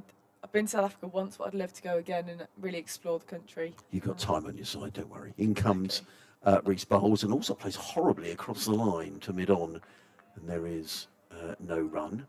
To play that through extra cover, really. Yeah, I think he's just Got drove a bit score. hard at that, didn't he? I think he's not actually progressed his run rate that much lately, has he? He's kind of soaked up a few here. So Yeah. he's probably wanting to feel bat and ball a little bit more. And the pressure, you can just feel the pressure just building a little bit here. So it's going to be Yeah. keen to keep the scoreboard moving. Yeah, and you can see the fielders are in a little bit closer here now. They've got that short extra cover. Maybe just trying to squeeze something, create something. Reese in again. Bowles also up on his toes. It's good bowling here by Derbyshire. They're keeping them quiet. I was going to say something else then. What about Northern Ireland? Can't remember. I've been to Ireland, not Northern Ireland though. Right, okay, you've been to Yeah, Dublin or? I can't remember. It was when I was little. I was really little. We went on like a ferry to. Oh, I think right. it was maybe Cork, somewhere Or like that. Rosslare, maybe. Yeah, Yeah. God Oh. knows. Okay. Yeah, a little holiday. Never for cricket. Lewis Reese, I might have to go actually before this over ends, or I get in all sorts of trouble. I'm going to leave you with Marie and Fletch. In comes Lewis Reese bowls and also defends. I'm afraid I'm going to have to go. That's okay. I can take over for a little bit. Give a little score update here. So we're 140 for 2. Allsop is 42 off 97 balls, whilst Pujara is 21 off 29. So that means Sussex are trailing by 106 runs in the 32nd over of the day, with 50 overs remaining. Still a long way to go. Yeah, there can be long days, these. Yeah. Reese's next delivery is pushed out into the offside by Allsop. And there's no run. It was the end of the over. 140 for 2. Sussex trailing by 106 runs still. And the one thing that Derbyshire have managed to do is slow that run rate down, which they really had to do, because it was getting up, wasn't it? I was getting away from them enormously. I think my prediction, 4 o'clock tea, 45 minutes, they're not going to get beyond 200. Well, I think that'll be a target for Derbyshire, won't it? Just keep them under that 200 gain. A little bit of momentum. Hopefully get another couple of wickets to take with them for tea. That'd be nice. I'm not sure how it's going to happen, but We'll see. Well, I was saying before, Morley was bowling pretty economically. And Yeah. they just had that little bit of a drag down on the last ball. As he comes forward, Pujara uses his feet, comes down the track, but to no avail. It's gone to wide mid on, but couldn't quite get through the gap there from Madston at mid on. That's a lovely flight of delivery from Morley there, just trying to entice Pujara into a big shot as he comes in again here. Again, full, and Pujara's just defended it nicely back to him for no run. he's bowling nicely, isn't he? It's his He is. first bowl for Derbyshire. He has bowled for Lancashire, of course, averaging about 30 with the ball. Right, as he comes in again. A bit more flight this time. Pujara uses his feet, flicks it off to deep square. Will the fielder get there? No, it's going to be 4 runs onto the score of Pujara of 25 now from 32 deliveries. That wasn't actually that badly bowled. I think Pujara's worked that very nicely through square leg, a little bit of a flick of the wrists in his elegant style. Yeah, he's a top-class batsman, Fantastic isn't he? player, isn't he? Absolutely. He's looked in good nick here. He's got really right forward, right back. Very decisive with his feet, whether he's coming down the track or using the depth of his crease. He's polishing the ball there until he was perfectly happy with it. He'll be bowling at the course Yeah. at the other end, He'll making want sure to it keep was it in good nice. nick. Nice and in good nick after Pujara's just whipped that off his legs for 4. And square, deep square leg has just moved in front of square instead of behind. As Morley comes in again, nice and full. Almost yorked himself there as Pujara. No run back to the bowler. Score remains at 144 for 2. Sussex trailing by 102 now. As Morley tracks in again, bit shorter here. Pujara can't get it past backward point. Well fielded there, but it's Anuj Dal. Yeah. He's fielded very well today, isn't he? He's thrown himself about. You can see his trousers are very muddy. He's some fielder nudge. Yeah, he's got around, hasn't he? He's fielded in quite a few of the hot spots. But hopefully Morley can bowl a little bit straight here as he comes in. He does so. Pujara's down the track again, but he's gone to short extra cover. Can't get through. Tickner extra cover. So Derbyshire fielders are backing up the bowler. That's the end of the over. Score remains 144 for 2. Morley 4 overs for no wickets so far, but only 12 runs coming off it. Yeah, you can be pleased with the way he started. Jack Morley, no question about it. Only really 1 or 2 bad balls in there so far, Yeah. which Pujara has put away. A player of his class won't miss out on those. Just having a conversation with another former Lancashire player. They said there was only Lewis Reese. Of course, Brooke Guest came from Lancashire as well. Manchester born. See. Brought up in Perth in Western Australia. Was he? Mm. Oh, that's where I spent my winter. First delivery of a new Lewis Reese over is driven straight back past him by Tom Allsop. Down the ground for 4 runs. That was a glorious shot. Bit of a shout there for a catch, but I think that's more of a optimistic. I think he'd have done well. It'd have probably been another of the Derbyshire fielders with Yeah. bandages on their hands if he'd got his hand to that. An excellent stroke. 148 for 2. Yes, he played for Australia under-19s, Brooke Guest, even though he was born in this country, and he is English. Oh, right. But Can you do that? Is it dual nationality, maybe? Or? clearly, I don't know how he did it. This one is played off the back foot by Allsop down towards the vacant third man area. That's going to go away for 4 runs as well. So back-to-back boundaries to begin the latest Lewis Rees over, and the 150 is up for Sussex, 152, and the 50 is up for Tom Allsop after exactly 100 deliveries. That was his 8th 4, and he is 50 not out. Yeah, spent my winter in Perth, a lovely little spot in the world. Yeah, I can imagine. I've never been to Australia. You I must don't go. really go abroad. Do you not? No. The I love the heat. I don't like the cold in England. I love the heat of Australia and the lack of rain. The lack of rain would be nice. This next delivery from Rees is defended by Allsop back past him up towards mid-off. No, the America thing was when I was 18, Right. which is a while ago. Are you going to head there for the World Cup, or No, are you not thinking so? no. I didn't have a passport for about 20 years. Really? Yeah, I had no need for one, really. Yeah. And Fair enough. I've only been on a plane once in the last 30 years. Oh gosh. Or twice, because I had to come back. Yeah. It's Rees bowling. That one is played off the back foot by Allsop out into the offside, where it's fielded by Zach Chappell. I love it. I'm just trying to use cricket to explore the rest of the Yeah, world yeah. at the minute. You do Now right. we've got the chance. I'm professional now. I've obviously spent a lot of years working alongside cricket, so never really had the time to go away. So now we've got the chance to kind of play cricket abroad in the winter. It's a Might great try and go to opportunity, isn't it? different- I mean, yeah. there would have been a time when you'd have had to have taken holidays just to play Yeah, cricket. Exactly. I mean, Yeah, that's that's what madness. happened. Rees bowls, cut away by Allsop, 4 runs out to the cover boundary. That is some shot. Lewis Rees isn't quite quick enough to bowl short, I don't think. No. And Allsop moves on to 54, 156 for 2. He's jumped onto that length, hasn't he? Just rocked straight into the back foot and crunched that to where I thought there was a deep cover, but there wasn't. So straight away No. forwards. But there is now, There is. which is very much, you can see the horse. It felt like they were trying to squeeze Morley before, but it was working. But The horse is galloping down the street. Yeah. As this next delivery from Rees is defended by Allsop up towards mid-off, and he ends an over in which he's conceded 12 runs with a dot ball. And I was going to say how well he'd started Yeah, because yeah. he'd only gone for 3 off his previous 2. Yeah, no, it's 3 overs for 15. Jack Morley will continue from the race course. And Are we having Adrian back on? Or are you I still? think no, I think you should have Adrian back on. All right, then we Nothing can have him back. personal. Yeah, that's fine, that's Absolutely fine. nothing personal. You go have a rest. It's all good. We can talk more about holidays and where I'd like to play cricket abroad. Never been to New Zealand. Love to go to Pakistan or India and experience what cricket's like out there, because it just seems like a mad place for cricket. Morley does not come in yet. He's started his run up, but he's stopped and he's commenced it again. He comes in forward as Pujara defends it back to him. It just seems to me that every time that Derbyshire have got some control, then there's a loose over. I know. And everything is I keep talking them up for how well they're bowling. And there's a few too many loose deliveries.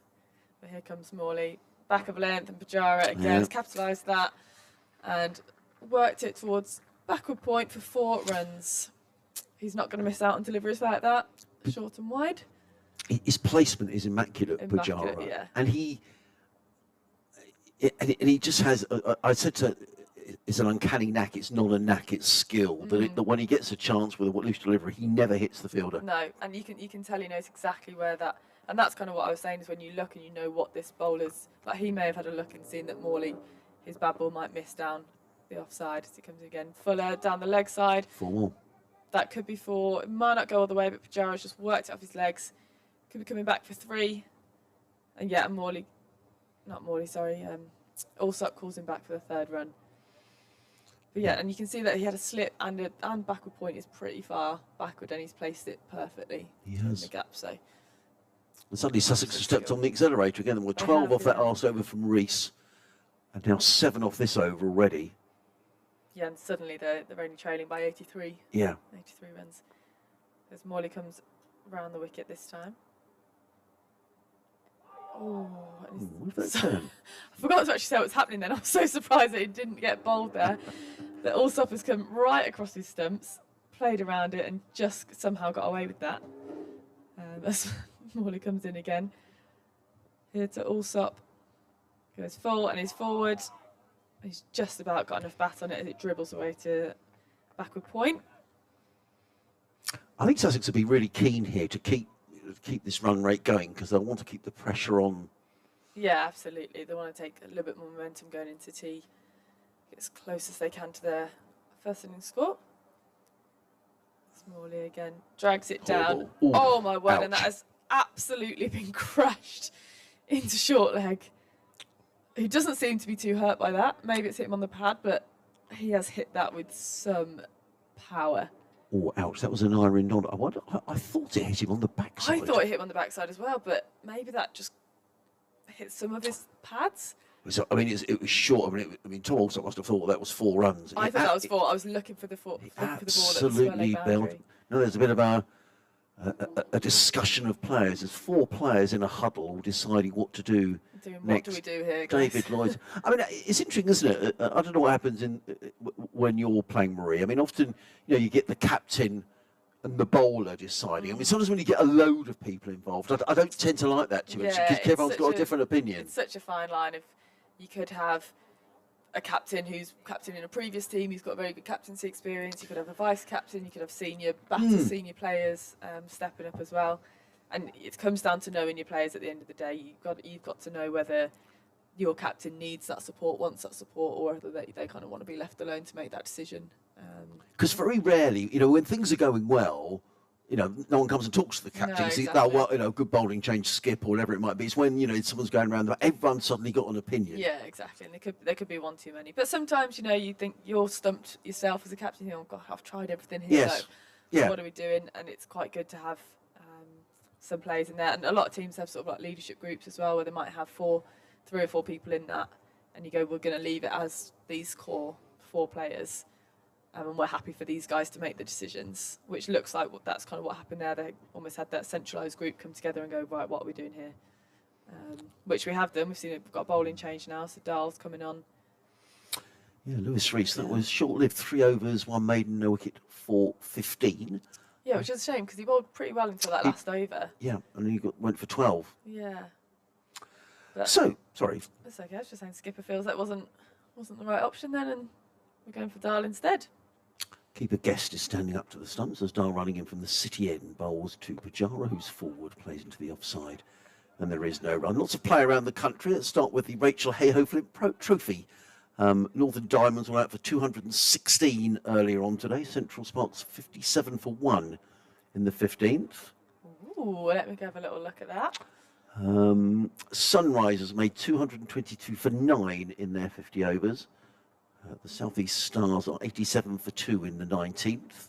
Dahl in bowls to Pujara. Oh, he very nearly played Very on. nearly chopped on. Very, very nearly. And Pujara looked to say, oh, that was close. Very, very close. The ball almost seemed to bounce over the top of the stumps. Pujara survives. He's on 32, 163 for 2. And the only remaining game, Southern Vipers made 295 for 5 against the Western Storm. George Adams making 65. Storm are going okay though, 101 for 2 off their 22 overs.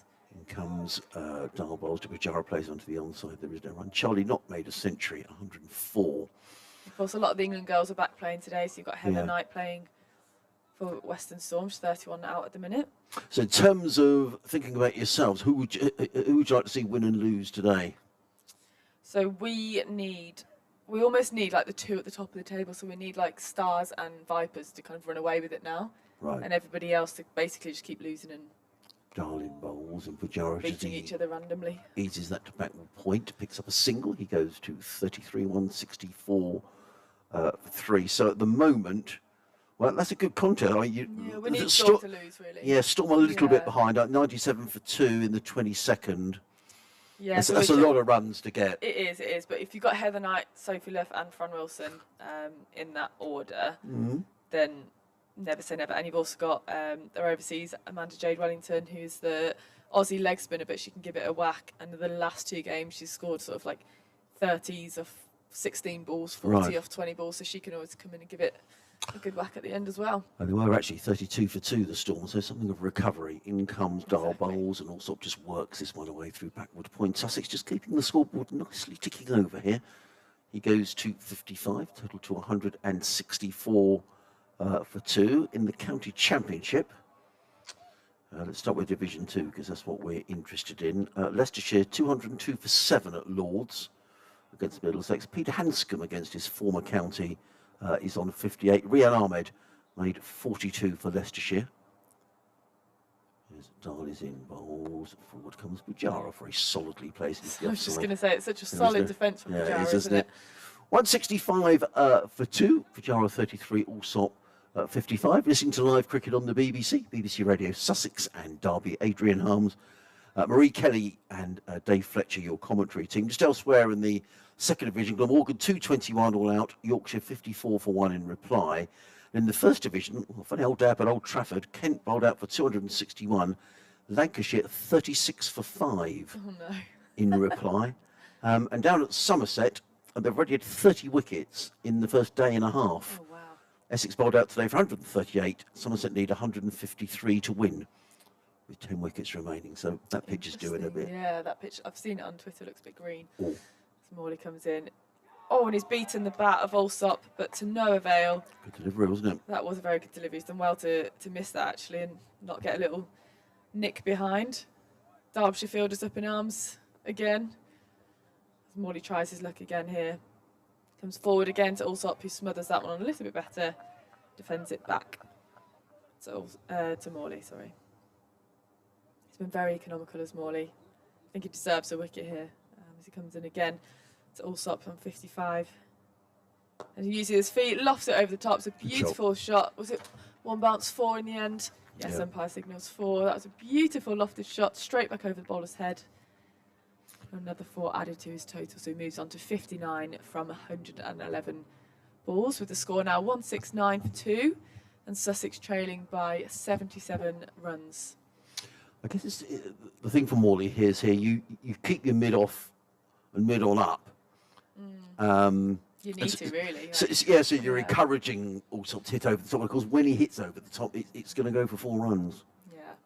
See if he can do it again here as Morley approaches it again. Nice and full again outside the off stump, but Allsop's just defended that to extra cover.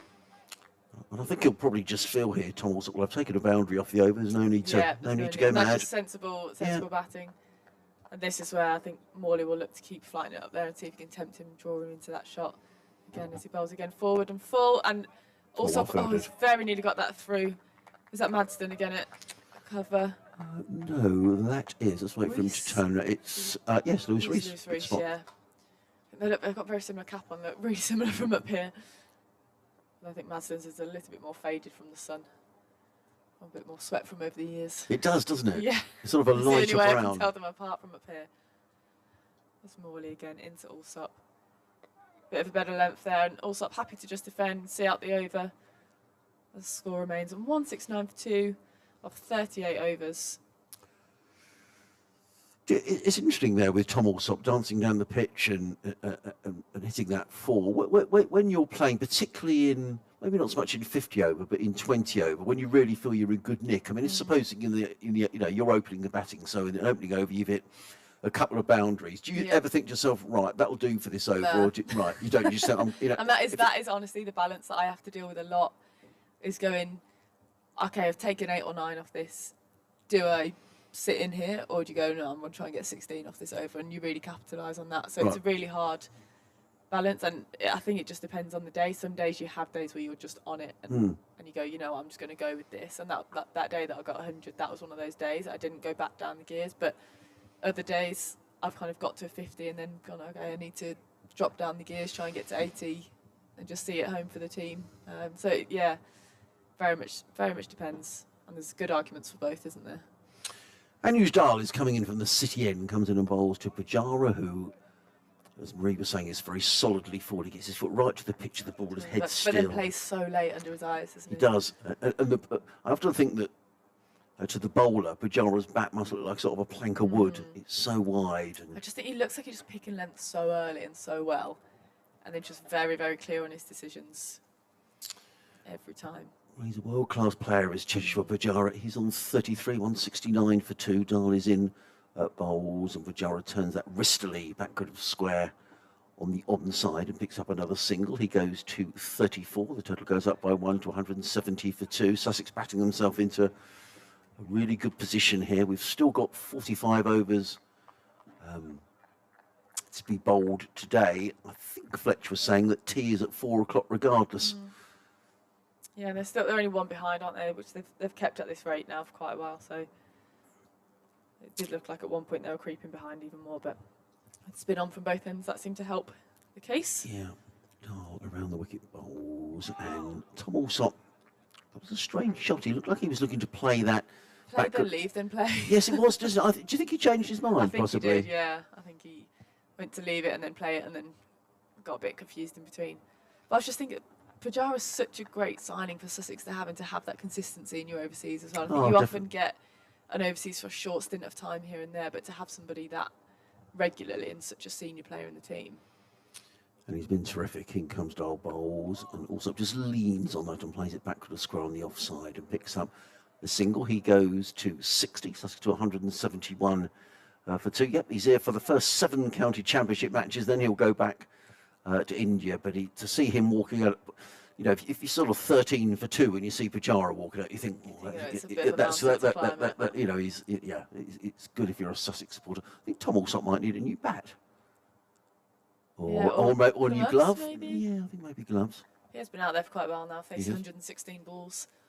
In comes Dahl bowls, and Pujara. That's a bit more extra pounds there, and Pujara's played that very late onto the offside, and there is no run. So when you turn up for a game, how many bats do you have in your bag? I try and only carry around 3 because otherwise it gets too heavy. But I am a bit of a collector, and I've got quite a few at home. Have you? Yeah. I do like a good bat. When do you? I mean, if you know, for example, when you got that 100, would you then feel right? I'm definitely using that bat the next time. That was my favourite bat I've ever had. And it broke shortly after. In comes Dahl bowls to Pujara, plays to mid on, and there is no run. End of the over, 171 for 2. Alsop 60, Pujara on 34. So I guess the temptation is you might think, right, I'll play with it next time. Then on the other hand, you think, well, it's So that bat was on its last leg, so you can tell when a bat's about to go. It gets really whippy at the handle, but that's when it's at its best because you've got that extra like flick, and the ping is just slightly different. But it excites you, but you know that it's not got that many innings left in it. So that bat in particular, I was like literally wrapping it around in like cotton wool. I was not using it in any training. There's any time that there was any bad weather about, not at all getting out of my kit bag. I took it in from my car at night because I didn't want to get it stolen. Really? I was so protective over it, and then it broke actually in one of the 100 games in the I was having hits before the game, and it broke. And I was literally nearly in tears. Sorry, as Morley comes in, drags it down, and he's got away with it. It's gone to short backward square, and Alsop can't help but feel he's missed out there. It was almost too short. I think it just comes through the shot a little bit too early there. I think you ought to apologise to short leg Jack Morley, because his short leg's probably thinking, oh no, here comes another short leg. Did well not to get hit there again. He did really well not to get hit. Let's see if Morley can go a little bit fuller here as he comes in once more. Yeah, that's nice and full. Left well outside the off stump though by Alsop. Not too far outside the off stump. Derbyshire players have got a little bit excited by that, but Alsop looked well in control there. It's Morley coming in for his 3rd ball of the over. Full again. It's got the outside edge this time from a forward defence. And Alsop will likely turn back for another. Yes, he will. So he's got another 2 to his total. Not as convincing that one, but he smothered it well. Just got squirted away down to a vacant 3rd man area. Moves on to 62 from 119 deliveries. So a bit of a 50 strike rate there. There's Morley in again. Nice and full. And Alsop smothers it once more to Lewis Reese. He collects it from short extra cover, giving it a bit of a shine, trying to make it nice for the other end. Morley once more into Alsop. Nice and full. Pretty much a repeat of the same delivery before. Forward defence, just a little bit straighter back to him straight away. And this is, I think, it's a crucial delivery here. Can he finish the over well? We've seen on previous overs, he's been a little bit looser. Mid-on's just dropping back a little bit here to give him a little bit more protection. It comes a little bit flatter this time, a little bit quicker, and Allsop defends it well. That's a great over from Morley there. Very good over, wasn't it? Yes, that's 7 overs for 25 runs for Morley. Scores 173 for 2. Allsop on 62. Pujara steady on 34 off 47 deliveries. Without being too nosy, but I'm going to ask you anyway. Do you get bats provided by sponsors, or how does that work? You're allowed a certain amount of bats, or? Yeah, so I've got sponsorship with GM who've looked after me really, really well. Okay. I think in the contract it's something like 2 or 3 bats a year, but honestly they're so great in that if I don't quite like one, or just sometimes with a bat you just don't get on with it, or that's just not quite the right shape, and players are always learning what shapes they like, and I'm kind of undecided at the minute between a short blade or a long blade, and long handle, short handle, so they give me a few to try, and we go from there. So yeah, very well looked after by them, I must say. Comes Darwin bowls. Pujara turns onto the leg side now. And what do you do? Do you go and collect them, or do they send them to you? Or? It depends. So obviously I'm at Trent Bridge a lot, Yes, and they're so you just can- around the corner. So if I can, I'll go and see them, Yeah. and have a little chat and catch up. And it's quite cool going into the factory and seeing, Yeah, I bet it seeing is. things being Yeah, made. really good. But then obviously we're away a lot as well. So in the 100 they were great. They would send, if I needed some gloves and stuff, they'd send it to the next hotel we were going to and things like that. So they're really on it, stuff like that, and really well looked after. Comes Darwin bowls. Pujara defends onto the onside. In fact, does he pick up a single? Well, they thought there was definitely a single there. I don't know quite why they didn't take a single. There was a bit of yes knowing it was Pujara's call, and I think Tom Allsop sent him back, and I think Allsop was saying, "Oh, sorry about that." There was definitely Yeah, a it's run probably there. a bit of a run there, wasn't there? But better to be safe than sorry, I guess. But bats are expensive. They are, and I mean, that's why I'm so grateful. a couple that of hundred quid a time.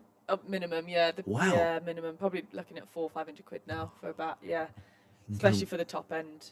Comes top end Darwin range. bowls. Pujara defends into the offside. There is no, and that's really interesting, Marie, because just in terms of getting youngsters involved in cricket. I mean, that's a huge amount of money for a parent to fork out, isn't massively. it? But that's I kind of actually say that to parents. So I do a lot of coaching on the side, and I actually say like bats are probably worth investing in. I'd rather it might be a bigger hit financially earlier on, but I think the more you invest in it, the better your child will do. But they also won't break as much. Whereas if you get cheaper ones, Darwin bowls and Pujara plays to mid off. There is no run. you get a cheaper one, they'll break, and it's almost like you could get a cheaper one for 150 quid, which is mad now that a cheaper one is 150 pounds, but that might break, and then you've got to fork out another 150, another 200. Wow, yeah. And then the flip side of that is if they're going through a growth spurt as well. That's always the difficult age. Is when do you invest in that proper bat, the first proper bat? Because if you're a 13-year-old lad, you might need a good stick, but you could grow another foot over the winter. Here comes Darwin bowls to Pujara, who defends. Got over this by Anuj Dal.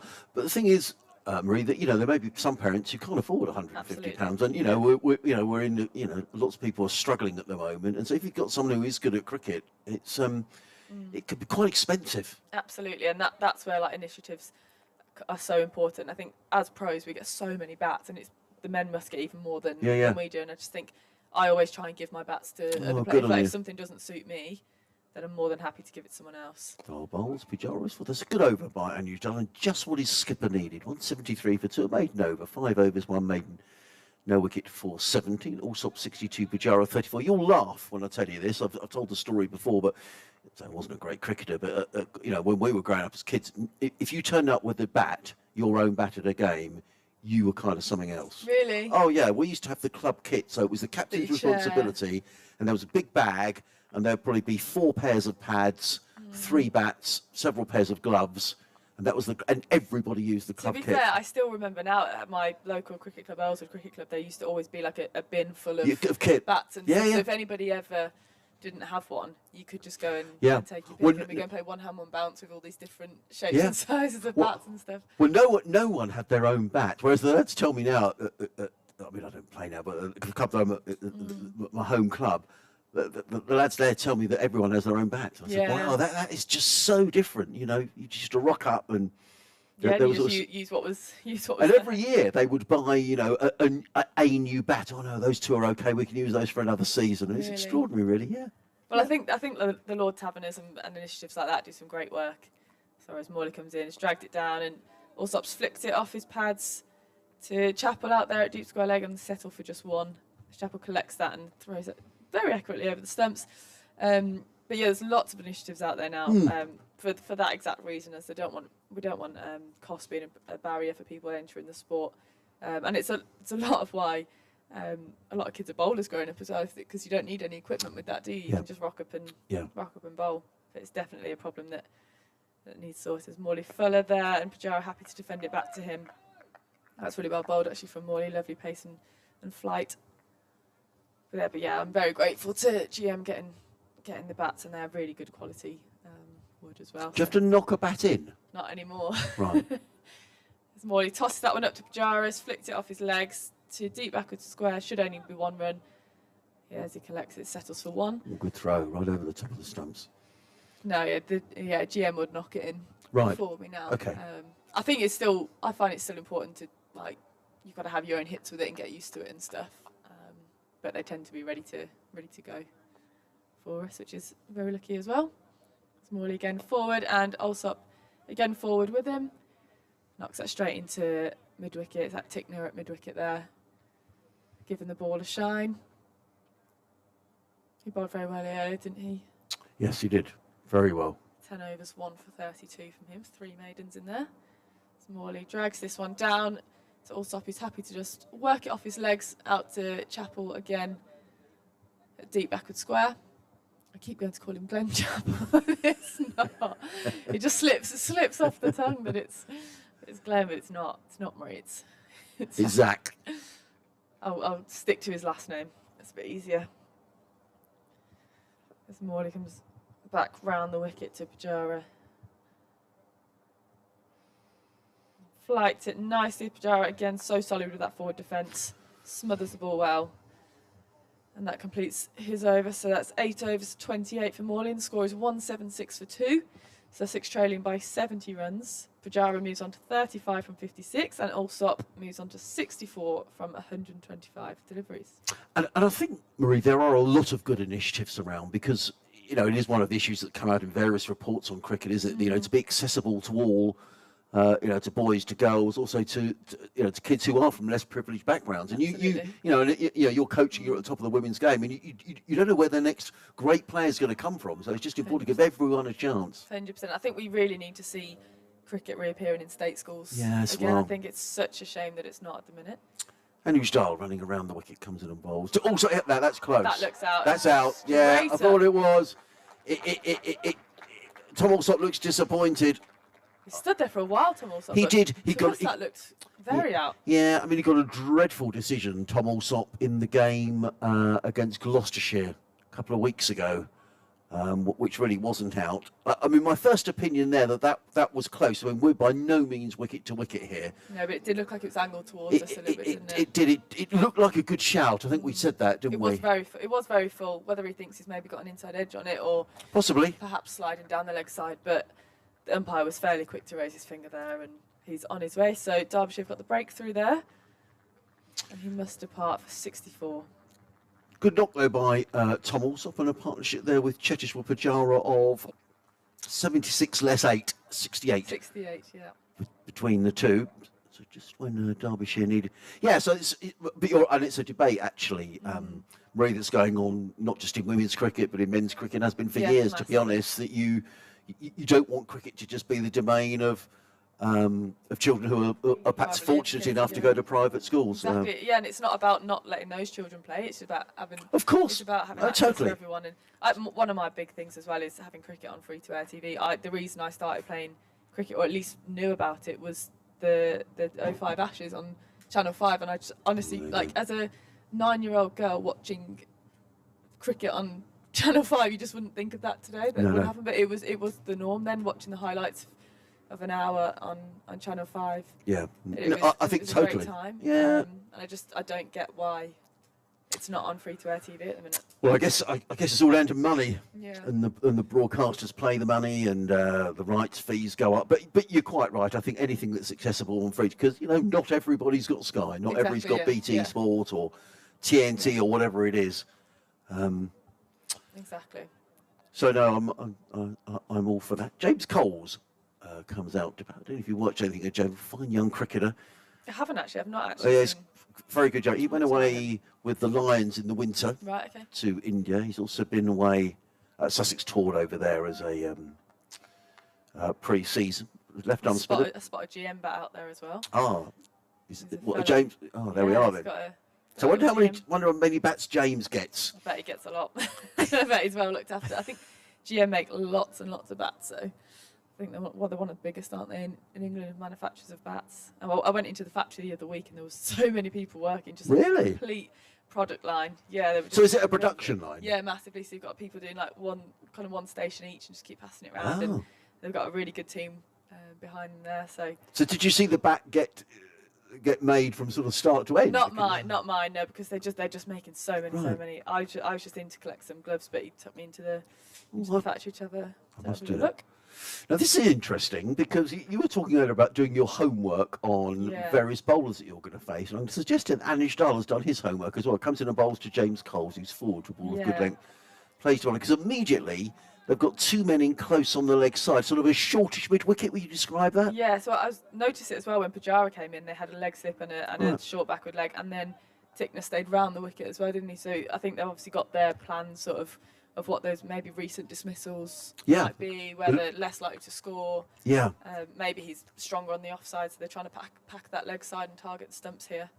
Darling and bowls, and Coles flicks that nicely, wristily through the onside and picks up a single. He's on his way. Sussex to 177 3. Maybe for that, slightly over pitch level, you maybe loft into the onside. But it was just interesting to see that, and there was quite a debate before he bowled the first delivery to James Coles. Yeah, of what they were going with. Yeah. Sometimes as well, you never know whether you need to do your best ball or you play to the batter's strengths or your own strengths. So it depends on the captaincy style as well on the day.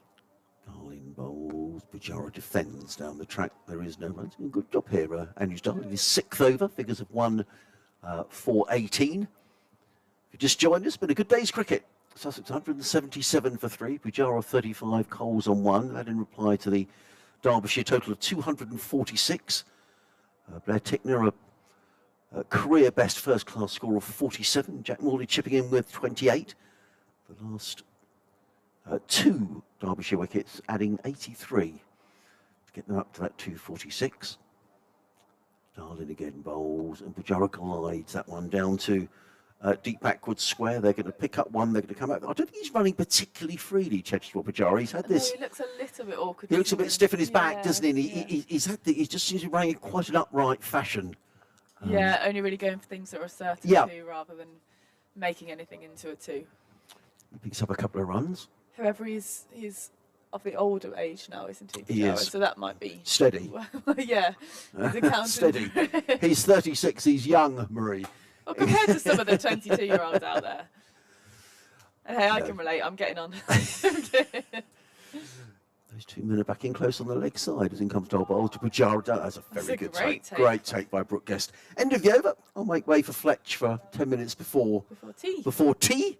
I'll see you after tea. I only want to go early because there might be some cake and I don't want to miss it. Lovely. And what we'll have for tea. So scores moving on to 179 for 3. Sussex trailing by 67 runs. And Coles has got off the mark. He's 1 off 2 and Pujara 37 off 59. We're looking like we've got Morley coming in again, although there's a little bit of a discussion going on. No, Morley is taking his jumper off and he'll be back on to bowl his 9th over of the day. Currently 8 overs, no maidens, no wickets 28, although he has bowled pretty steadily, don't you think? Absolutely. I can tell you precisely what you're having for tea. Nothing. What? No, we don't get tea. No tea? No tea. cakes? No cakes, I'm afraid. Oh, I'm not coming again then. Thought I'd get a cup of tea and a cake, no? You can have a cup of tea anytime you want, but Well, I'm glad I had that second lunch then. yes, that might prove to be crucial. To be fair, I'm actually not hungry after that second lunch. I'm not surprised. As Morley comes in, round the wicket, and there's a little paddle sweep, a huge shout for LBW. Umpire not interested. Ball trickling away to the boundary, it's gone for 4, and he signals leg by. So the LBW shout was on. Players looking like they want to review it, but Yeah, that they do, isn't don't they? an option. They do. That'll be interesting to watch that one back later on there, but there's a very loud shout for LBW. There as Coles has just paddle swept that, or kicked it really for 4. I imagine trying to get this leg slip out or the short square leg out of the way. It's Morley in again, a bit shorter this time. His back foot punches through to deep cover, and Coles just trickles down the wicket for a steady single as he moves on to 2 runs. 4 balls. Morley was convinced, wasn't he, that he'd got his man there. Be interesting to watch that one back and see if it was sliding. He stays round the wicket to Pujara. As he comes in again, Shortham, cut away to deep backward point. Will this go forward? Chappell's on the chase. He's collected it well and they've pushed through for another 2. That's well fielded by Chappell out there, saving the boundary. But another 2 runs added onto the Sussex totals. It's 185 for 3 and trailing by just 61 now. Yes, they'll be well in front by the close of play, I would have thought.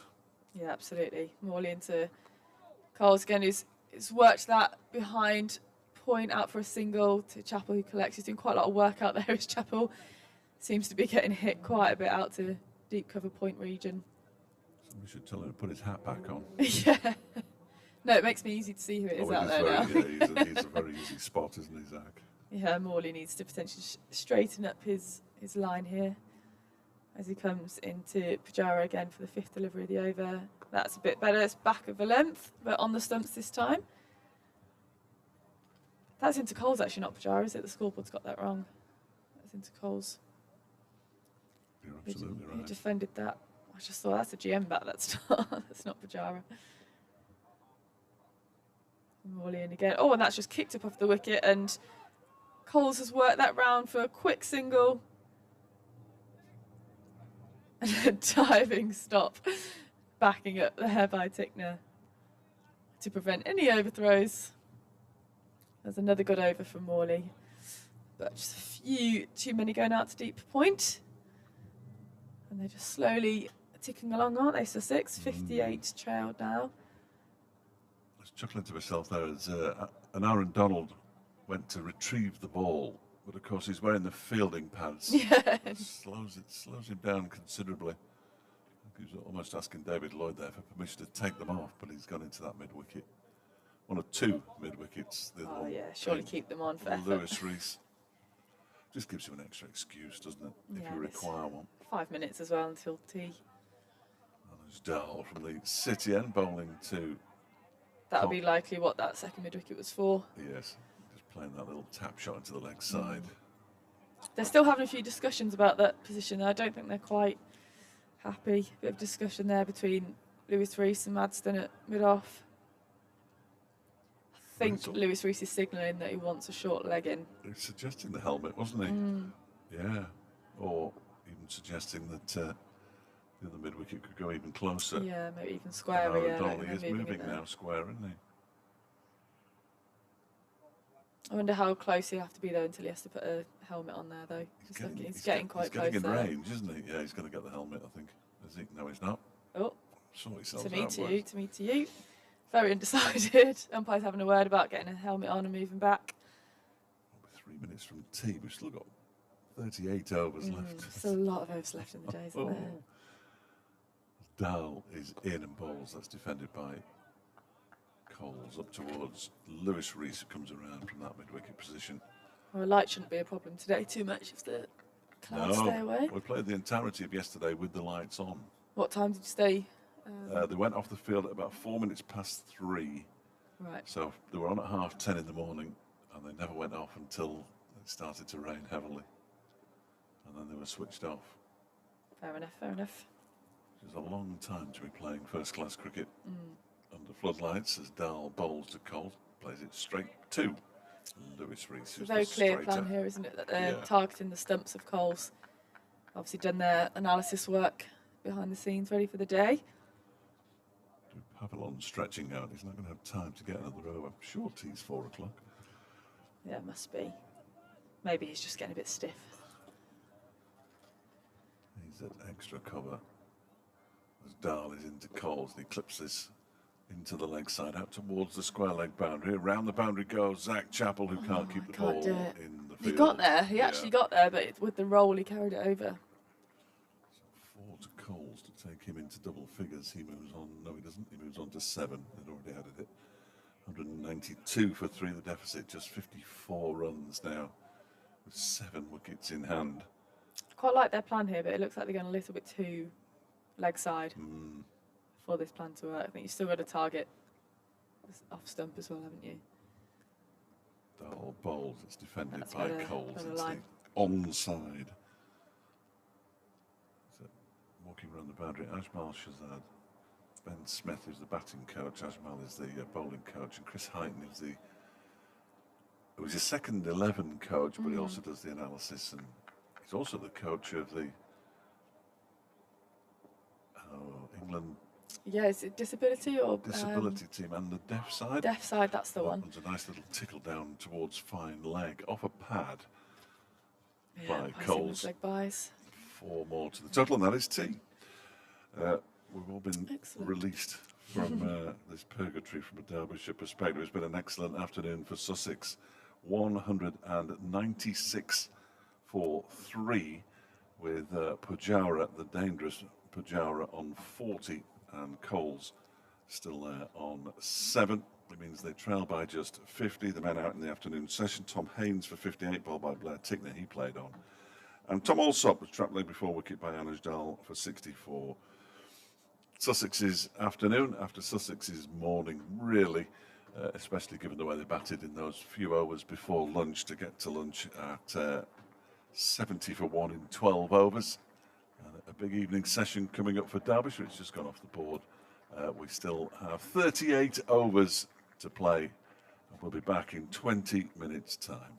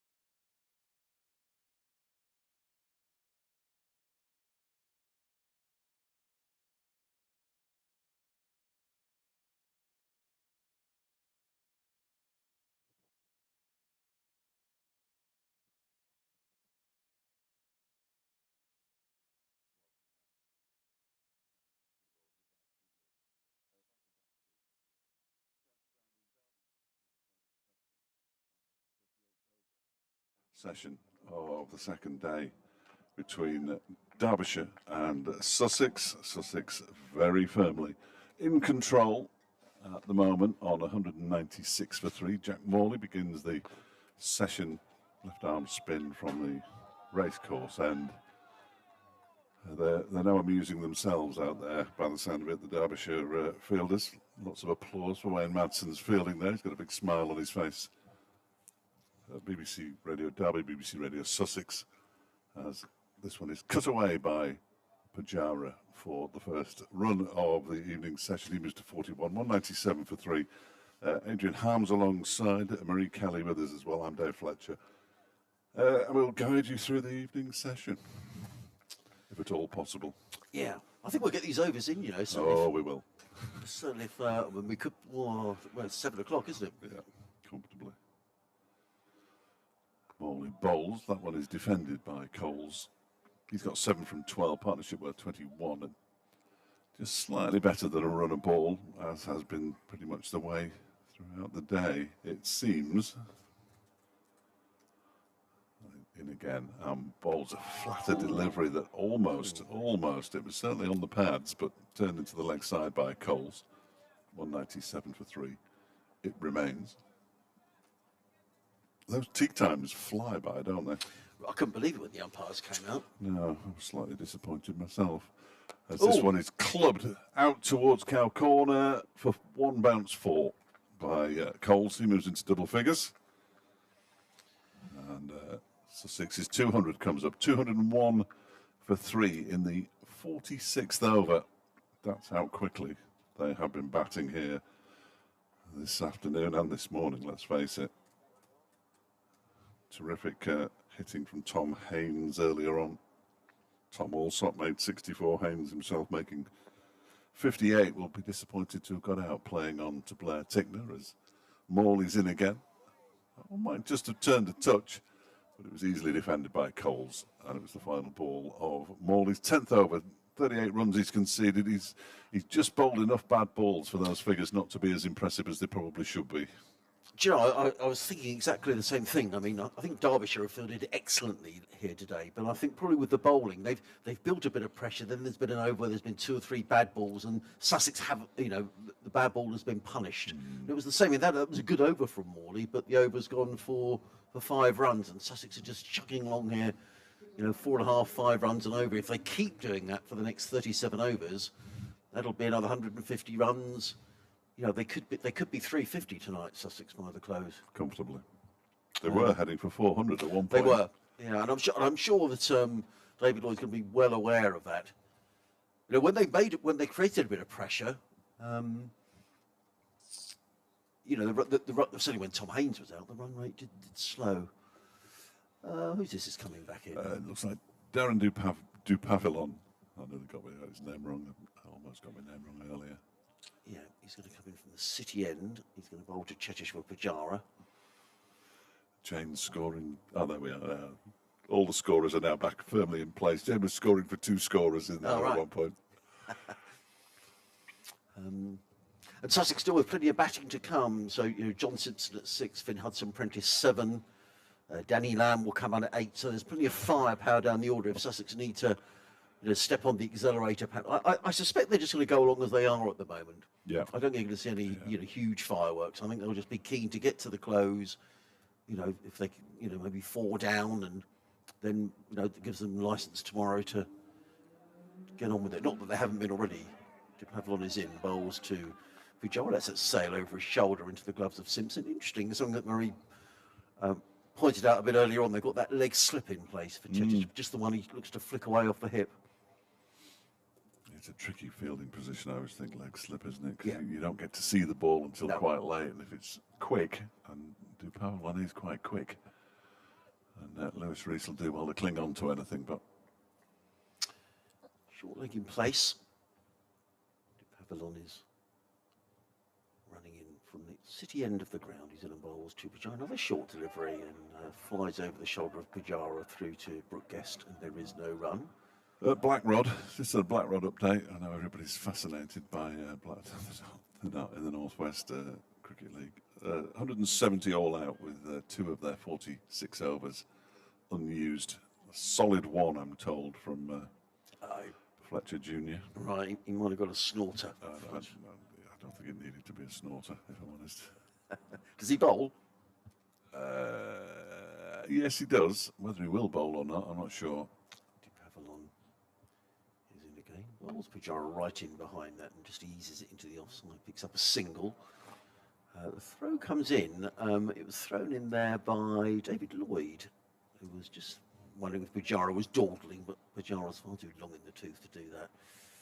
It was backed up, but not before Pujara goes through to his 42nd run. I'm going to need to look up Pujara's stats in a minute to get sort of, I mean, in terms of his, I made a little note of his first class hundreds. I'm not saying he's going to get 100. I don't want to talk him out, of course. 63 first class hundreds. God grief. Averaging 51 in first class cricket. I think that's outside of his test match career as well. That is outrageous. I've got a note here, 20,378 runs. That was at the beginning of the season. Steady.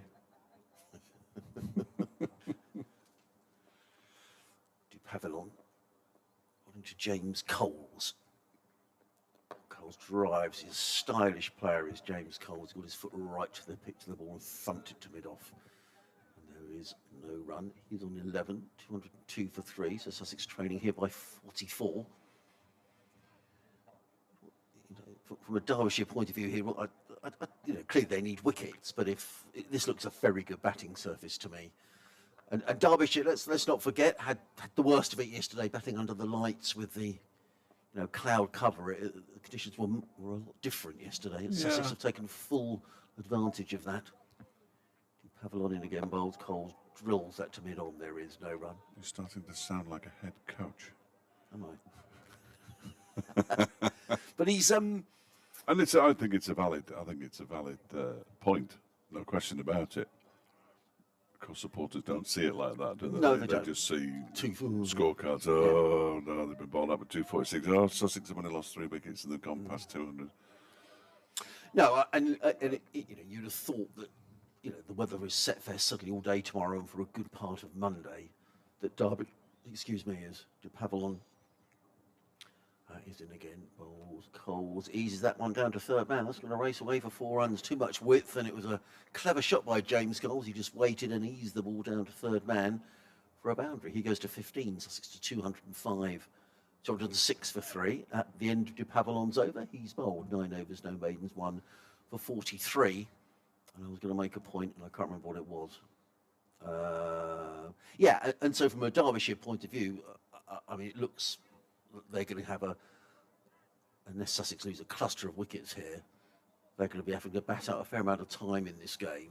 But it's a good track, and I'm sure they'll be saying, well, it's a good track, and if conditions stay the same, Yeah. you just imagine him closing in tomorrow and being asked to bat in with the lights on, and I think tomorrow's fine. Yeah. It's perhaps Monday maybe slightly, and that just maybe. Well, we have this discussion every match, I think, with every commentator, looking at the weather forecast. But certainly on Monday, there was a suggestion of some rain later in the day, which may impact Sussex's. Jack Morley begins a new over to Cheteshwar Pujara, just forces it up to the straight short mid-wicket Lewis Rees, and there's no run. Well, I just mean in terms of if they are, they'll certainly be wanting to keep the pressure on Derbyshire and keep the scoreboard ticking over. And comes Morley again, bowls. That's pushed no more than that by Pujara out into the offside. He sets off for the second with his hand up saying no. Well fielded. I think it was Zach Chappell with the fielding. There was not a second run there. No. So they stick to the 1.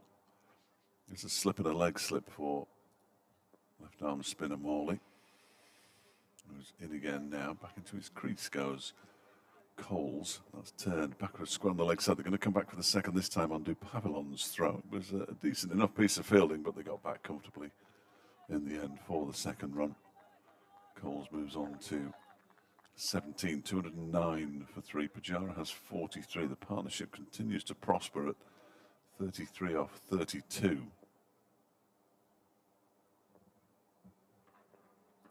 And Morley's in once again. Bowls, and this one is launched back down the ground. That's going to go all the way for 6, I fancy. Yes. down towards us at long on. It was good use of the feet by Coles. Launched it back over Morley's head. It's almost an occupational hazard of a spin bowler. Yeah. Cole moves to 23, 215 for 3. Spinner on a non-turning track is always going to be interesting. And we did wonder actually earlier, I mean, you could understand why Jack Morley's got his mid-off and his mid-on up, because he's encouraging to be hit over the top. I just wonder almost the time. Wayne Madsen, they're interesting, just saying, do you want me back to make Coles think twice about it? His heavily bandaged right hand. Morley bowls, that's a flatter delivery, almost in response to being hit. Back over his head, it's pushed up towards mid-off where David Lloyd does the fielding. Ben Aitchison walking around the boundaries, sporting a pretty impressive moustache himself these days, as that one is turned into the leg side by Coles for another single. Marie's going for a walk as well. Yes, but she went down to see the, I'll tell you his name really, we have an artist in the building. 216 down for here, yeah. 3 the score. He gave me one of his cards. These cards are fantastic. So he's Andy Brown, who's painted sports including baseball, cricket, NFL, football, polo, and more in over 20 countries. He was telling us this morning he'd been out in the IPL. He's been on ESPN, Fox, BBC. He's a question in Trivial Pursuit apparently. Oh. A couple of books as well, and his card. Look at that. That's fantastic, isn't it? Like a little cigarette card. Andy Brown. Is painting the county ground today, and when I say painting it, he was introduced as a painter, and I'm thinking, well, yeah, he could do with a bit of a spruce up, but I'm not sure on a match day. And then it was explained he was actually an artist rather than a painter and decorator. And Marie said to me, what time do you need me back? So I said, well, you'll be all right till 5 o'clock. He said, I need to get my steps in. That's kids today, though, isn't it? Kids today. Have a little walk around with Sarah for the far side of the ground. Pavlon is going to carry on from the city end. Just the 2 slips in place. The Pavlon in bowls to Coles, who's right in behind this, plays into the offside. There is no run. And Sussex, since tea, have scored 20 in the first 3 overs, so that they're keeping up this. They're keeping the pressure on. They're in a good position here, and they've got sort of the foot on the throat, haven't they? Yeah, absolutely. And difficult here for David Lloyd, because I mean the way to stem this flow of runs is to take wickets, but if you have attacking fields, there's more gaps around the field, and the ball has been disappearing. So not easy here for the Derbyshire skipper. 216 for 3 to Pavlon. In again, bowls, and Coles drives elegantly. He's a good-looking player, James Coles, followed by Lewis Rees. Yeah, he really is. And there is no run. Paul Fabracer said in public that he thinks he's an England player in the making. Yeah. James Coles, he's a fine player. He'll probably get out next ball.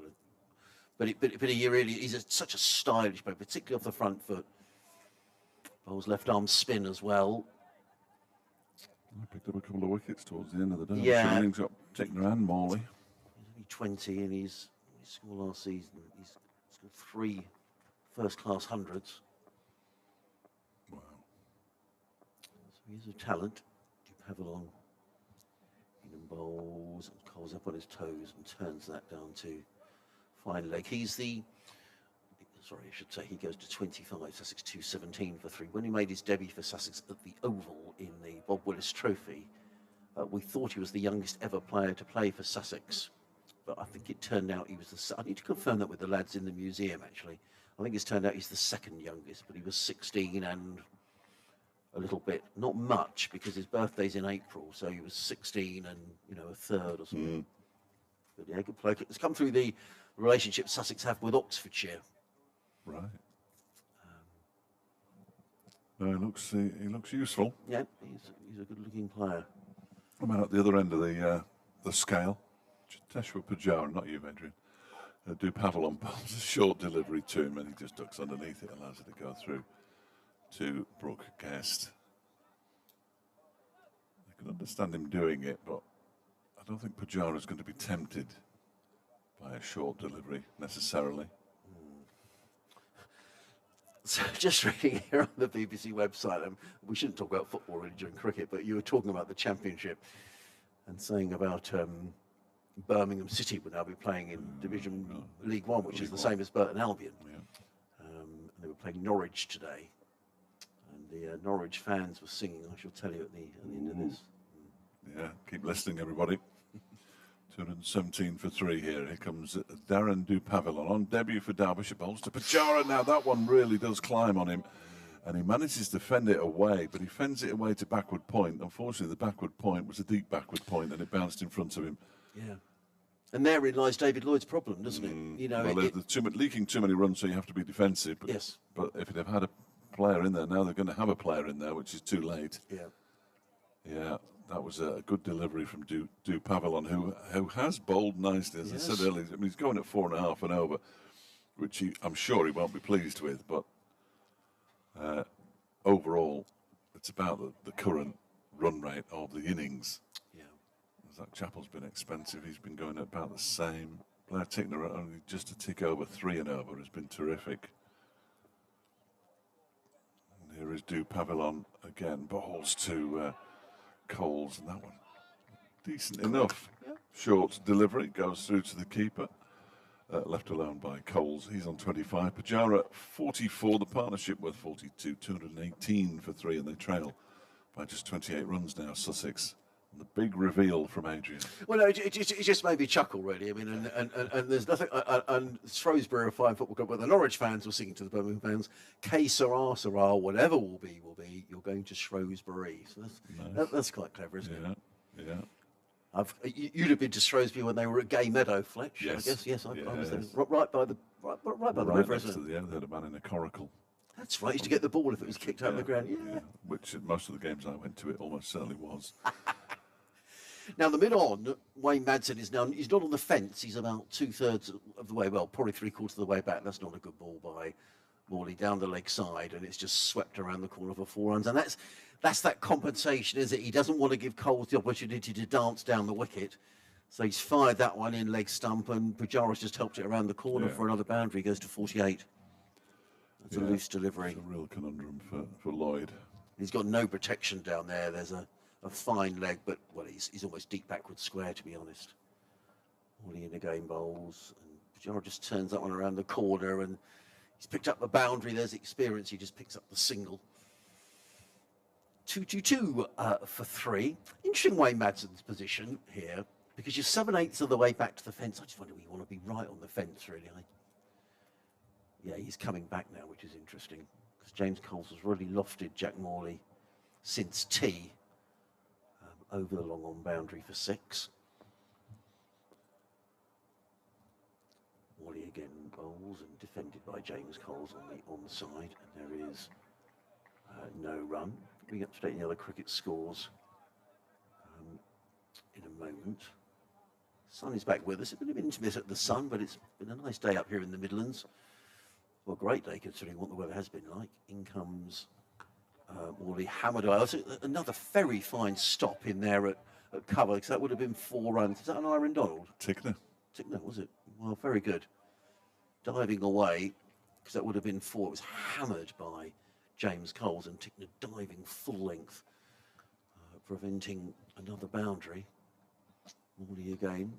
In and bowls. Pajara is forward. Plays that to me over there. We'll think about a single bit of fielding there by David Lloyd, the Derbyshire skipper, was very quickly in to prevent the single. And he probably heard the shout from Pajara of no, no, no. Would have been his 50th run. Morley in again. Bowls short, too short, and Pajara just eases that one out to the cover boundary. They're going to take a single, but Zach Chappell's a good fielder, and that's a very good throw. Comes in, gets applause from Wayne Madsen. And 50 for Cheteshwar Pajara, who raises his bat. And yet again, it's a ground that he loves here. He made a double 100 here a couple of seasons ago. Pajara 50, Coles 26, Sussex 225 for 3. So the arrears now 21. There's still another 33 overs to be bowled tonight. So Sussex, you would think, would be thinking, well, we could well have a lead of a... We never know what's going to happen, but it looks a good track. You know, I think Sussex will be disappointed if they don't have a lead of around about 100 by the close of play tonight. Well, the current rate, their lead, because they've obviously got another 21 runs to knock off, but it'd be around about 120, 130. So by lunch tomorrow, it could be up to 250, 260. Just notice Lancashire, Fletcher, 53 for 8. Oh, nice. against Kent at Old Trafford. Good side, Kent. I imagine. I've no idea. Well, they've not had a good start to the season at all. Neither of Lancashire, though. They're bottom, aren't they? Of the First Division. Where's Agar with 4? And Nathan Gilchrist with 4 wickets for Local boys. Here comes another one. Dupavilon bowls a short delivery that banged into another local boy, Cheteshwar Pujara, who lets it go through to Brookcast. It's a weird game down at Taunton. I mean, Essex 156 and 138, Somerset making 128. That was 10 wickets, sorry, 30 wickets fell in about a day and a third. And now Somerset 70 without loss, needing another 97 to win. I mean, how does that happen? It's crazy, isn't it? That could well all be over today. It'd be surprising if it isn't, actually. Second Division, what's we're entered in? Leicestershire 241 for 8 at Lords. Peter Hanscom against his former county at 72 not out. Good player. And Yorkshire 156 for 2 at Headingley against Glamorgan, who made 221. Dupavilon from the City end bowls to Pujara, who goes for quite an expansive shot. By Pujara's standards, he tried to cut it away. Actually came off the bottom edge of the bat straight into the ground. The way Madson's feeling at backward point, well, actually he's not anymore. He's feeling extra cover. I think he'll come back to backward point, which I think is quite a risk given his hand situation. Yeah. I mean, he will have said he's fine to field there, I'm sure. If you want to see work in progress on that picture that I was talking about, Andy Brown, he's on Andy B is an artist. It's his Twitter handle. I've just retweeted it, and he's put a picture up at T. As this next one from Dupavilon is played nicely off the back foot by Pujara up towards the long off boundary. They've run a couple already. David Lloyd gets to the ball now. They're going to come back for the third as well. Pujara going to the danger end, but he gets there comfortably. And 3 more to Pujara, who moves to 53, 231 for 3. And the deficit just 15. Must be great to have a talent like that. I think I've pressed the wrong button. No, you're all right. Don't worry about it. Yeah, it's a really nice portrait. There's also I'll retweet that from Griff as well. If you don't already follow David Griffin at D Griffin Pics, why not? With a picture of Andy himself painting the painting. Does he live in Derby or? No, he's got very much what I would describe as a southern accent. Right, okay. I might go and see him in a minute when I'm off and ask him where he comes from. That's very much a generalisation from me, though. As Dupavilon is in and bowls to Coles, who pushes this out to the offside, fielded by Rees, and there is no run.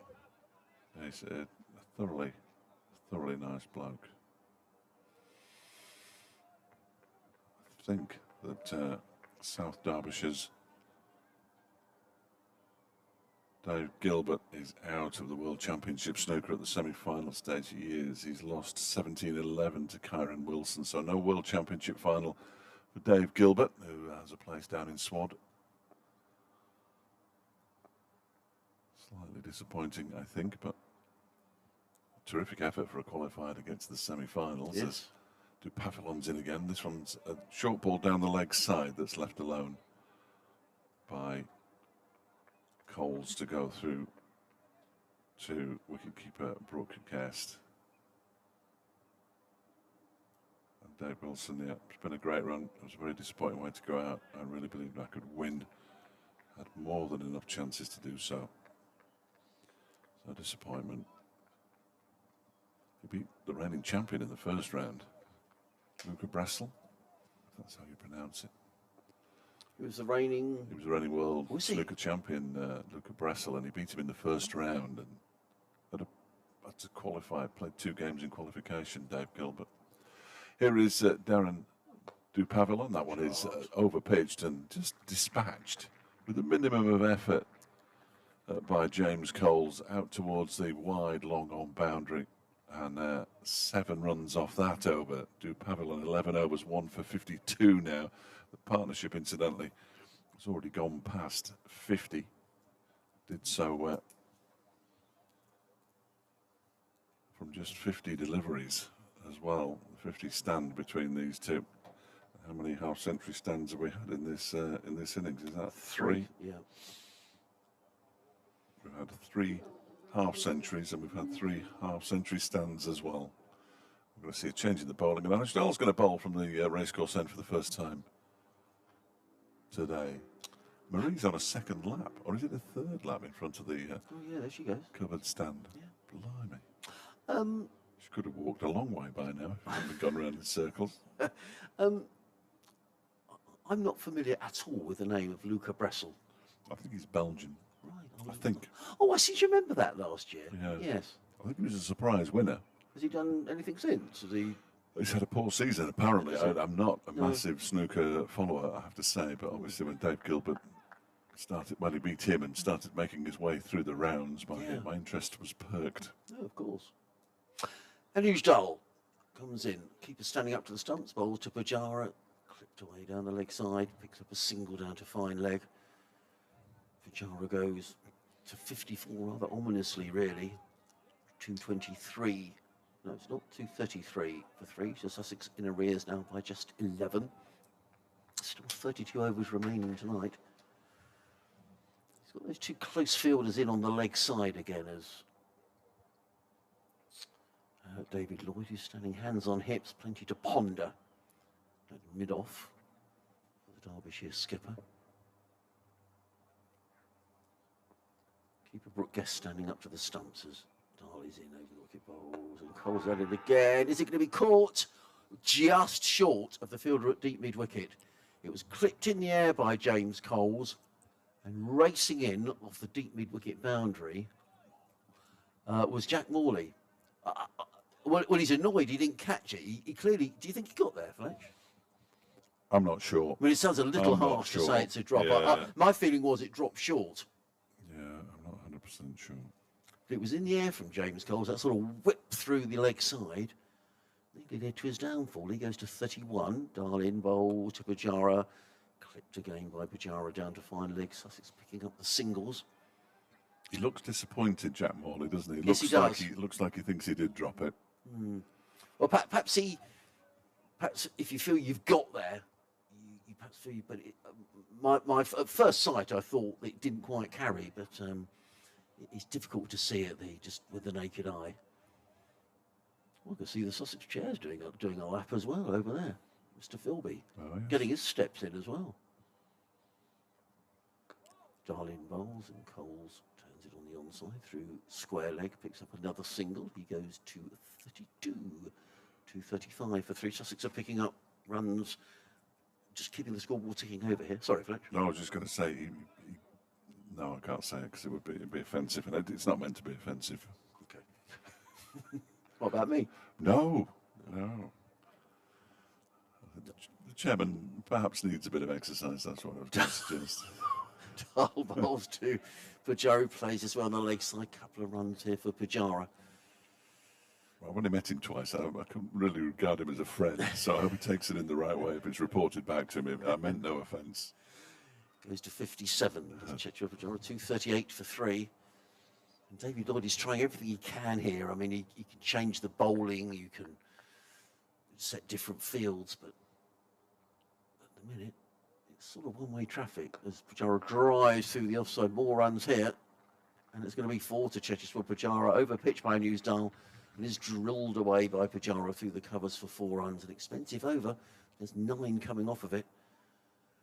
And Sussex to within 4 of the Derbyshire total. Still 31 overs to be bowled tonight.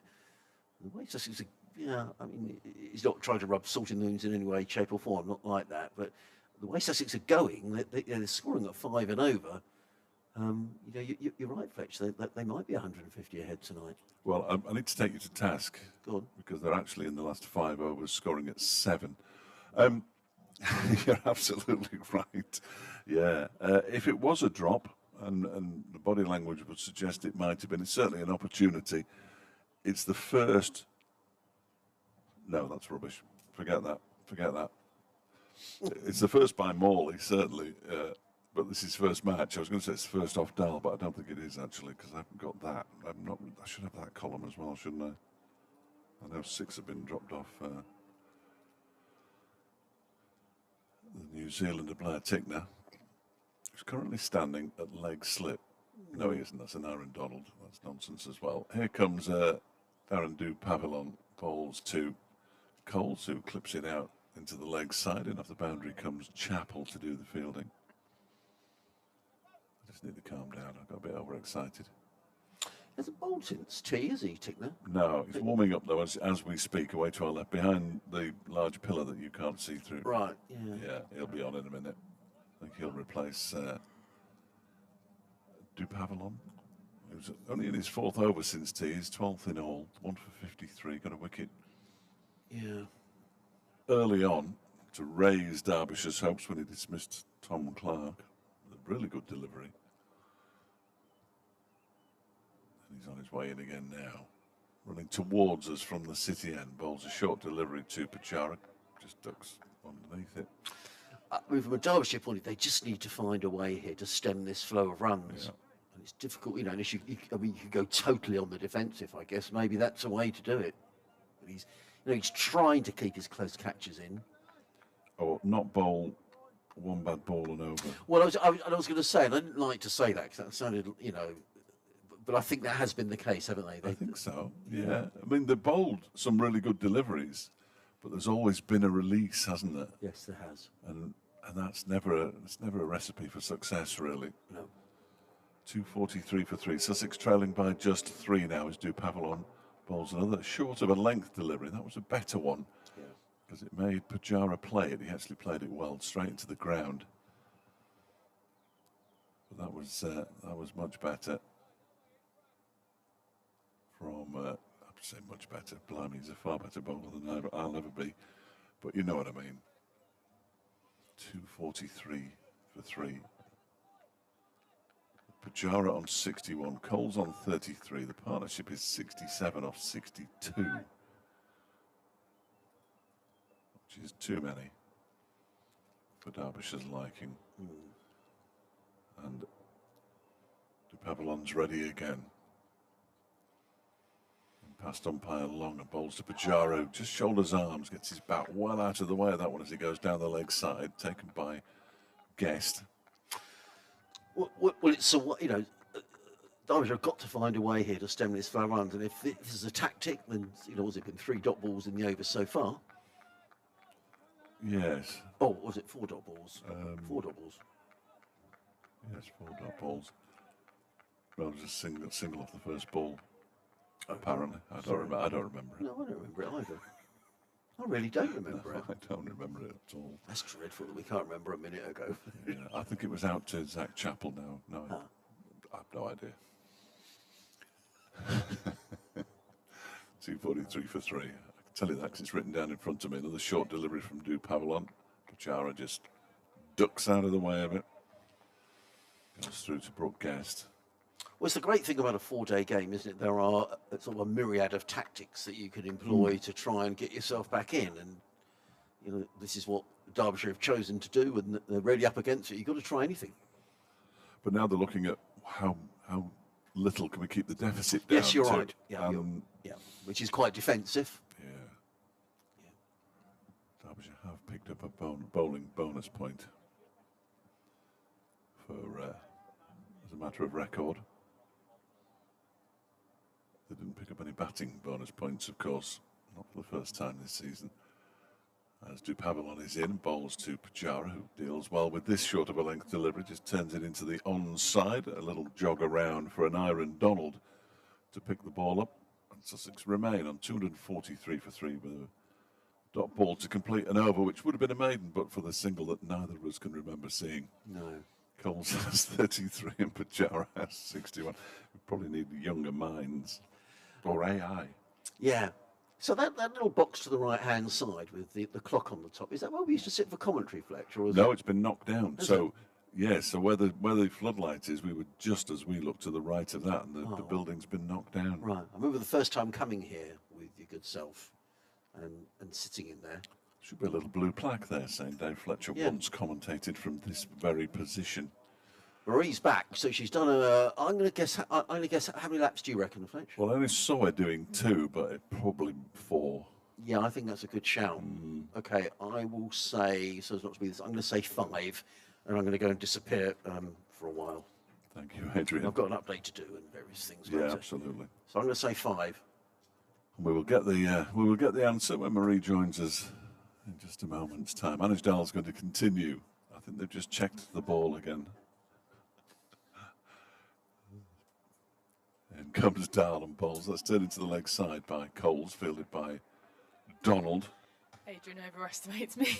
It was only 2 Was it laps. only 2? I did one slow one where I was talking to the painter. Who did tell me his name? Andy Brown. Andy Brown, that's it. Yeah. I was admiring his artwork. He's Yeah, it's painting a impressive, lovely. isn't it? I've got his card here, yeah, Andy Brown. What a good card it is as well, by It the way. is, isn't it's it? a That's great terrific, card. that. Yeah, I showed Adrian. He gave me one this morning as Dal bowls. That's defended by Coles out into the offside. But yeah, I couldn't believe he'd only started it this morning. I thought It's it must brilliant. have been yesterday, maybe the day before. Or he's come early and get it all set up. And he showed me another one. He'd almost done like a draft one as well. Wow. And then done all of that in one day. It's beautiful. Yes. Well, I retweeted his tweet from T where he had the ground in the background and the painting in the foreground. It's absolutely brilliant. Yeah, so I spent a bit. He disrupted my lap. I'll say that. Yeah. That's why it took so long. Slowed you right down. As Dal bowls to Coles, who turns that one into the leg side for a single out to Jack Morley. While you were on one of your many laps, did you see the chance for Jack Morley by any chance? I didn't. No, I must have missed that. What happened? Well, that's what I was going to ask you, actually, Oh, did you? because neither of us were really 100% certain whether it carried as a catch. The body language suggested that it might have done. Pujara playing the ball out into the leg side. What was it, out to deep square? Or something? Yeah, pretty much where he is now, and he had to dive forward, one of those horrible ones where you have to Oh. dive forward. They're never nice, are they? No, I think, well, whilst I was walking, there's some bits you can see the ground and some there Yes, isn't. of So I was course. trying to quickly scamper past the bits that I couldn't see and then do a slow walk on the bits I could. Well, yeah, the far end is particularly troublesome with the permanent temporary stand and the members' pavilion. You have to walk around the back of those. Yeah, exactly. But yeah, I spent a bit of time talking to Andy, looking at his artwork, and didn't actually see much of the cricket. Next delivery from Dahl is turned into the leg side by Pujara. But I saw a few nasty bumpers from De Pavillon. Yes, did you see any from side on? I always think side Yeah, on. So I there, took a video actually, 'cause Yeah, it just it's- looked rapid from side on. yeah, side on. From that corner down there by the change rooms, he looked really quick, and almost you can see how far he kind of took off from as well. Like he really leaps into the crease. Dahl bowls turn into the leg side. An attempt to stop it by the man at short backward square leg, who is an Aaron Donald. He can't get there. Morley fields. Pujara moves to 62. 245 for 3. They are one behind Sussex. And they have 7 wickets in hand. Yeah, they're just shown how to bat, aren't they? In the minute, they're making it look pretty easy out there. Dahl bowls. That's defended by Coles. Fielded by Tickner, who, as he often does, is running somewhere. He's going to take over from Du Pavillon, I think. He's just been doing some stretches in the previous over that Du Pavillon bowled. So Darren Du Pavillon's spell after tea, 4 overs for 15. A lot of short balls in there. One or two. One in particular really troubled Pujara. Yeah, just no fielder there, was there? No Just- fielder there because the backward point was too deep, or was deeper, because they're trying to say it's that horrible situation, isn't it, where you're trying to stop the flow of runs, but you also need to take wickets, Yeah. and you feel there's a sort of in a I just halfway feel whenever house. they've brought anyone in and tried to squeeze some pressure, they've just bowled a bit too loosely, and the balls have gone sailing past them, in particular to sort of deep backward point sort of Exactly. region. So then they've had to have that man out, and then it's just been too easy to get singles down there as well, hasn't it? Yeah. So there he is. The real shame about his big picture that appears on the big screen is that it's Son's moustache. I know. I was just about to say the Yeah, moustache. he shaved it off. I was thinking, who's that bowler? I didn't recognise it. When he first arrived, we were introduced to him, and I'd seen him with a moustache in all the photographs that I'd seen, and he didn't have a moustache. And I said to him, what on earth is going on here? Yeah, it looks very different. He as sort of well. smiled at me, as he does most of the time, and now it's back. I'd like to take credit for it, but I'm not sure that I can. Thank you, Stephen. Didn't carry to Morley. Thank you, Steve. We all missed that. Yeah, so I'm going to cross that out now. Tickner started off very well then. Early on the stumps, bringing Pujara forwards. Not the most convincing defence we've seen from Pujara all day, but nevertheless, he kept it out. Yeah, it's a pretty Solid defence, doesn't he? Jiteshwar Pujara, which is why he actually flashed at one before. He tried to cut it and it went off the bottom edge into the ground, and it was as aggressive a shot I think I've seen him play. Yeah, I think Coles has been a bit more of the aggressor, hasn't he? In particular against spin. Having said that, he cuts that delivery from player Tickner out towards the backward point boundary where Pavillon finds himself, if he needed to find himself. That's where he is. Chappell's done a fair bit of running out on that cover side boundary, hasn't he? He's got his yards in today. Yes. Do you think we'll see him bowl again today? Only the 8 overs. Well, he's so been far, underused, hasn't he? But he has conceded fairly 37 expensive. runs from his 8 overs. So, Yeah. but it's no worse than some of the others. Tickner's next delivery is played off the back foot by Coles up towards mid-off. It's fielded by the Derbyshire skipper, David Lloyd, who must be scratching his head, trying to work out exactly what he can do here. They'll probably have to just keep changing it now. Just don't let these two settle on any bowler, so they can't get any bowler away. It's that balance, isn't it, between letting your seamers and spinners kind of settle in, but also you don't want to give them too many sighters. Tickner bowls, that's on the stumps and it's clipped away too straight really, and poor old Zach Chappell, who has to do the running to try to get there, can't get there, and it's 4 runs. And saying to Adrian before, they have bowled some good deliveries, but there seems to have been 1 and over which has been bad and it's been put away, and then you go in at 4 and over and anything else you can pick up. But it just releases the pressure, doesn't it? You've got no real need then to play any loose shots or try and force something or stand out your ground, move around, or anything like that to put the pressure back on the bowler if you know a bad ball's coming once or even maybe twice and over. Yes. I need to squeeze this email in before I go off to do my update and leave you all by yourself, Marie. It's from John, George and Uren. As Tickner is in and bowls, that's a short delivery and it's ducked underneath by Coles. Good afternoon / evening to yourself and everybody else there from the unofficial supporters club in Shenyang. Thanks for keeping us company for the evening. Can you confirm if the chap by the wedding venue has completed his painting for the day? Not quite yet, but I'm sure he will. With the time coming up to midnight, we're declaring for the night. Hope we can wake up in the morning at least 3 more wickets down, or at least more than 3 wickets down. Yeah, so do I. Shenyang, northeast China, I believe. wow. Yeah. Oh, it's incredible. It's unbelievable. One of the 28 countries Adrian was mentioning before that are listening in today. Certainly what I wasn't expecting. Jonathan Case, he has been in touch in previous matches as well. Good to hear from you, Jonathan. Go to bed with our blessing. In comes Tickner and bowls another short delivery, the last ball of the over. It's allowed to go through to Brooke Guest. And there is no run. 250 for 3. The Sussex lead is 4. Coles has 38. Pujara has 63. The partnership's worth 74. All the numbers on that board are far too big from a Derbyshire perspective, and I've just got to nip off for a moment. So carry on, Marie. Absolutely, you can leave it all to me. We've got a change of bowler from this end. We've got Anuj Dal coming back onto bowl. His bowl is 9 overs, 1 maiden, 1 for 36 so far. So just what I was talking about before, I think they needed a bit of a bowling change here, which David Lloyd, the skipper, has gone for and opted in Anuj Dal. He bowled really well earlier, actually. He got the breakthrough. Hopefully he can do the same again as he's loading up, ready to bowl into Pujara now. We've got a short leg in as well as Anuj comes in now. Forward into Pujara, and it's placed exactly towards that short leg fielder. Not quite in as a catcher, but not quite on the proverbial ring, as it were, in sort of 50 over or T20 cricket. Sort of saving one in there, not letting him get off strike, tickling it round the corner. But he started well there, as Dal. Score is 250 for 3. As Dal comes back in again to Pujara. And it's full and straight. Pujara drives it pretty steadily to Madston down at mid-on for no run. Pujara just looking like he's getting his eye in against Dal here.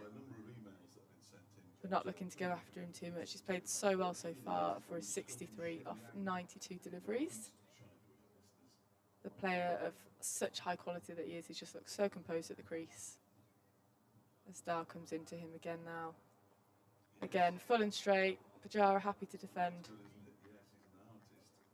as Dave was saying earlier, probably waiting for that loose delivery that Derbyshire bowlers have seemed to have bowled. So at least one per over at the minute, which has been their downfall so far today. They just need a little bit more consistency. See if they can try and get a few maidens together to kind of force some sort of pressure on the Sussex batsman. It's Darling again, full and straight again. Pujara covers that even more, leans in even more into that as the ball just trickles into mid-wicket for no run to Lewis Rees there at mid-wicket. And I wonder if we'll see any spinners come on again soon, or if they're going to go pace-heavy attack for the foreseeable. Perhaps we'll see Chappell come back on again, as he's only been used for 8 overs so far today. There's Dahl in again to Pujara. On that length again, gets a little bit of an inside edge, but square leg has covered it for no run. Pujara still 63 of 95 deliveries. The score remains at 250 for 3. The penultimate ball of the over. See if Dahl can get some sort of breakthrough here. He's had 5 deliveries very well so far this over. Every single ball has been on the money. See if he can complete the set here. As he comes in again to Pujara, again on the money, a little bit more back of a length, but Pujara happy to drive that to Madsden. And that's another maiden over for Dahl. So we've got 2 maidens to his name, 10 overs, 2 maidens, 1 for 36. So he's been the most economical bowler so far today. Let's see if he can pick up another couple of wickets. So we've got Tickner coming on from the other end.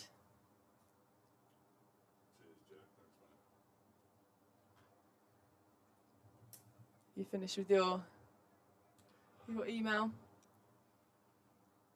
What's happening here? Why can't I hear myself? I can hear you. Well, oh dear. Something strange is going on. You can hear me? Yeah, I can hear you, yeah. But you've missed the maiden. The rare maiden. Oh, was that a maiden? Yeah. I've been spooked here. So we've got Tickner coming into Coles now. He steams in. Bit more back of a length. Cole's happy to defend. 7 dot balls in a row for Derbyshire. So this is what we're talking about. Can they keep this dot ball streak going? I've sorted it out. You've got it sorted. Yeah, I've sorted it out. I didn't actually have the jack plugged into the mixer. All technical. Yeah, I've just introduced a song on the actual radio. Have you actually? Yeah. What song was it? Well, Jack Timon. Well, see if you can guess. You'd be too young. Yeah, I'm not sure. No, I don't think you will. I'm not sure that you will. I'll tell you after this good goal. That was a delivery for Blair Tickner that was defended by Coles back through Tickner's legs, actually, as he bent down to try to field it. He came out of the news and he said, at the moment we've got more music, including the next song from Yaz. I've never heard of No, I didn't this. think you would have. No. It's a song called The Only Way Is Up. The Essex theme tune. The Only Way Is Up. The Only Way Is Essex theme tune. No, I don't think so. But again, I'm too old, so we're at the wrong Might be, end. might be. We're at the wrong end here of age ranges. As that one is a short delivery from Tickner that Coles ducks underneath. So I did say after this report from the cricket, you're going to play The Only Way Is Up, which he was, and then he got me to introduce it when we finished. But he asked about Andy, the artist. Yeah, just down below us to our right. He's given me his card. I'm going to give him a little shout out on TikTok and Instagram. But I'll enjoy that. See, I can't. Well, I could do that if I. You're not on social media. Yes, I'm on Twitter. You're on Twitter, aren't you? Yeah. That's enough for me. He's Tickner bowling. Oh, and he's beaten the edge of Coles' bat. I thought there was a little snick there. 8 minutes past 5. Make a note. Bat beaten. Well, that's the 10th dot ball in a row now they've bowled. Really? Yeah. Oh, So hang on. they're creating some sort of pressure here. Well, if you include the 2 from the end of his previous over. I didn't see the previous over. So yes, what's that? 12 dot balls in a row. And you can kind of tell there's a little bit more pressure coming out there. So can they hold their nerve here and try and create something? It's something they haven't been able to do. No. 250 for 3. Tickner is in, and that was turned away. And there we go. That's that sequence That one, broken. but at least it's not boundary. It's only a single. Down to Jack Morley at backward square leg. One more to Coles, who moves to 39, 251. 4-3. 26 overs. after this next delivery, left in the day's play, which is a good hour and 30, hour and 40. That's all right. I was expecting it to be Were you? a little bit longer than that. So that's good news to you. Yeah, it's good news. Oh, That's excellent. all right. I was thinking play will be about 6:37, won't it? So That kind of time. Tickner bowls. That one's Catch off it. the Oh. bat handle and to the left of Brooke Guest as it was fended away by Pujara. It almost paid off for Blair Tickner, who stands with his hands on his hips. the double teapot out. Pujara gets another single to his score. He moves to 64. Partnership up to 76. 252 for 3. I thought there might have been a little dive there from Guest, but it's obviously further away than it looked like from here. That's twice he's been troubled. Jiteshwar Pujara by a It's like more back of a length, isn't it, than short? It just seems to have really got from both De Pavillon and Tickner, actually. Just beating him for the height almost on that. Just couldn't quite jump high enough into it. No, sadly. From a Derbyshire perspective, I know we have Sussex listeners and... So are you a Derbyshire supporter? no. Who would your allegiance be with for Well, I was cricket? born in Cheshire, so Right.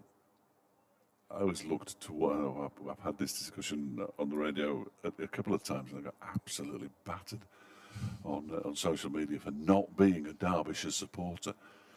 I mean, Really? obviously, having covered them since 2016, I have an allegiance Yeah. towards them, no question about it. But I was brought up on the Lancashire side of David Right. Lloyd and Clive Lloyd and Farouk Yeah. Engineer and Harry Pilling and Flat Jack and then Paul Allott after that.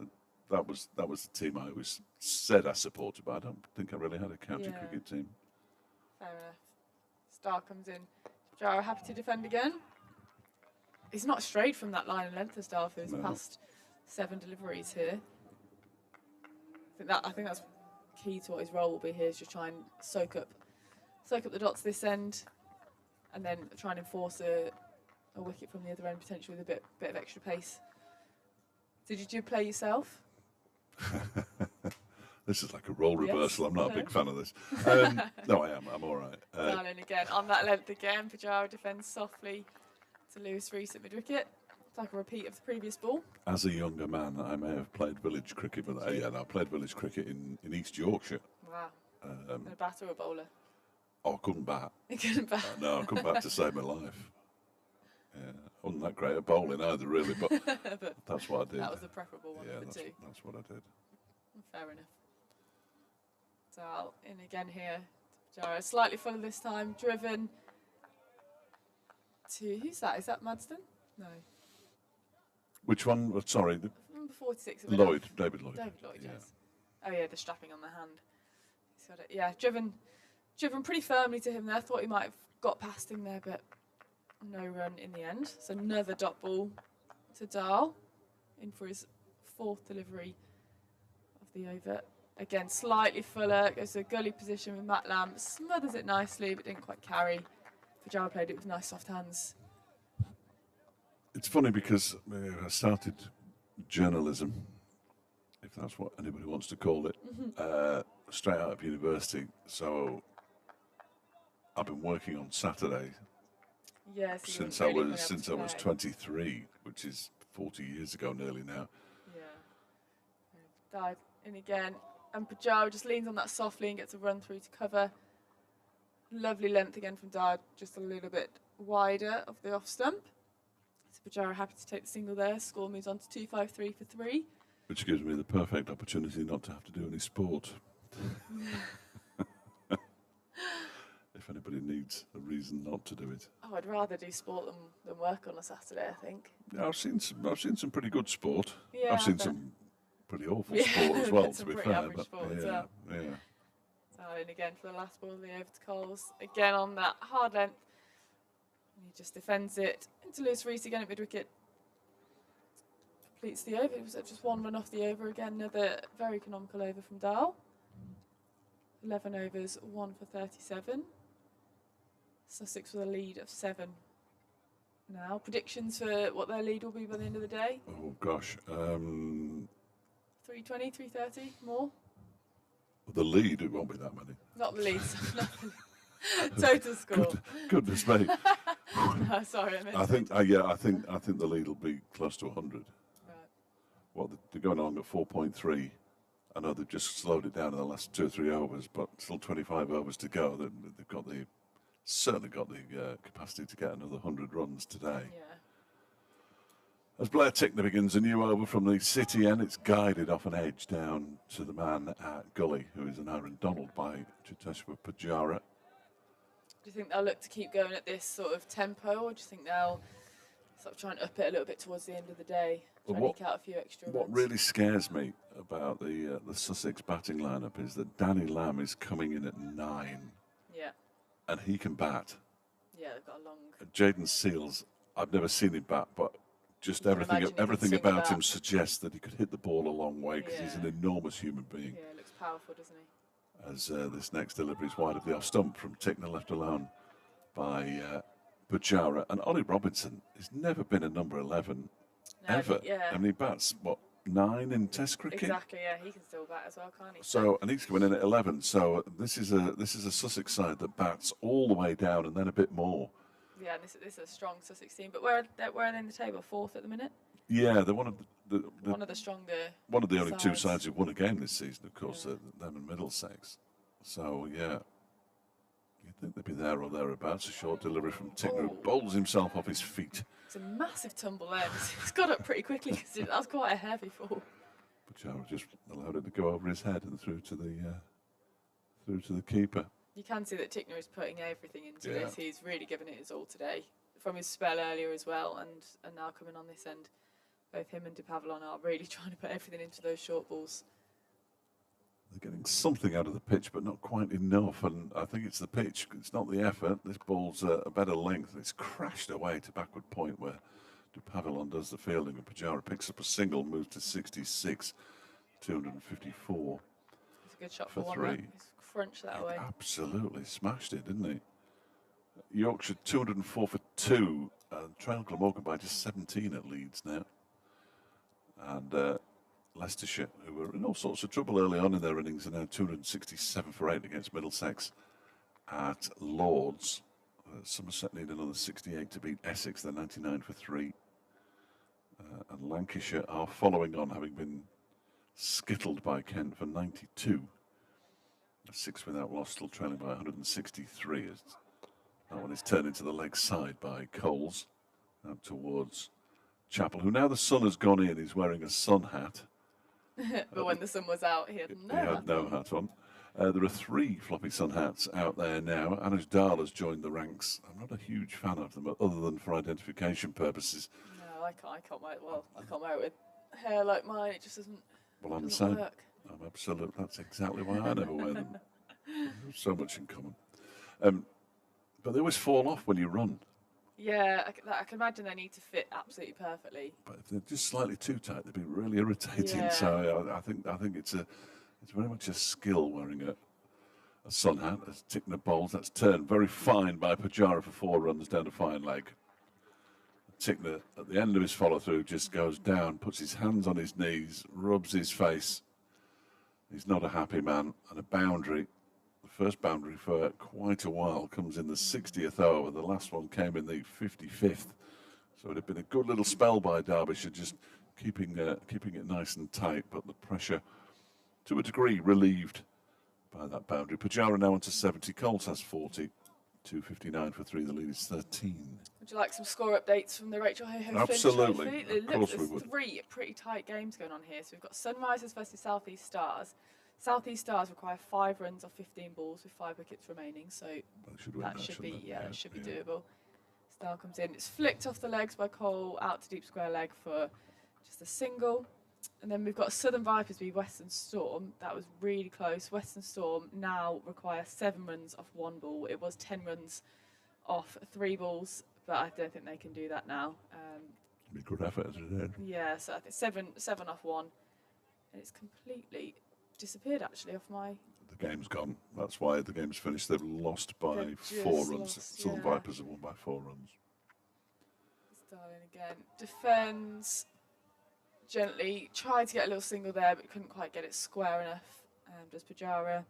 Central Sparks require 16 runs off 25 balls with 5 wickets remaining to beat the Northern Diamonds. So that should be doable from Central Sparks, but never say never. We've got Katie George 29 not out and Bethan Ellis 23 not out there. So that should be a win for the Central Sparks against Northern Diamonds as well. Are they good results or bad results for the Blaze? That's not good for the Blaze. Okay.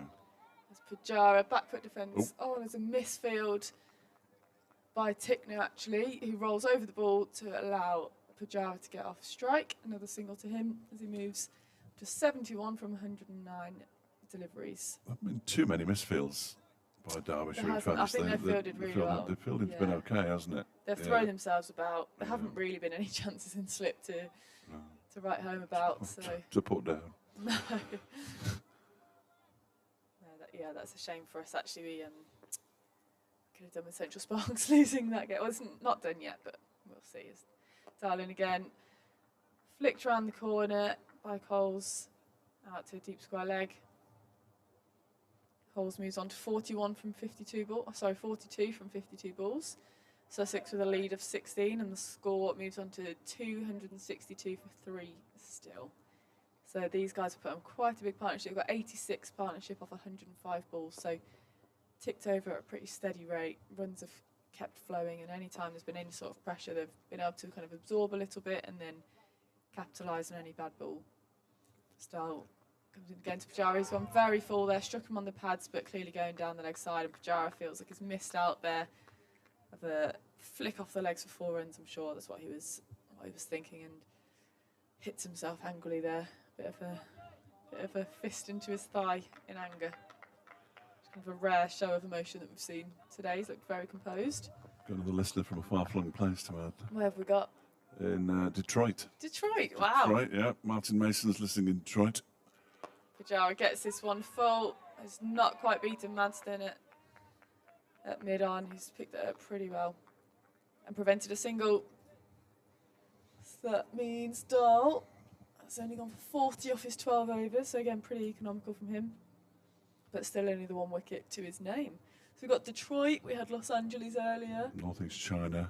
Northeast China. We've got Alexander who's in America as well, but I always forget where he's from. I've no doubt he'll remind me. Sure. Yeah, Martin, enjoying the coverage. Thank you for the kind words. Well, you know I don't read stuff like that out. Irony says, Ari, the Yaz song quite fitting for Derby County this season. Yeah, absolutely. The only way is up. Derby County getting promoted back to the Championship. I don't really follow football too much, but I did go to school with Jack Grealish.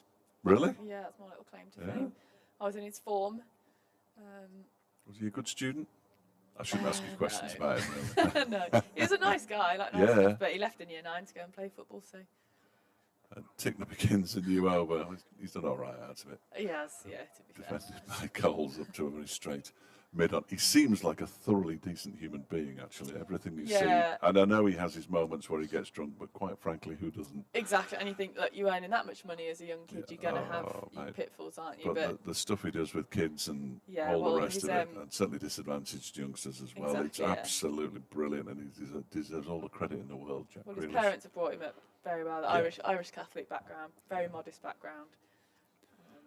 Tickner. Oh, he tries to go for the uppercut there, Coles. He missed it. Slip catching practice that we were talking about earlier. Perhaps it was almost going to pay off there, but I think if it had made contact because of the pace of Tickner, it would have flown over the heads of Brooke Guest and Matt Lamb. Yeah, that would have sure been 4 runs if he made contact with that ball. But yeah, Jack had a disabled sister as well, so he's very much used to kind of looking after younger, sort of disadvantaged children, and got a very kind heart about him. Yeah, absolutely. Everything you see about him is, it's either them trying to bring him down, which I absolutely detest about sports people, as that one strikes the thigh pad of Coles and goes into the leg side, or he's being a thoroughly nice young man. So absolutely, and he's pretty good at football as well. Enormous calves. Yeah, absolutely, the biggest calves I think I've ever seen on a human being. I know, it's ridiculous. Doesn't wear the shin pads and stuff, does he? He's notorious for that. Never missed a leg day ever, has he? Honestly, he's just absolutely ripped. And from a young age, he was such a special talent. He's just very, very good. Nice kid as well. Obviously, got in his fair share of trouble at school, but what year 8 boys don't? I can imagine. I was very good at school. Were you? No, I can't. I genuinely can't remember. I was talking about this last week with somebody who I can't remember who I was talking with it about. But yeah, I blocked most of my childhood out. 262 for 3, the score. If anybody's still following the cricket. Yeah, sorry, we've moved on to football now.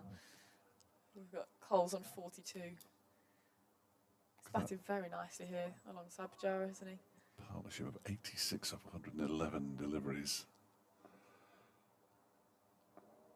Still not quite the highest partnership of the innings so far. Another short delivery from Blair Tickner is allowed to go through to the keeper, broadcast by James Coles.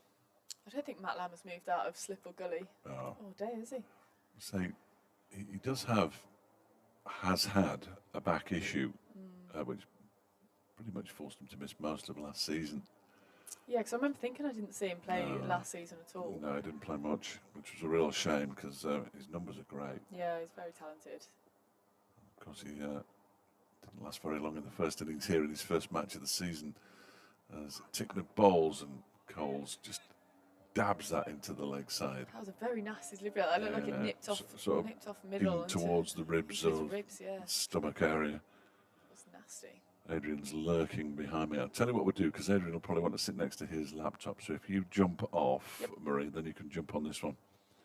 And we'll bring Adrian back. Have you finished your updates for the day now, Adrian? I have. Excellent. I've finished mine as well.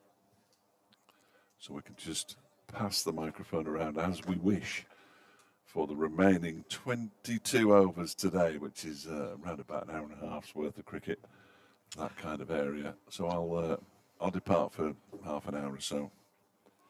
Oh, I thought for a minute he was bold. In fact, just in the last half hour or so, it looks as if they've got an element of control back. Would that be? Yeah.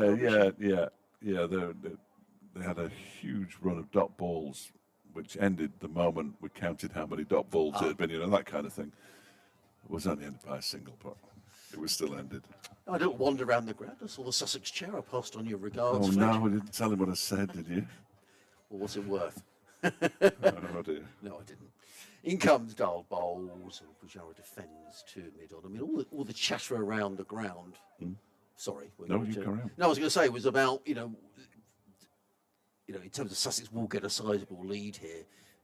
Do you look at the weather on Monday? The general feeling seems to be, no, you don't. No, I don't think so. They're back till tea tomorrow. We could have a lead of 500 by then. That'd probably be enough. Yeah. I'm only guessing though.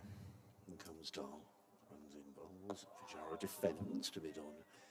There is no run. So the lead at the moment is, what is it? At 16, 18. 16, that was on the screen. Yeah, so there was me thinking Fletcher was really good at maths. I decided to go for a walk around the ground, immediately bumped into some people that I knew, and only got as far as the pavilion. That's what happened on my laps. That's why I only had 2. Dahl comes in, bowls to Pujara, who eases that out to deep backward point, picks up a single. He goes to 72. The total to C, 263 for 3.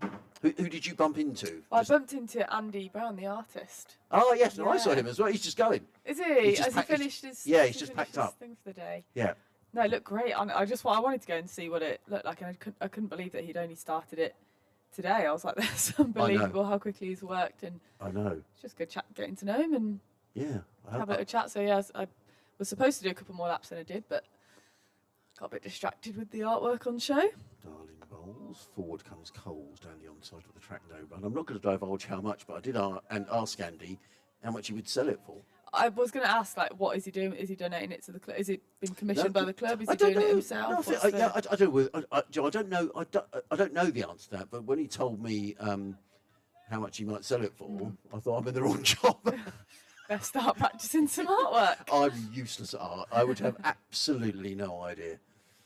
In comes Dahl bowls, and Coles just eases that through mid-wicket and picks up another single. He goes to 43, Sussex to 264 for 3. At the end of another over, we have got, is that going to click over to 20 overs remaining? Yeah, 21 still. Yeah, it was 22 at the previous. Okay, so there we are. Yeah. So, if Sussex were to go at 5 and over from here, the lead's going to be about, just over 100. Derbyshire would be just desperately keen to keep I was saying to Andy, though, there was a friend of mine who was good at art at school, and when he left school, he said, so we better get a proper job. Yeah. And so he got a job working at a bank, and he was very successful, did very well.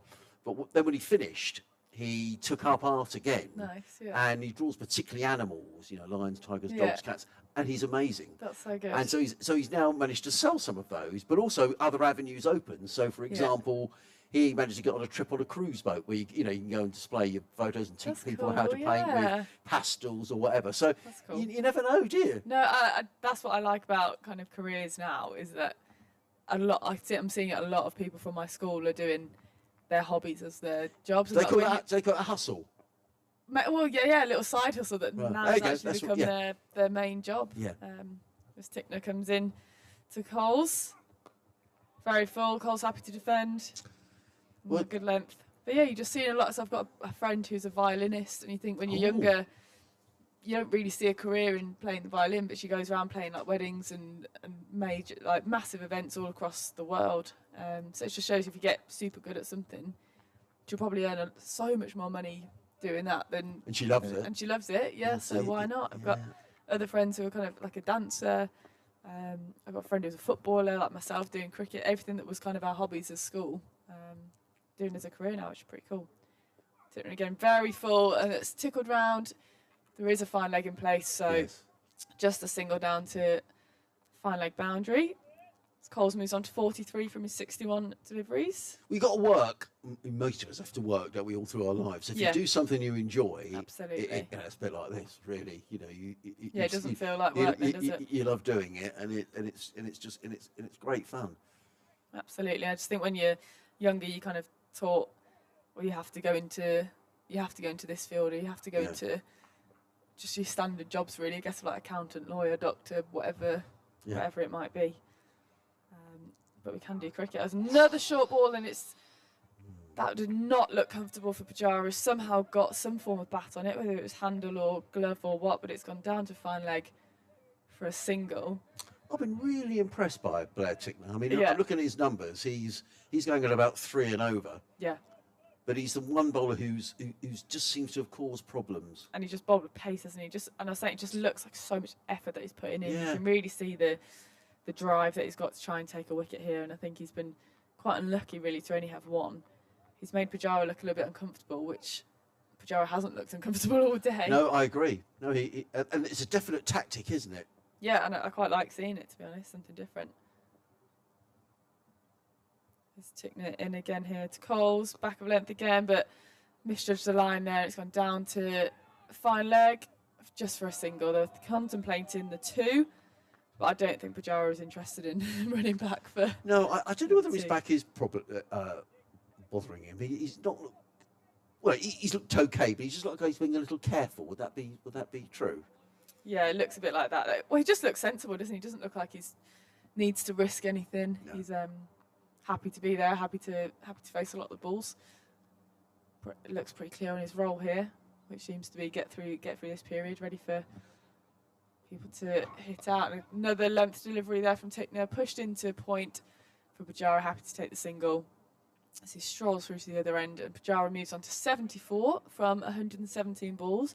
Partnership is now 92 of 124 deliveries from these two, so nearing onto that 100 partnership for the Sussex batsman. And the score moves on to 268 for 3. And Sussex with the lead of 22 now. Yeah. Ticking along steadily, aren't they? Making it look pretty easy out there. Tickner strides in again, arms pumping. Another short delivery, this time down the leg side. Pretty easy for Coles to duck out the way of that one and leave it well alone. And that completes Tickner's 15th over. 4 maidens in there, so the most out of all of the Derbyshire bowlers. 1 wicket for 49 deliveries, so fairly economical, and taking a wicket as well. So been pretty impressed by Tickner. Very today. impressed. 20 overs remaining in the day. The first of those is going to be bowled by, I think, Jack Morley. Is Jack Morley coming back into there, or is it? I think it is. Morley, yes, it is. He's come back into the attack. 12 overs for 55. He's going to bowl to Pajaro. Let's have a quick look around at the country, what's going on. In the second division of the county championship, because that's what we're interested in, Leicestershire are 294 for 9. Peter Hanscom is 99 not out. Imagine being 99 not out at Lords, and 9 wickets down. Are they? I mean, the pressure's really on the guy at the other end, Yeah. who is Scott Curry, who's Brad Curry's brother. Brad plays for Sussex. And how many's Scott on? 0 not out. Oh no. Yeah.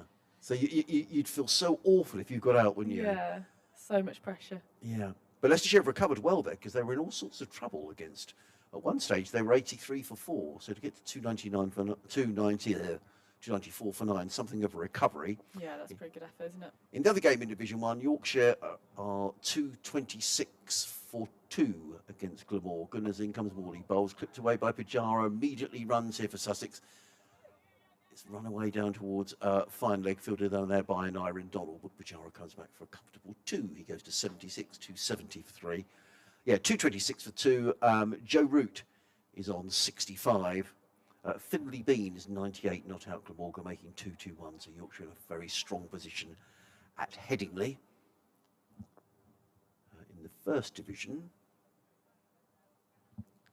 comes Morley bowls, forward comes Pajaro, plays down the onside of the track no run. Lancashire were bundled out for just 92 by Kent. Following on their 28 without loss, still trailing Kent by 141. Where's that? Is that at Old Trafford? Old Trafford, yeah. In comes Morley bowls. Pajaro just takes a step down the wicket and plays the ball down to mid-on, fielded here by Wayne Madsen. One more to Pajaro. He goes to 77, 271 for 3. Bizarre game down at Taunton. Someone said 118 for 3, needing another 49 to win with 7 wickets remaining. That's going to be over in 2 days. In comes Morley bowls, and forward comes Coles, plays into the offside to backward point. There is no run. But this is the important stuff. Let's go on to the Charlotte Edwards Cup, where the South East Stars have beaten the Sunrisers by 5 wickets. Yeah, I've been following it because all 3 games have been pretty close. Morley bowls to Coles, who tucks that behind on the leg side and picks up a single. James Coles, he goes to 46, Sussex 272. I'm just looking now, and Central Sparks require 4 runs off 5 balls. Yeah. With 2 wickets remaining, so they've had a little bit of a collapse. Who do you want to win? I think from the point of view of you going through. I think it's Diamonds, but I don't think it matters too much. Morley in bowls. Oh, Pajaro! That was very un-Pajaro. Yeah, that was quite a almost forceful shot from Pajaro. It was. He and I don't think it get a bit low, but either way, the ball goes through to keeper Guest, who immediately comes running down the pitch and has a quick word to Jack Morley. 19 overs left in the day, 272 for 3, Coles 46, Pajaro on 77. And if you just joined us, listening to live cricket on the BBC, Adrian Harms, Marie Kelly, and Dave Fletcher, your commentary team here today. We've got a change of bowler from what is that end called? Do you have a name for it? Apparently it's called the City end. The City end. We've got Chappell coming back into the attack. We did wonder whether we'd see him again today, as he has only bowled 8 overs, but he has been fairly expensive for those 8 overs, going at 37 runs. So we weren't sure whether we'd see him again, but skipper David Lloyd has elected to go for this. Heck of a game at between the Vipers. Yeah, and Western Storm. Actually, it looks like Western Storm actually, I mean, they were 269 for 5 after 46 overs. Yeah, I think they've had a bit of a collapse there. Yeah, so they needed, what did they need? They needed... I saw it at a point at the end where they needed 10 off 3. Right, so they needed 30 off the last 4 overs. So was that 30 off 24? With 6 wickets in hand. Oh, yeah, that's... You'd fancy the batting side to get those. Yeah.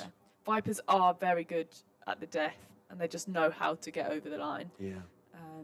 But Storm have given it a real good effort there. They have. It's back to Chappell here, as he strays down the leg side, and Coles tickles it round to a deep fine leg. It's given a leg by. I thought I heard a bit about on that, but it sounded very wooden. Maybe he's got a bit of a wooden thigh pad. That sounded very much like that. So he remains on 46 off 67, eking closer to his half century. And that would be James's first of the season, I think. Let me just double check my records. He's a good player. I don't know if you've watched him back, but he's a very stylish player. I'll say no, I've not actually seen him bat much before, but... Oh, sorry, no, it's not. He made 78 against Northamptonshire in the first Nice. game of the season. So it'll be his second half century of the season. There's Chaplin again, full, but again down the leg side. Pujara flicks that round, potentially for a few. No, he doesn't seem interested. That's well fielded down at fine leg. So Pujara can only get the one there. Goes on to 78. Quite got his line right, is he, here? No, it just seems to be, whether it's nipping off the pitch or is starting too straight, it's quite hard to tell from this angle, but the length seems okay. Just straying a little bit too much down the leg side here. Yeah. This Chappell bustles in again with Coles on strike. It's Fuller and it is straight and it's driven nicely, but to mid-off for no run. That seems to have hurt the hand of Lewis Rees. Maybe caught him a little bit funny there. It is a long way off, but, you know, 4-day cricket is a long game. And this is the 65th over. So 15 overs time, a new ball would be available, which Derbyshire may decide to take tonight, or they might think, well, hang on, we're worn out, we'll wait until tomorrow may as well morning. wait, yeah. But by the same token, Sussex will not want to lose a couple of wickets here and potentially expose. Sorry, I forgot. I was listening to what you were saying then. I forgot to actually say that. My fault. It was another one that was tickled down to fine leg. Again, Chappell just losing his line a little bit there. I mean, it won't be paramount in their minds, but it is just another thing that comes into play. That, you know, these two will be thinking, you know, at the moment, it's probably not on their minds, but when you get to sort of 70, 75 overs, and you think, well, actually, we don't want to lose a couple of wickets here late on. And exactly. I think they'll be looking at Pujara getting his turn and Coles getting his 50, and then see where the team's at. There's Chaplin again to Pujara. This is Fuller and straighter here. Pujara just soft hands, guides that into cover, but for no run. so you're off to Trent Bridge in the morning, training at 9 o'clock. Yes, training at 9. Okay. We've got a meeting with that analysis that I was talking about earlier. Yeah. Meeting and then some cricket, doing whatever we want. So it's all optional. So whatever we need to get done before the game. So if we want to bat, bowl, field, anything in particular, and then we'll do a gym session as well, ready for. So we're feeling good to go. Muscles are all warm, ready for the game on Monday against Northwest Thunder or Lancashire Thunder, whatever they're called. Chaplin again, he's gone very full to Pujara there, who's just flicked it off his legs to deep square for a single. Happy to just trot through and not push a 2 there. And that is the 100 partnership.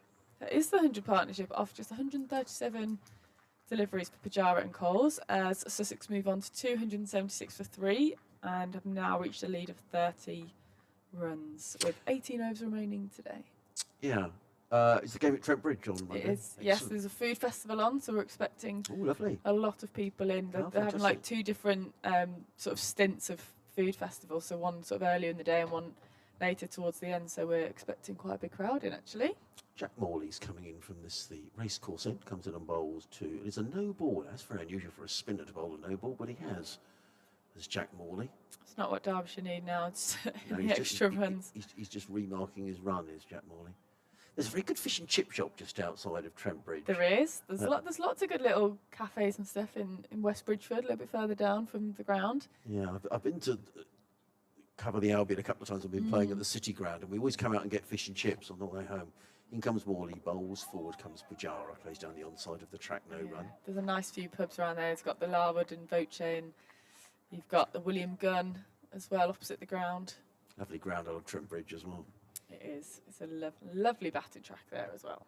In comes Morley, bowls, and Pujara's back and leans into the shot and plays it out to the fielder on the cover boundary. One more to Pujara. He goes to 80, 279 for 3. So, how long will you be, including the gym and the training and everything else? What time will you finish tomorrow? Probably about 1-ish, 2-ish, Okay. and then get home for a little bit of rest before heading up there again on Monday morning. Morley in bowls, down the leg side, not taken cleanly by Guest, but it didn't matter. And there is no run. And then what's the procedure on a match day? Are you superstitious? Do you have a lucky pair of socks or something? Or? No, not really, not anymore. I think it's good to have a routine. Don't get me wrong. Morley bowls, Coles defends onto the onside, no run. So what that routine be on Monday? So I like getting in for a hit early. So I'd rather not ever kind of rush a hit. So I'd rather get there early, get there for about 8:30, 8:45, get my stuff set up and head over for a hit. And after that, it don't really matter. Here comes Morley bowls. Again, not taken cleanly, but I think that kicked a bit low actually. And Brooke, I thought Brooke Guest is suggesting. I think he's a little bit tired as well. He's been out there for a good few overs, haven't they? I think a little bit of frustration there from Morley himself for it going down the leg side, and then for Guess as well, not taking it cleanly. Bowls, and Coles leans back and plays that firmly to mid-off, footed by David Lloyd. The ball actually kicked off the turf. I think it hit him in the stomach, David Lloyd. He looked a little bit shocked by that, didn't he? James Cole says, I need a new bat. So I wonder if he's felt that sort of springiness in the handle, but he's wandering off. Oh, no, they're not bringing him out, but I thought they were. They're bringing out some gloves, I think. Well, is he changing his bat? I'm not really sure. He's got some sort no, of towel as well. He's having a drink. No, he didn't bring it out. Completely wrong. Having a little bit of a breather. So, 279 for 3. 66 overs bowled. Another 14 until the new ball is available. 17 remaining. So, Derbyshire could take a new ball for 3 overs tonight if they fancy it.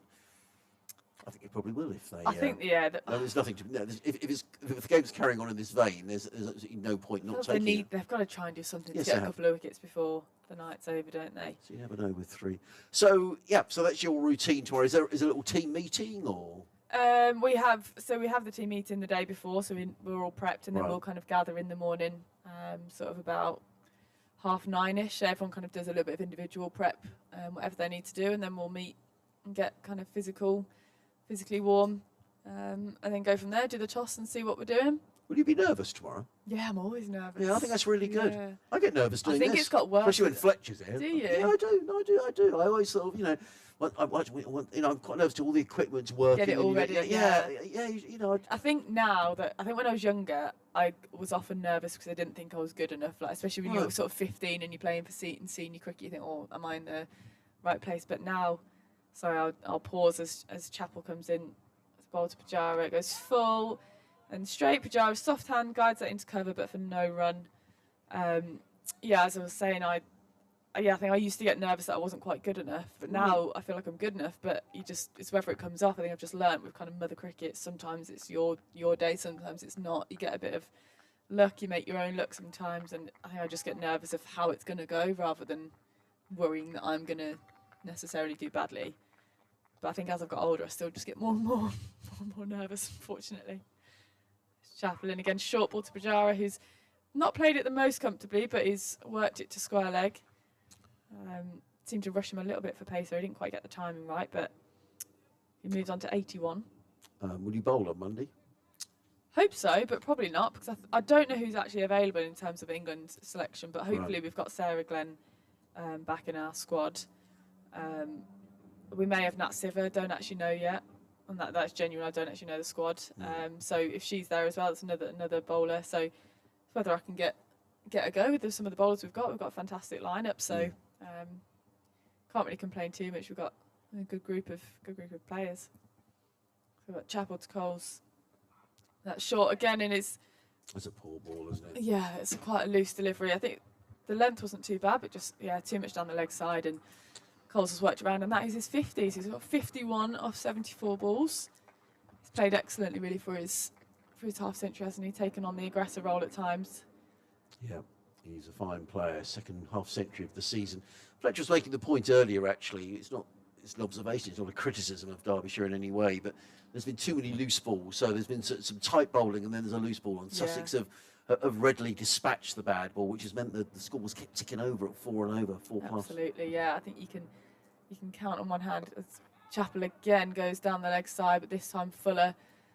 Luckily, I think only went for 1 run there, but that could have easily been another boundary ball that we were talking about before. But I think you can count on one hand how many times Sussex have missed out on a bad ball, and I can honestly see that that's been 2 or 3 times that they've missed out on a short ball or an over-pitch ball. Everything else they've completely capitalised on. Any kind of width or any misjudgment of length, and they've jumped on it and put it away. So there's been a few bouts of control from Derbyshire, and then it just seems to be that too many loose deliveries occur, and Sussex make the most of it. It's Chappell again. That's a bit of a better length, but again too far down the leg side to Pujara, and he kind of flicks it away, deep square leg, just in front of square leg, for another single. His partnership moves on to 110 now. I was saying that Peter Hanscom was 99 not out at Lords. No, did you jinx it? Was he out? No. Oh, he got it. He got it. Good. He got it. So that Scott Curry was not out of 10 balls, but he got his 100. Amazing. against Well done him. against his former county. So well done, Peter Hanscom. Leicestershire all out for 306. He's out now for 109. Oh, well done him. Chaplin again. That's a much better line, but it's been guided beautifully down to the vacant third man area by Coles. That's actually not that too much of a bad ball there by Chappell, but Coles has firmly got his eye in now, and he's guided that so nicely down to third man. Just perfect timing, that wasn't it? The score moves on to 290 for 3. Sussex with a lead of 44.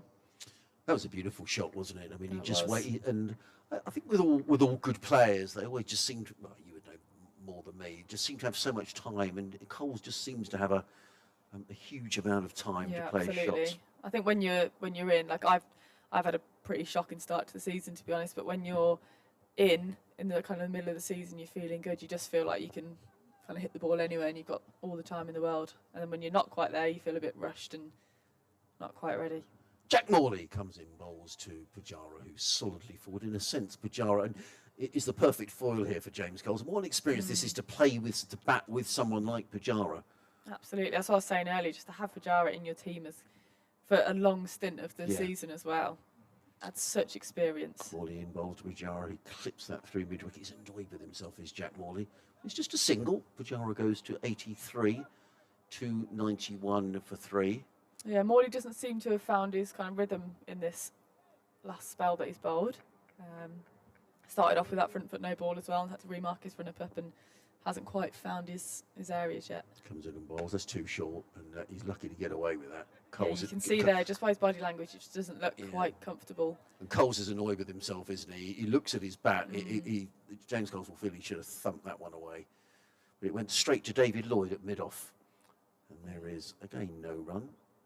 Morley again, bowls. That's a better delivery. And Coles is forward, plays to mid-wicket, fielded by the very keen Lewis Rees. Just the one slip in place. The long on is 3/4 of the way back down here in front of us. So just maybe making James Coles think a little more about coming down and trying to hit the ball over the top. Oh, that was a beautiful shot, stroked into the offside by Coles. He's just going to get a single. David Lloyd fields. Oh, that was a very awry throw from... It was a poor throw, wasn't it, by the skipper. He's not very happy with himself. Everyone was ducking out the way. It very nearly hit.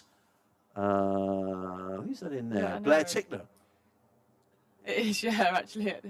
I'm not so sure David Lloyd doesn't hurt himself, actually. In comes Morley, bowls, and Pujara cuts that one through backward point. He picks up a single. He has hurt himself, you know, David Lloyd. That looks like a groin or something. Yeah, that may not be good news for Derbyshire. It is the end of... Well, no, he's running, but he's running a little gingerly. 293 for 3. Coles 57, Pujara 84. He threw the ball in. I don't know whether the action of throwing it, whether he... It was quite sideways. Yes, he just seemed to tweak something. I see Wayne Madsen just having a word to him, patting him on the back, but he was sort of doing some stretching, wasn't he? So yeah. I've just had a little look, and Central Sparks actually lost that game from the position that they were in. So Northern Diamonds won by 1 run. Wow. So they failed to chase 216 in 50 overs. In 50 overs, but they were on for an easy win there. Something has gone drastically wrong at the end for Central Sparks, which I think is good news for the Blaze. Cool. Well, you do this over, and then I think Fletcher's coming in for you, Marie. So. This Chappell into Pujara, goes Fuller, but again down the leg side, but he's got away with it, and it's gone straight to Tickner in at mid-wicket. So what's it going to cost to get into Trent Bridge on Monday? I don't know. A fiver, tenner? Well, what a great day out, though. Yeah, might be free. I don't actually know. Food festival. The food festival has been all the talk. So I think come for the food festival, see a little bit of cricket on the side. To watch Marie bat, yeah. Yeah.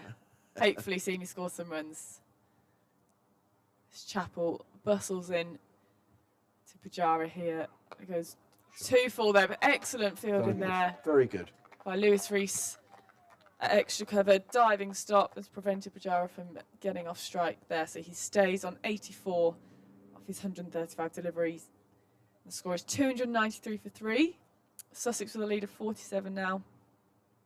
And partnership of 117 between Coles and Pujara.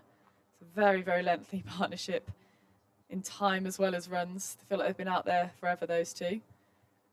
Chappell comes in again trying to break this partnership up. And he goes full and straight. That's much better, and Pujara just defends that straight back to him. That's a much better delivery there from Chappell, who's gone for 51 runs off his 10 overs so far. Just the two maidens in there. So he's gone at 5s, but he was a little bit more expensive earlier, so he's brought it back just a little bit more now. Have you managed to find out any information there about I'm reading Food about. Festival? Yes, I have. Chappell, the 4th delivery of the over, comes in, bangs one in short to Pajara, who's happy to leave that alone. Street Food Festival, Monday the 6th of May, 4:30 p.m. entry. The Blaze, live cricket, street food, live DJ. Live DJ? Yeah. For a 50 over game. Love that. Food Festival from 4:30 to 9 p.m. Happy days. The Blaze. Oh, that's the. And that's for when. Then there's Wednesday as well. We're there again. Well, it says here. Well, I don't want to mislead anybody, but it says the Food Festival is sold out. So I don't know if there's only a certain amount of tickets. Tickets for the Food Festival. So Chappell just bowls again there. Nice and full. Pajara defended it straight to extra cover. Yeah, I did hear that there was 2 separate food festivals. Well, not separate, but 2 sort of time slots. So there's a 12 o'clock till 4:30 and then a 4:30 till 9 p.m, as you said. That's correct, yeah. So 12 p.m. entry is sold out. That's all sold out, wow. I think there's supposed to be 8,000 or 9,000 people there. Well, and then 4:30, looks like there's still tickets available. And then a little DJ after as well. Yeah. So that'll be nice. I know where I'll be eating after the game. There's Chappell in again, full and straight to Pajara, who tries to drive that past mid-on, but to no avail. It says here, the game gets underway at 10:30, bank holiday weekend, blah, blah, blah, blah, blah. And it also says here, oh, right, it says, and also you can see Marie Kelly bat. Does it actually? Yeah, it does, yeah, it does, yeah. Might be a little fib there. Right, I'll leave it on that note. Sounds a great day. I'm going to Fletch back with you. Lovely. Thank you, Marie. So Fletch will come back in. We'll see Marie again. What have we got? I'm just mindful of Marie's got training tomorrow. So we've got another 14 overs to go. So perhaps I do another 4 overs, then get Marie on, and then we can let Marie go because she's got to go training tomorrow. I've never heard a professional sports person talk so much about food in my entire life. Her entire world revolves around her next meal. Here comes Jack Morley. Round the wicket bowls and shorter clubbed away by that's not a good delivery by Morley, and he'll know that it was short. And in fact, that's what should have happened in the previous over. But James Coles mishit the drive to mid off, and he was furious with himself, and he wasn't going to miss out again. He goes to 57, 297 for 3. The lead goes to 51. Well, we were speculating the lead maybe round about 100 at one stage. We thought 150. I don't think it's going to be that big, but certainly Derbyshire with it all to do. New ball available in 11 overs. Be around 100, wouldn't it? It ought to be. Morley bowls to Coles, and Coles defends onto the onside. And I know that you do plan ahead with these games, and they won't be thinking about it just yet. But so I think we'll want to lose a couple of wickets here, and then the new ball's available, and suddenly Derbyshire take 2 or 3 quick ones, because that can happen. Yeah. Morley again. Around the wicket bowls. Coles defends onto the outside. I think in general, Jack Morley's bowled really well. It's just that he's bowled, every over there's been a 4 ball, and there was the first ball of this over. It's difficult, isn't it? I was just trying to work out how they were going to lose 2 or 3 quick ones, but yeah. In comes Morley bowls, and Coles leans back, plays it to backward point. Tickets for the game or for the second admission are £6 for adults, and under 16s, £3. That's a good deal, isn't it? Yeah, very good. Yeah, very good. I assume you can still stay and watch the cricket after your ticket has run out at 4:30. good question. Down the leg side, swept away. It's another poor delivery. Wayne Madsen's got his hands on his head down below us. And Clemens Coles again, it was outside the leg stump, and he just swept the ball away down to fine leg for another boundary. Coles, he goes to 65. 300 up for Sussex, 301 for 3. Yes, I don't know is the answer to that, because you're not going to come in for the 12 o'clock, see some of the cricket, then have to go. I'm presuming they're doing that maybe to monitor the amount of people who are actually at the food festival. Bit of street food. Well, so they don't run out before the players actually get there. Oh, I wouldn't have thought there'd be any left for the players. No, they just have to have sandwiches. He comes, Morley, round the wicket, bowls, and Coles just flicks this around the corner. In fact, they may well take a second run here, but Chechua Pujara holds up his hands and says, no, I did enough, thank you. He's on 84, Coles is on 65. The end of another Morley over. He just takes he's just frustrated. I mean, in that over, There were 3 very good deliveries, but then the short one that Coles dispatched through mid-off for 4, then the short one down the leg side, he helped himself to another boundary. So, but it's all a learning process, isn't it? Jack Morley made a very useful 28. Looks a good bat to me. Maybe an all-round. Sorry, Fletch. He's getting a boring joke now, isn't it? No, I enjoy it. There's no such thing as a boring joke if it's funny. So what have we got, Fletch? 13 overs left in the day. 302 for 3. I think we're going to get these 13 overs in without any problem at all. Oh, no question. And the thing is, if Jack Morley carries on bowling, we will get them in just after 6:30 with a bit of, which is the official close of play after all, with the extra half hour for the extra 8 overs. So, yeah. Same again tomorrow. Join us at 11 o'clock. Well, some of us. Yeah. Not me tomorrow. A day off. Marie's, we already know. Marie. She's training. Yeah. Oh, she's at training, isn't she? Yeah. No. Yes. Here comes Zach Chappell and bowls. I'm getting confused now. It's Monday you play, and turn into the leg side by Coles. I was all over it before, but now I'm almost delirious with hunger. 303 for 3. Coles moves on to 67. But street food is all the rage, isn't it? I believe so. Would you not eat street food? Or? I've no idea what it is, if I'm entirely honest with you. I think it's food that's cooked in a stall in the street, isn't it? Well, you need to trend up a bit, Fletch. You could cook anything in the street if you got the right equipment, as this one is played off the back foot out into the offside by Pajari. He picks up a single as Dupavilon comes in to do the fielding. Yorkshire put street food on at their T20 matches for the press at half-time. Unfortunately, they bring it in after about 10 overs, so that by the time the people who are actually doing the work, i.e. the radio people, yes, it's all gone. Although this year it might be slightly later, if last week's trip to Headingley was anything to go by. As in comes Chappell again, bowls to Coles, who just turns that into the leg side, straight to Anuj Dal.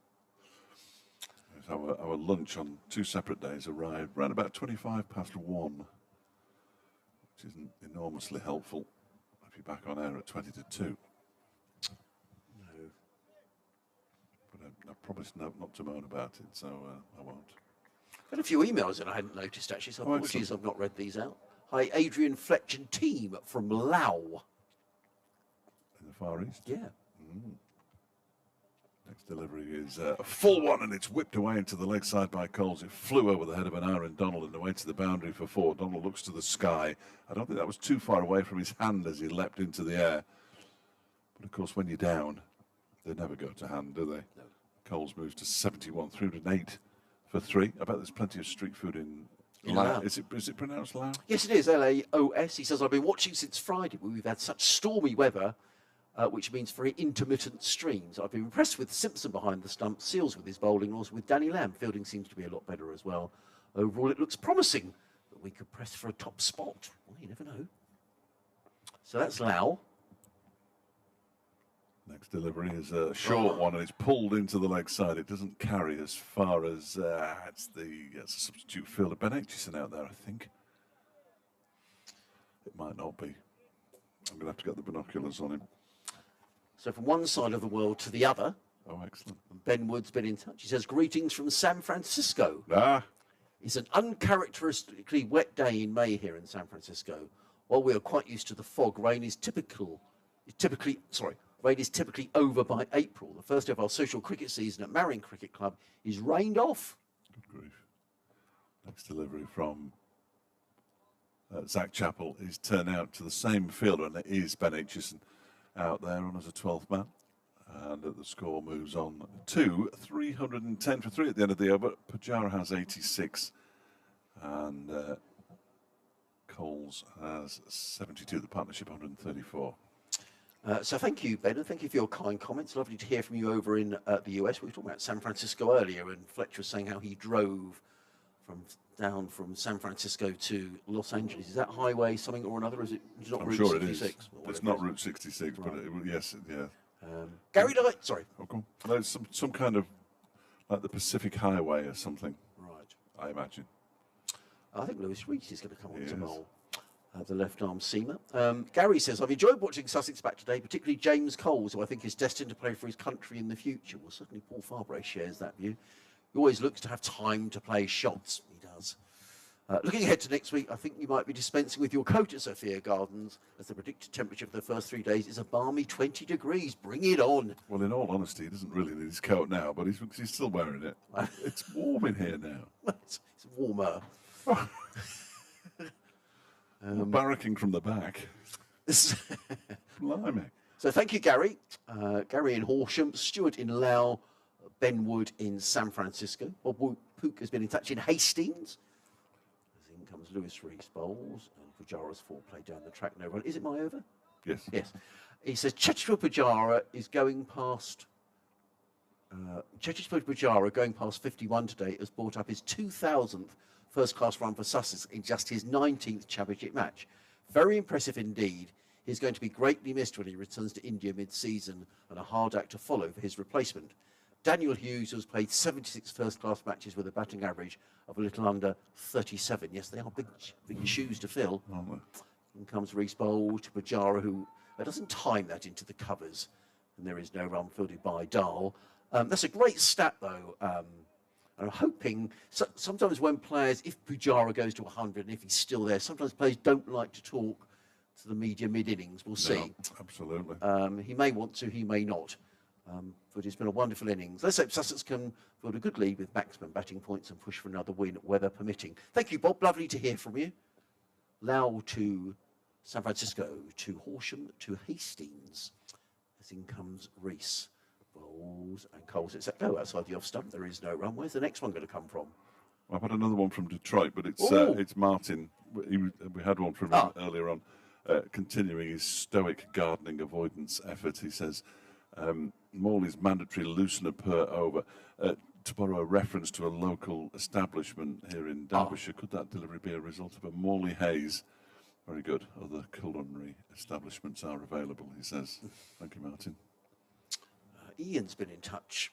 Ian Scales, lovely to hear from you, Ian. In comes Rees and Bowles and just eased by Pujara down to deep backward point. He picks up another single. He goes to 87, 311 for 3. He says, it's me again. The cricket seasons slip by, don't they?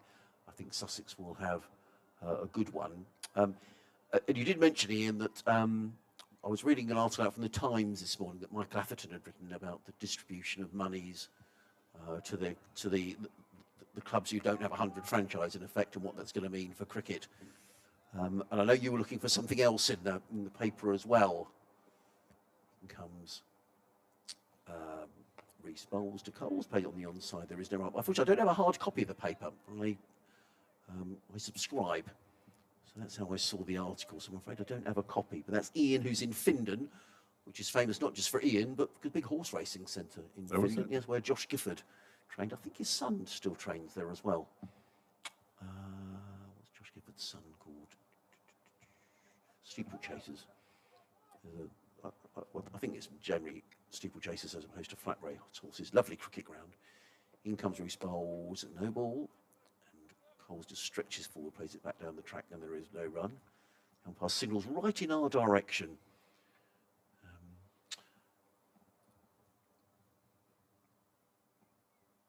Now Lewis Rees isn't very happy with the ball. Oh no, it's at Wayne Madsen. Madsen is. Does David Lloyd bowl a bit? Yes, not often, but yes, he does. I just thought I saw him going through a bit of a limber Yes, up. he did look like he was. Well, I'm just wondering if he's just trying to keep himself loose.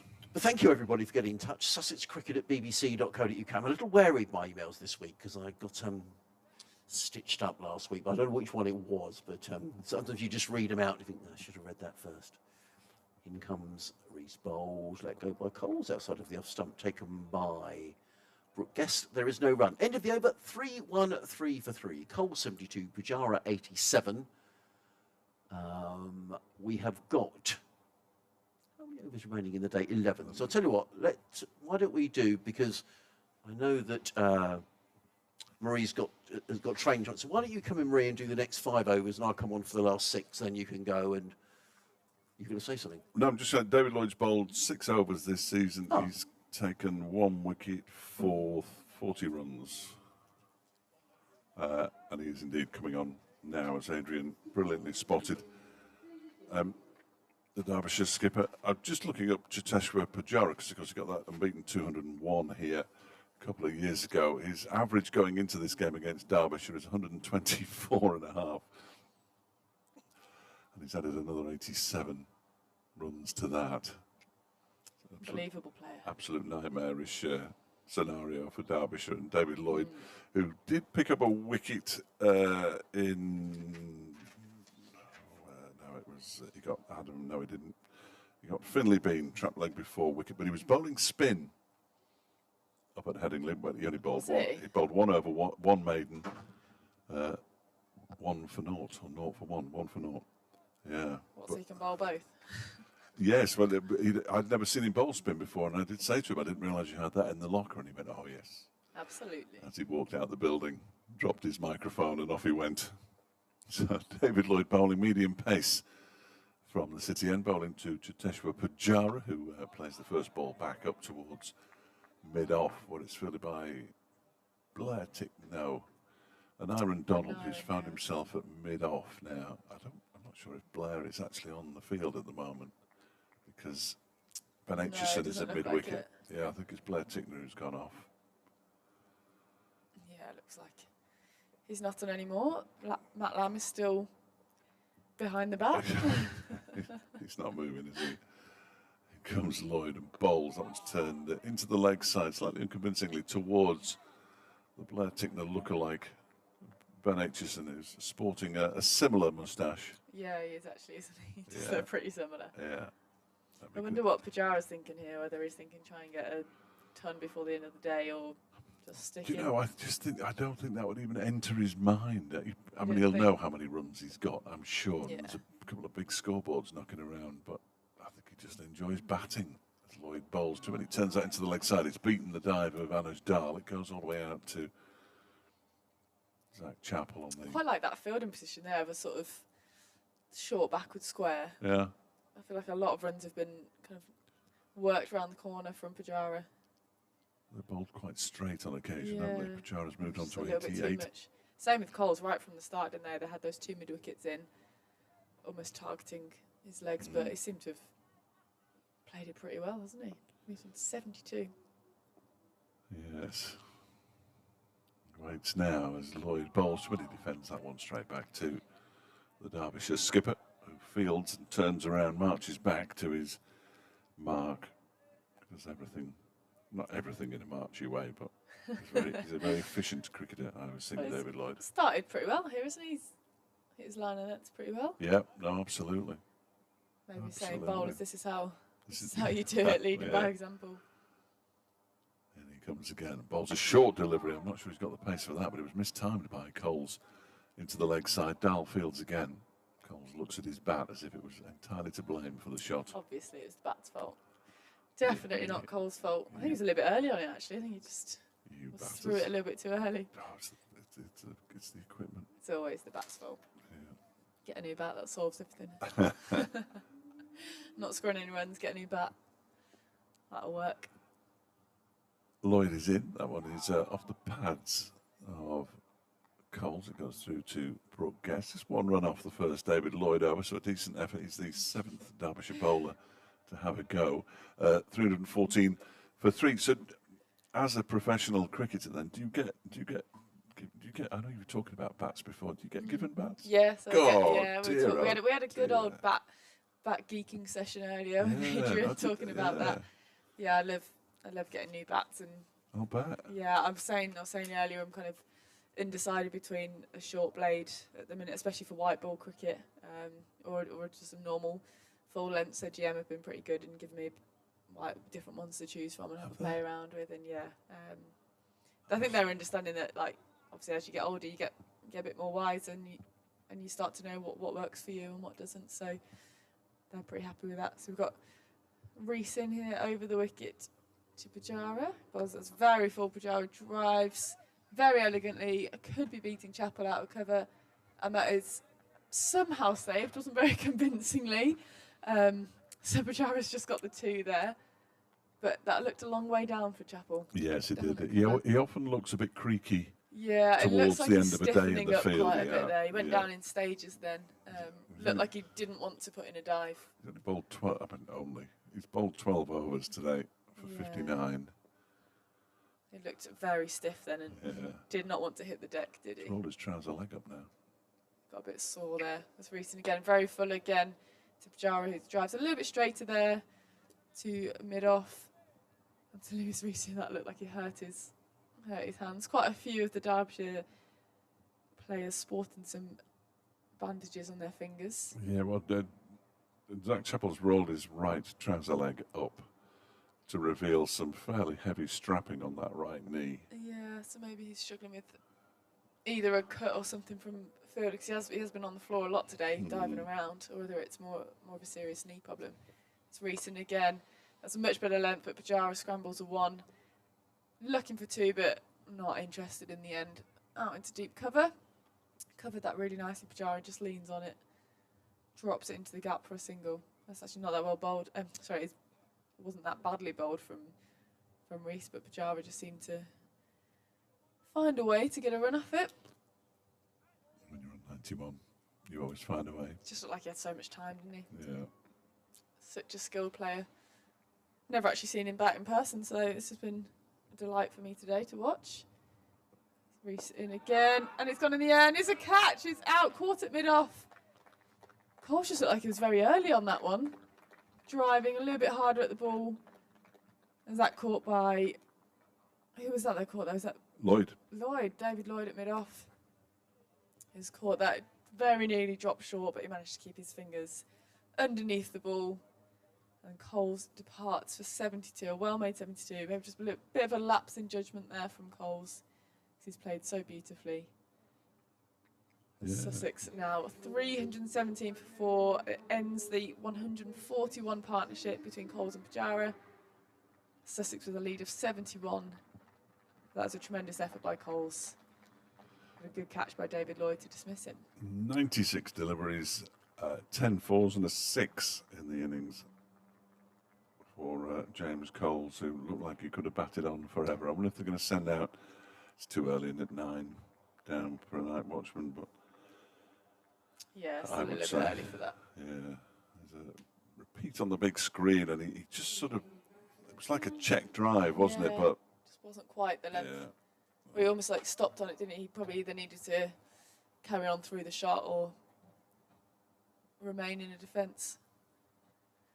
So another left-hander coming to the crease now. you say what a joy it is to watch Pujara, which it clearly is, but I've seen him bat for a long, long time. Have you? Well, You've seen him I was score here for too many runs. I was here for his unbeaten 201. Yeah, I didn't have the pleasure. Now he's on 91. That was a particularly flat track. And it's John Simpson, the wicketkeeper, coming out to bat, and he's no mean batsman either. Dear, oh dear. Yeah, the list continues for Sussex. I'm sure he wouldn't have fancied batting tonight, though, with 9 overs left in the day. No, Derbyshire can sort of take advantage of that, I think, so can't if we they? squeeze another couple now. It'd be interesting to see what they do with the field here, how much pressure they try to put on Simpson. Not a huge amount by the look of it. No. Ball's not doing too much, is it? Third wicket of the season for Lewis Rees. Or whether they go back to one of their opening bowlers with a bit of extra pace for their Yeah, last few yeah. of the day, potentially.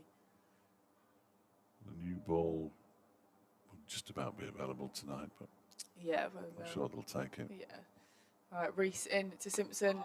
Start straight, but Simpson happy to defend that to mid-on. No, it's all looms and ours. Yeah. I'm getting very excited. Fielders will be getting excited now, trying to create something.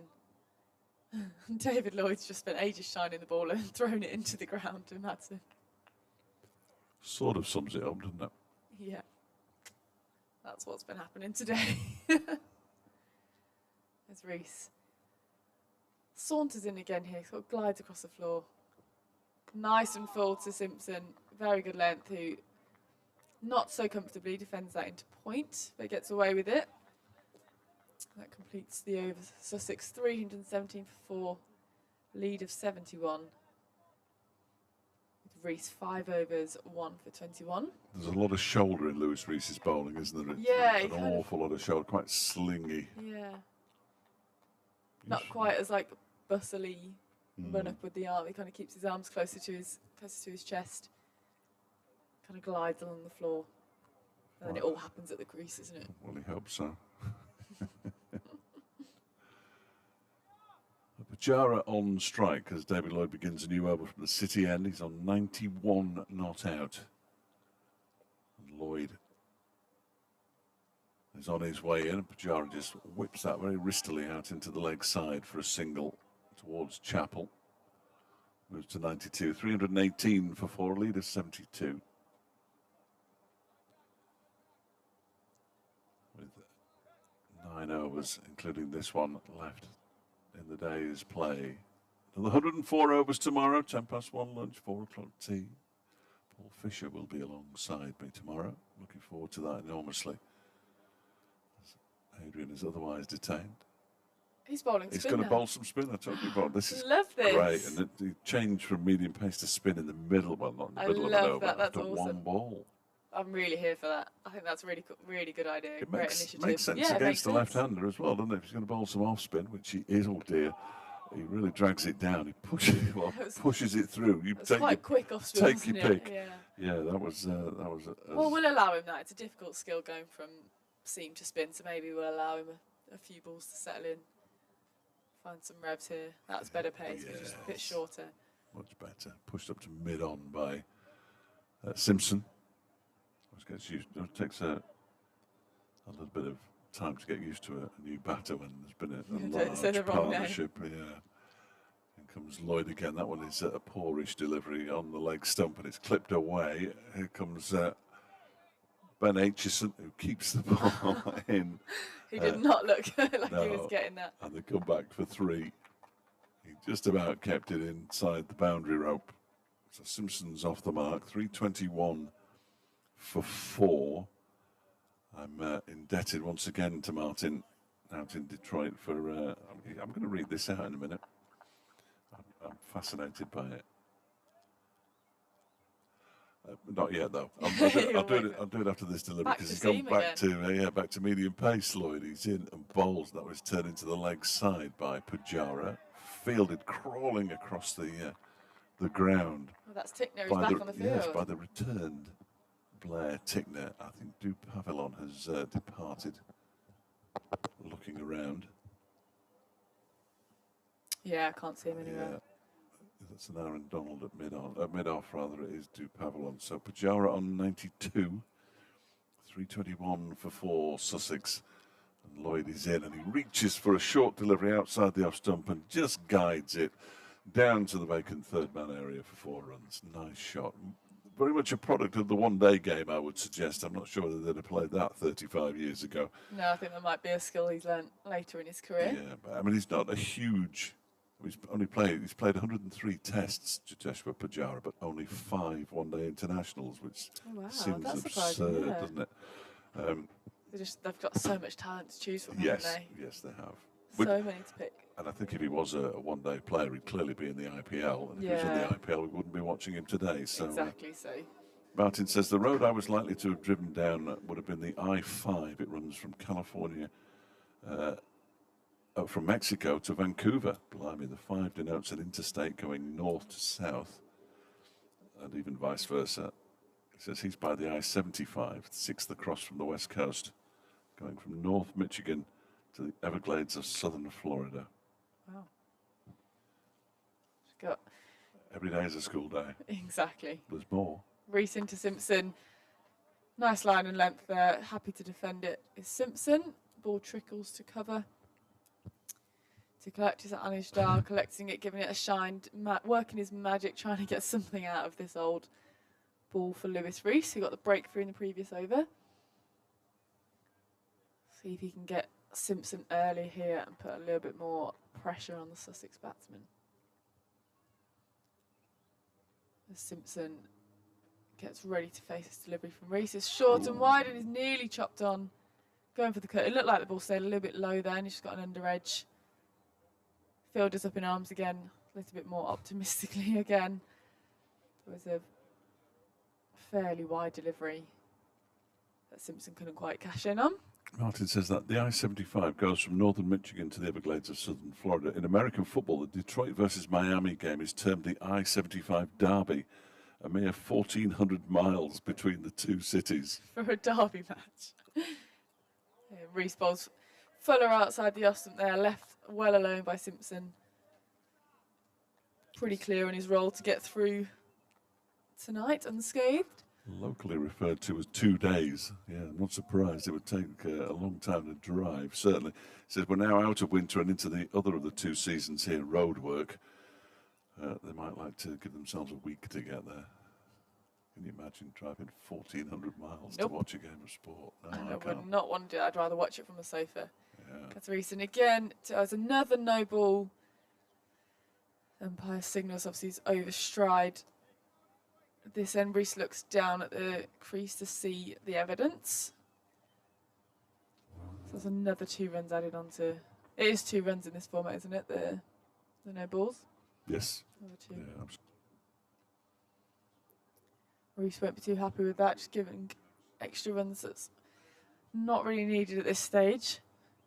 So he tries again to keep his foot behind the line for this delivery to Simpson. Goes full and straight. Simpson happy to defend into cover. And he walks away from the crease each time. Seems like he's got quite a steady routine going on here, Simpson. He walks quite far off the pitch. Do you undo your gloves Yeah, every ball? Oh, yeah, dear, tend oh dear. What's Not that all not about? every ball, What's that all just a about? little bit of a shuffle around. Just something to do, or Yeah, just got to try and switch off. yeah? Think about something different. Think about gloves. Yeah, instead of what's just happened or what's about to happen or something. Just No. yeah, I'm not in that long either, to be fair. Recent again here, again full and straight, pretty much repeated the same delivery before. Defended by Simpson into cover. Score remains on 327 for 4. Sussex with a lead of 81.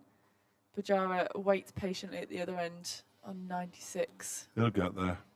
He'll get there. Adrian will describe it. Of course, the convention is that the. Absolutely. I'll pass in my headphones momentarily. I just don't want to overwork the old boy, that's all. Reece into Simpson, back of a length. There's another no ball called by the umpire. Reece does not look happy with that decision.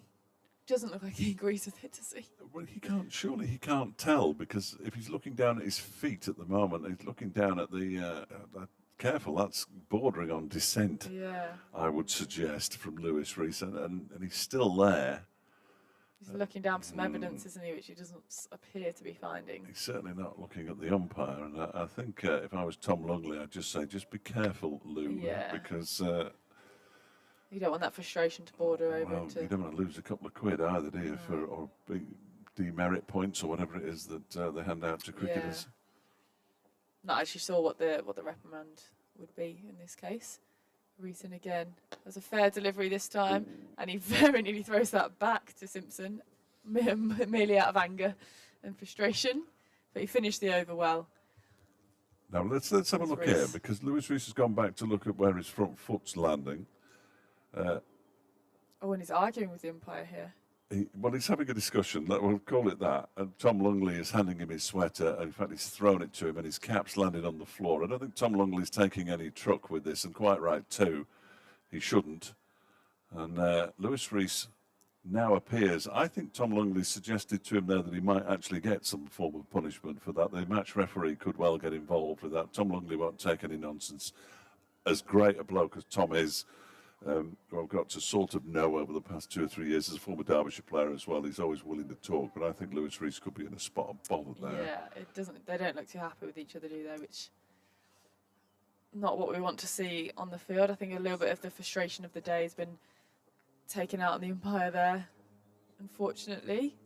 Lewis Reece clearly not very happy with the decisions there, but the umpire's called it, and that's what he's done. So, can Pujara go through to his 100? We shall see. He's 96 not out. Thank you, Fletch, for. Well, let's hope he doesn't put the mockers on. I know. Pujara, in comes Lloyd Bowles, and Pujara is forward, plays it down the offside of the track, and there is no.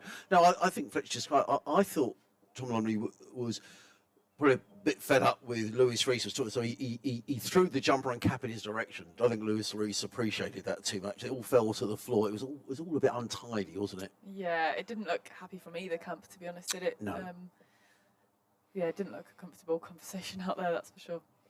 Lloyd running in from the city end, a bowl to Chetishwar Pujara, who's 96 not out. He's in and bowls. Pujara's right in behind that. He's been in this situation so much. I was just checking actually. He's got 93 first-class hundreds, 19 test hundreds, and 16 list day hundreds. So I don't know whether that counts towards 100 hundreds.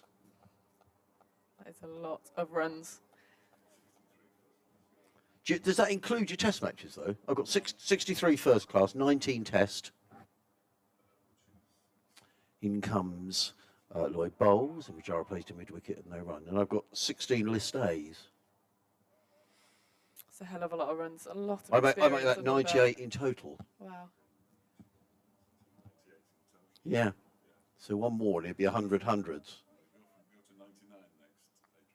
Yeah. One more he needs after this one. Yeah. But say Jeff Boycott when he got 100 hundreds, were they 100 first class? Oh, yeah. Here comes Lloyd bowls to Pujara, who strokes this elegantly. What a way to go to 100 for Chetishwar Pujara. A majestic drive through the covers. That's his 64th first class 100 to add to the 19 test hundreds and the 16 list day hundreds. In this innings, he's gone past 2,000 first class runs for Sussex. It's his 9th century in Sussex colours as well. It's been a magnificent innings from Chetishwar Pujara. 100 in 158 balls. Well batted. Sussex 333 for 4. What an unbelievable innings. Terrific from innings. Pujara. So well measured, very calm at the crease. In comes Lloyd, running in bowls to Pujara, and not taken down the leg side cleanly by Brooke Guest, who's a bit annoyed with himself, but they are tough, aren't they, down the leg side for a keeper. But top class keepers expect to take them cleanly, and he's just rehearsing it, but he's had a long day at the field as Brooke Guest. Sussex will be desperate not to lose a wicket here, because the new ball is only 3 overs away after this one. I think Derby might have a crack with it for 3 overs. Surely they have to. It's not going to get that bad in 3 overs either, is it? So they may as well. We certainly get the overs in. It was a lovely evening. In comes Lloyd bowls to Pujara, who eases that away through the covers. More runs here for Pujara. Comes back for his 2nd run. It's fielded by Lewis Rees, as he hurls the ball, and he is not happy. Lewis Rees, I think you better not interview him tonight, Fletch. End of the over. Sussex 335 for 4. Simpson 3, Pujara 102. I think we're going to have a quick change of headphones, so I'll pass these to Fletch. And I'll say goodbye for the evening. But thank you for having me on. Marie, it's been brilliant. I've thoroughly enjoyed it, and excellent work. And you've worked me out already that my life revolves around food. Your life revolves around and you've food. known me for less than a day. And I'm delighted that you're going to join us for a couple of T20s Absolutely, as well. can't wait. That is going to be great fun. I will. I haven't even got your phone number. I'll message you. Email me or email. Yeah. And then if there are any problems, this is all production on air and the kind of thing you shouldn't do on air. But Sorry about that. Any issues, let me know. But yeah, brilliant. Perfect. Absolutely brilliant. Well done. I'll see you guys soon. Enjoy the rest of the game. Marie Kelly of the Blaze, who will be in action on Monday at Trent Bridge. Go and see her. Full house. Full house. Well, there's some food and apparently some food there as well. But should be a great. But all on £6 to get in at Trent Bridge. Bank holiday Monday. Of course, I'm not allowed to go to Trent Bridge. So Right. Lewis Rees from the racecourse end bowling to John Simpson, who pushes this out into the offside, and there's no run. Yeah. Now Marie's left the room, we can say how good she was. But she was excellent. She was very good. Yeah, very good indeed. Jason's been in touch. He says, lovely commentary. And will Sussex go for it tomorrow to set 400 for Derbyshire to chase? Also, I think Robinson will be a match winner. Well, we were discussing this with a couple of people around the ground earlier on. You know, when will... Sussex have got to get the lead, first of all. I mean, there's a new ball available to Derbyshire soon. Next delivery from Rees is pushed out into the offside by Simpson towards Dahl. So I don't think Sussex are going to go mad tomorrow. And I think, the lead is now, 89? So, you know, you'd have thought they're going to want to get, they're going to bat sensibly, and I thought get the lead to, they would hope to get the lead to around 250. Look at tomorrow's forecast, Adrian. That's glorious, isn't it? All the way through to midday, glorious sunshine. Then it clouds over a little bit, and there's no rain in the forecast now on Monday either. Really? Yeah, so Sussex got all the time in the world here as Reese is in. I bowled him. Simpson's gone. Lewis Reese gets his second wicket. Wow. And as Adrian said, just before the new ball becomes available, the lead is 89, which is substantial. But Sussex are now 335 for 5. Simpson goes for 3. How often do you see that after a big partnership? The previous one, 141. Simpson out. And, well, Sussex lead by 89, but Derbyshire just hanging in there at the moment. And still the conversation goes on between Lewis Reese and Tom Longley. And he's making his point quite forcibly there, Lewis Reese. And now his point, I don't think this is a good idea, Lou, if I'm entirely honest with you. Brooke Guest has come over to try and be a mediator, and now David Lloyd is walking across along with Nigel Long, and this could be bad news for Lewis Reese. It's getting a bit ugly, actually. Yes, it's not great. I think he was pointing his finger there. He's very, very cross. David Lloyd, I think that's Lloyd, yes it is, who's got his hand on Lewis Reese's shoulder, and he's just leading him away. And I think that's wise from David Lloyd. Lewis Reese is fuming out there. He is. And you can't fume at umpires. We were talking earlier, I think when I was on with Marie. Still going on. Yeah, he's dragging him away now, is David Lloyd. This is very unpleasant, I'm afraid. And Lewis Reese will find himself in some hot water. I wouldn't be at all surprised. Whether he's in the right or whether he's in the wrong, you basically have to do what the umpire tells you. And when Manson just has a quiet word with Tom Longley, I'm not sure whether, I don't think their playing careers overlapped. I'd have to double check on that. But yeah, David Lloyd's having a conversation with Lewis Reese, who's back to the top of his mark, and that sort of detracts from the fact that he's got 2 for 25 from 6.5 overs. Yeah, in fact, when the wicket was taken, the other Derbyshire lads were in a huddle. Skipper David Lloyd was there, and that's when Lewis Reese started talking to Tom Longley. And I think then David Lloyd realised there was a problem. I think probably someone called him Wayne Madsen. Well, Brooke Guest came out of the huddle first. I think he spotted that there was that discussion, heated discussion going on. It appeared heated from here. I'd be fascinated to get the views of the other members of the press corps as well at the close of play when we talk to them about exactly how they saw that. Everybody will have an opinion, of course. It was pretty ugly, wasn't it? Sussex have sent in a night watchman, who is Jack Carson. In comes Reese Bowles. I'm not sure if it's smart. I think it's your over, actually. I think it was a good job you did that, because I missed it completely. Played into the offside by Carson. So Sussex would normally Hudson-Prentice would come in next, followed by Danny Lamb. When the last time Hudson-Prentice had a night watchman protecting him, he's angry. He's an angry man. He is. I almost wonder whether almost they'd be better off David Lloyd saying just go off and have a cold shower or something, or just get off the field and get a 12th man on here. I think they're trying to harness his anger. Possibly. 2 deliveries of his 7th over to go. He's in now, is Lewis Reese, and bowls, and that keeps a bit low, turning to the leg side by Carson. The last thing we need here is for the ball to crash into the pads of Jack Carson, and the big appeal be turned down by Tom Longley. Yes, that may not go down too well. But, we were speculating before that wicket, Sussex lead 250. They've got to get there first. I mean, the lead is 89. They're a long way away from that lead. New ball available in 2 overs' time. As Reese is in and bowls. Ooh, that nearly crashed into the pads. It's turned into the leg side by Carson. Watch this. Sweater and cap being handed back by umpire Longley. No eye contact whatsoever from Lewis Reese. No.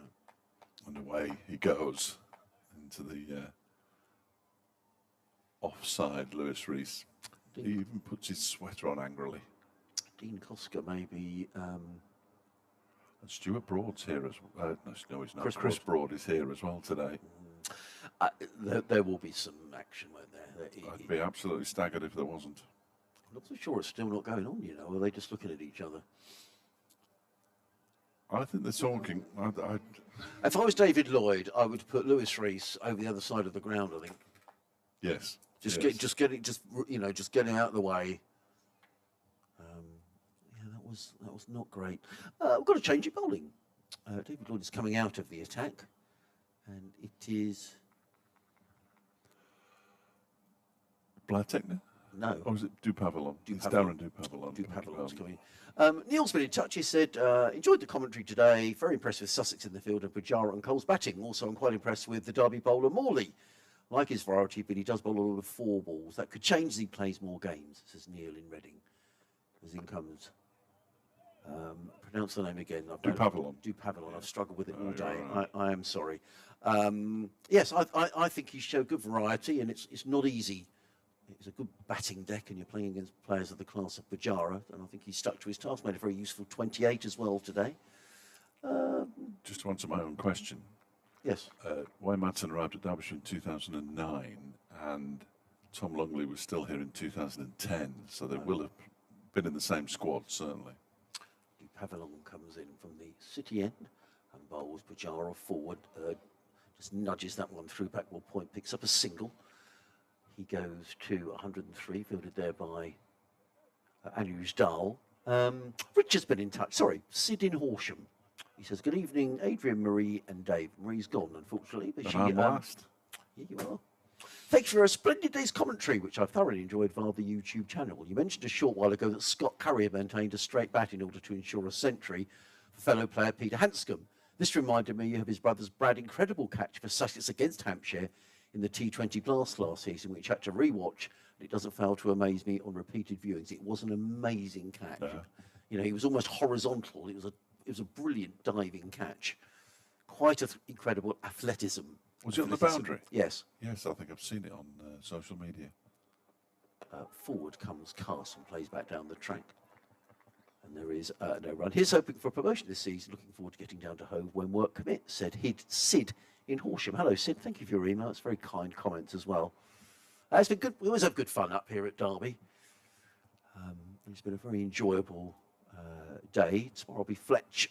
I'm not here tomorrow, but Fletch is here with Paul Fisher tomorrow, and I'm sure that will be an interesting day's cricket. I mean, you know, Derbyshire will be thinking here they're up against it, but you know, with a new ball, which I'm sure they'll take first thing in the morning. Restricted to 150. You never know. Pavilon is in again, bowls. Oh, and Carson is dropped. He's dropped at first slip. Matt Lamb. Yeah, I mean, and when you've toiled out there all day, and no chance is easy. It's a slip catch, but I think at this level, you probably expect that to be taken. The 14th catch dropped this season, the 13th in the slips.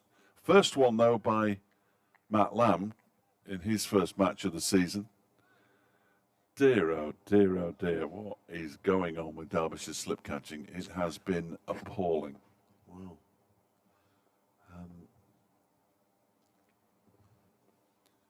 Pavilon is in again.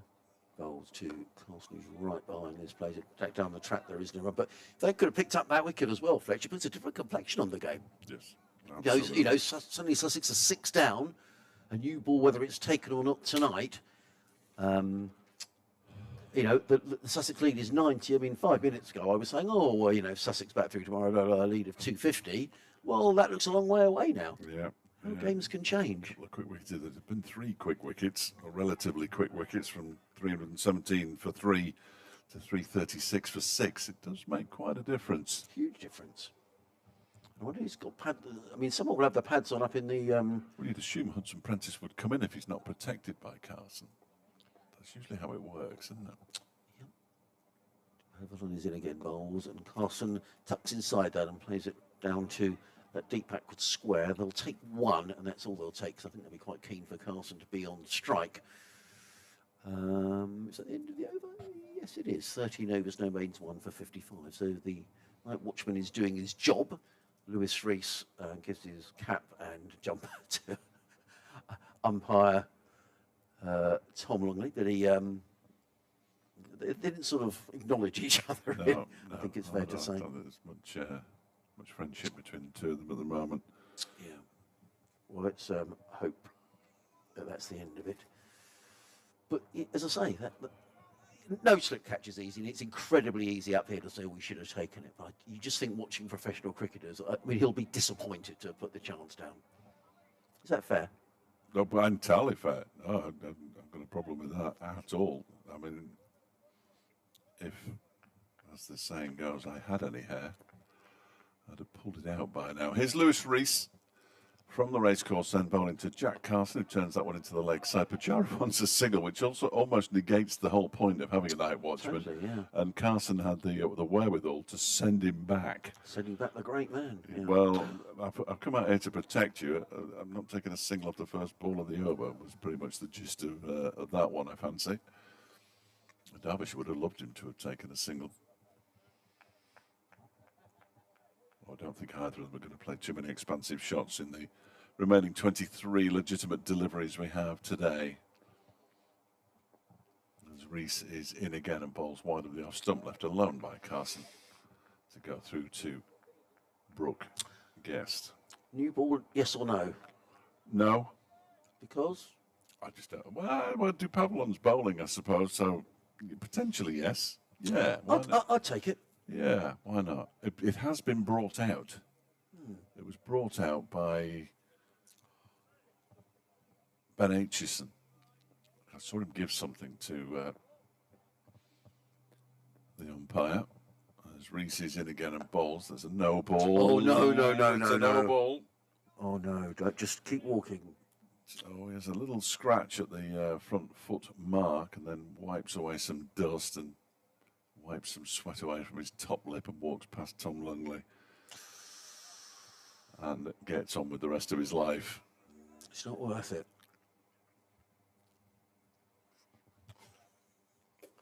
There could be a fight out in the middle. That would be exciting, wouldn't it? Yeah, I was just thinking as he walked past him, I thought, oh, crumbs. Goes Rees again and bowls. That one is pushed out into the offside by Carson. Dahl darts towards the ball, picks it up. Wayne Madsen with a big smile on his face. Almost a resigned smile on his face. Wayne Madsen. 2 for 10 in this spell, Lewis Rees. He's bowled really nicely. Well, turns at the top of his mark, halfway through his 8th over in total. And he's in and bowls. That one is off an inside edge out into the leg side. They do pick up a single, so 2 deliveries for Pujara to negotiate in this over. Get him away from the new ball. Not that he's not capable of facing a new ball, but it might just do a little bit for Pavlon, who picked up a wicket early, remember, in the Sussex innings. Tom Clark for 4. And if they could get one more out, 340 for 6 with a lead of 94 isn't as damaging a day's cricket for Derbyshire as it might have been at one point.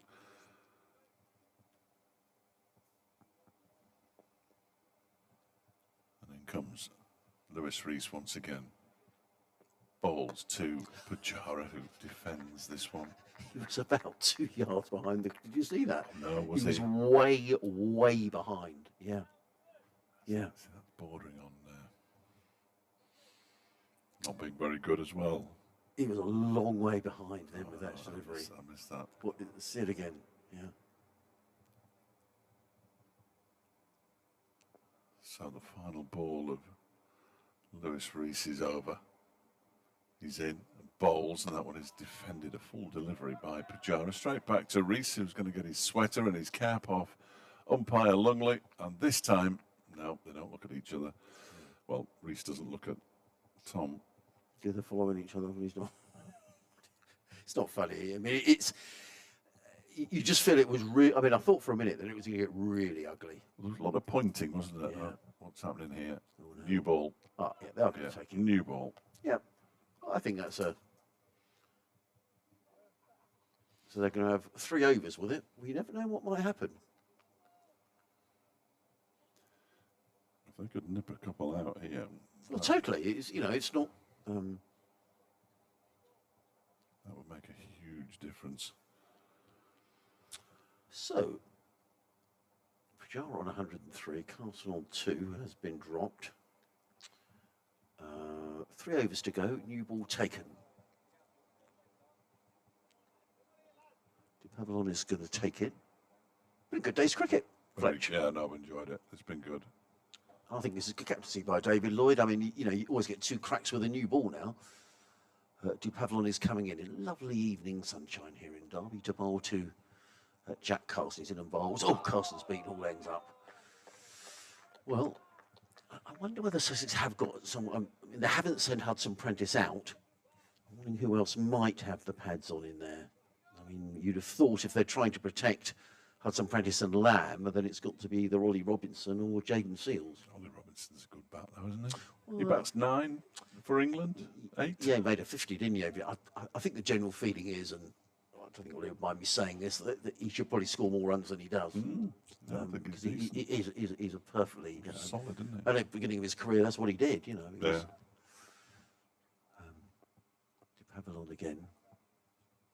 In bowls and Carson defends to backward point. There is no run, but Carson is not enjoying the quick stuff, is he? A bit like this morning with Blair Tickner and Jack Morley, tail-enders, and with the greatest of respect to Jack Carson, lower order, let's call them lower order batsmen, they don't like pace in the same way that top order batsmen do when they can use the pace to their advantage.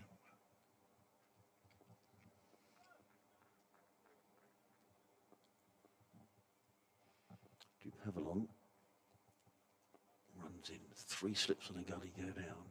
He's in and bowls, Carson's up on his toes, and he's going to get runs here. I don't think he's going to go all the way for 4. Unused Dull sprawling away, he can't get a hand to it. He's chasing back towards the boundary. Well, they're going to come back for a third. No, I don't think there was a third there. And really, they shouldn't have looked for the third, because the idea is here for Jack Carson to protect Checheshwar Pujara. A bit early in the over for Pujara to be exposed. Yeah. Come on, lads, you probably hear the crying. Oh, it's 10 to 7. I didn't realise quite how we... It's always 10 to 7. It'll be 7 o'clock by the time if it's half an hour late. Sussex were a long way behind on their over rate. They'll be keen to make that up in the -3. To Pavelin again, bowls clipped away by Carson. It's a nice looking shot by Jack Carson. Is he going to get a boundary? No, he's a couple of runs backward a square on the leg side. He goes to 6 rather, 3:44 for 5. Thank you everybody for all your messages throughout the day. It's been great, great to have your company, and you know, lots of interesting emails. I love it, Fletch, when there's people listening, you know, literally all around the world. It's incredible, really. Isn't it? It is incredible. It is incredible. You know, it's great to be able to sitting here and commentating on a game we love with your good self and Marita. It's been really, really good fun. And this game has got, I mean, Sussex are in the driving seat, but they're not home and dry by any manner of means. It's not dead yet. No, it's not. It's just about got a pulse.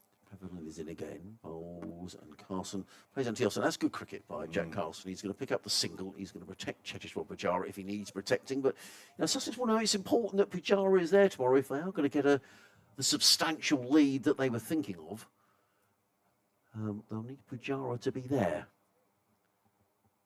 And you know, a new ball available. You imagine Blair Tickner will be running in hard tomorrow with that. And, you know, Derbyshire will be telling themselves, you know, if we can restrict the lead just as much as possible and bat through tomorrow. I mean, it's a decent batting track. There's no reason. It's going to be a lovely sunny day tomorrow. No reason why Derbyshire shouldn't post a decent second innings score. I can think of a couple, but you're right. Pavelon is on his way. Over the wicket bowls, and Pujara is right in behind that with that sound, solid, trusted technique. Plays it out into the offside, and there is no run. End of the over, 3:45 for 5. So the Sussex lead is 99. We did speculate, Fletch, at one stage. We thought it might be, you know, comfortably around 150 at close of play. Yes, that's true. So Derbyshire have done very well here. They, you know, they're stuck at it. I think they've fielded well. Obviously, the slip catch that's gone down there has been a blip, but they have fielded well. And it's like 100-run lead. We thought that would be the minimum. So I think Derbyshire deserve a lot of credit for that. But Sussex still very much in the box seat. It's Reese with the new ball. Is this a good idea? Well, joyous news from Padiham, where after Black Rod Bed 171, they have Padiham at 43 for 8 after 16 overs. Wow. victory incoming. Here's Lewis Rees in and bowls to Carson, who defends the first ball back to Lewis Rees, who then tosses the ball to Anuj Dal, who's got the sun straight into his eyes, and he had to be quite sharp not to get clonked on the head, which he managed to avoid. He's polishing the ball furiously now before returning it to Lewis Rees, who's going to bowl the next delivery. Somerset have won that game against Essex at Taunton by 3 wickets inside 2 days, 170 for 7 in their second innings. Rees bowls, that's down the leg side, nicely taken by Brooke Guest, just bending down and moving slightly to his left. They finished for the day at Leeds, where Yorkshire 295 for 2, leading Glamorgan by 74. Joe Root's done a lot of damage there, I believe. In 92 not out. In fact, Finley Bean 140 off 145 deliveries with 24s and 4 sixes. Ouch. Good little cricketer, Finley Bean. Really good. As Rees is on his way in again, past umpire Lungley. Bowls, and that one is defended by Carson up towards mid-on, where Wayne Madsen does the fielding. They're still going at Lords. Middlesex are 53 for 1, trailing Leicestershire by 253. Still going at Old Trafford as well, where Lancashire, following on, are 104 for 3, still trailing by 65. So a bit of work for the Red Rose to do. Still at Old Trafford. Here, Sussex 345 for 5, leading by 99. As Rees comes in and bowls to Carson, who just pushes that one out into the offside. Fielders getting very excited late in the day. Not 100% sure why, but they do. Well, they tend to.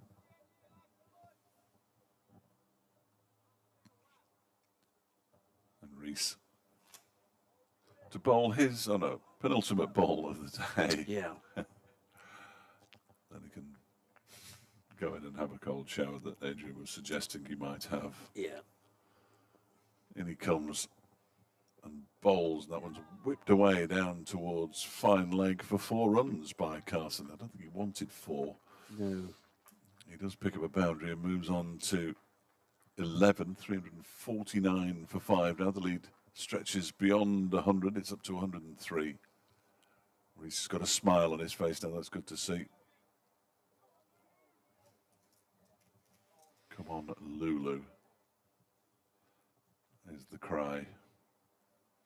That's his nickname, is it? Well, I've never heard anybody call that to him close up, but it could well be. They might just be getting a little bit overexcited. As we wait patiently for the final ball of Lewis Rees's current spell, which has been a pretty decent one. He's going to reinforce he's going to have a leg slip. I think it is. This spell is going to be 6 overs, couple of wickets, 1 maiden in there. He's conceded 17 runs so far, and he's in now and bowls to Carson, who whips that or tries to whip that away. It's gone down the leg side. It's a good stop by Brooke Guest, and it means that Cheteshwar Pujara will be on strike for the first ball of the final over, to be bowled by, I have no doubt, Darren Dupavilon. And Rees finishes with the day with 9 overs, 2 maidens, 2 for 32. He can be pleased with his bowling. If not, that little contretemps with umpire Tom Lungley. And we await further developments.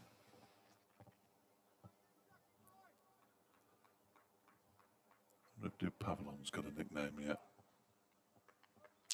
Deploy was called Duppy, so it could be Duppy too. Right. So, last over of the day.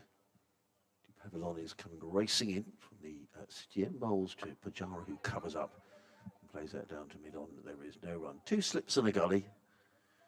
There is a sweeper on that extra cover boundary, and Ujdal, who's chatting away to the ground staff. I wouldn't be a bit surprised if they don't bring him up inside to catching position here, because I can't see Cheteshwar Pujara taking too many chances in this over. No. There is a man on the mid-wicket boundary for it, just in case. Yeah, unlikely. Important for Sussex that Pujara stays through this over, leading by 103. In comes. Pujara just eases that out of it. Well, he's off strike now, so probably that's the last ball he'll face today. Dupavalon raises his arms in the air. Single to Pujara, he goes to 104, and Sussex to 350 for 5. So a third batting bonus point for Sussex. That's another objective tomorrow. They'll want to get to 450 if they can. They'll have plenty of overs, 28 overs to get there. No, they're more than that. Yeah, no, 27 overs to get there. They'll be all right. I think it's going to be really close, this second division. So if you've got a chance of getting a point here and a point there, they'll tot up over the course of a season. No, Pavilion is in. What a lovely evening. Lovely sunshine in the bowl. Oh, Carson. Oh, what has he done there? Well, he's top edged that. I mean, he's gone for 4, down to third man. If there'd been a fly slip, he would have been out. Well, I presume that was an intended shot. It was an extraordinary I think he was shot. trying to do that. Whether he was trying to do it off the edge of his bat, I'm not entirely certain, but he was certainly trying the uppercut. Well, it's quite brave against a new ball, against a bowler of Pavilions' place. I think, in fairness, because of the vagaries of the regulations of cricket, if he does get out, that's the end of the day's play. So it won't be the major. No, you're right. You know what I mean? So if he can hit another couple of boundaries in this over, Yeah. a bit like the Derbyshire tail. Yeah, it does. It might wag. And it did wag this morning. 246 eventually Derbyshire all out for. Dupavillon is in bowls. And Carset is... Oh, very nearly caught and bowled. I don't think that goes down as a chance. I think he quite got there. It was short and he was right in behind that Carson. The ball ballooned away off the top of his bat. And Dupavillon came tearing down the wicket. And very nearly got his hand underneath it to take the catch. I don't think he quite got there. Or do you think he got a hand to it? I'm not 100% sure that he didn't, you know. Really? Yeah, I'm not 100% certain. I'm hoping that Stevens got his eyes and ears on this, because he advised us earlier that he'd replayed quite slowly. I'm just watching it again now. The ball goes up in the air, and I can't really see because that one was from behind. I wonder if we got the original. No, that is the original. That's no good. Dupavillon. In again, bowls. Oh, Carson very nearly played on a big thick edge. Dupavillon can't believe it. He's got his hands on his knees. 354 for 5. Pujara at 104. Carson on 15. We have got one more ball to go in the day. That was a poor shot from Carson. I've just seen a replay of that. He had no need to play at that ball at all. But those are not on the top order of the batting lineup. Quite often do play at deliveries like that. They get tempted, can't resist it.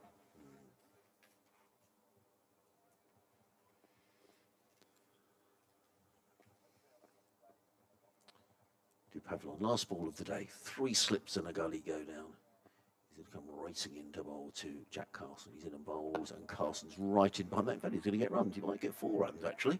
Just leans on that, the ball goes 3 mid on, and he's going to come chasing back. Is it going to go for 4? No, it's not. They're going to pick up 3 runs. So Jack Carson will have the strike first thing in the morning. So there we go. At the end of a thoroughly absorbing day's cricket. 357 for 5. Sussex. With Chechua Pujara, another master's innings from the Indian batsman. 104 not out. Jack Carson is on 18. He was dropped before he'd scored, Jack Carson. That could prove, well, who knows whether it'll prove costly or not. We shall see. But Sussex go off the field leading by 111 with 5 wickets in hand tomorrow. Thoroughly enjoyable, Fletch, today. Absolutely. Handily placed. I thought Darren Dupavillon caused a number of issues for the batters and didn't get the rewards. Tickner bowled very well indeed. There were too many loose balls from Derbyshire, sadly, and Lewis Rees will be awaiting a knock on the dressing room door after that discussion, heated discussion with Tom Lungley. It's Chechua Pujara who quite correctly leads the players from the field and up the steps towards the players' pavilion We will be back for another 104 over day tomorrow. I'm actually looking forward to it, but quite frankly, I'm looking forward more to my tea with Sussex leading by 111. We'll see you tomorrow.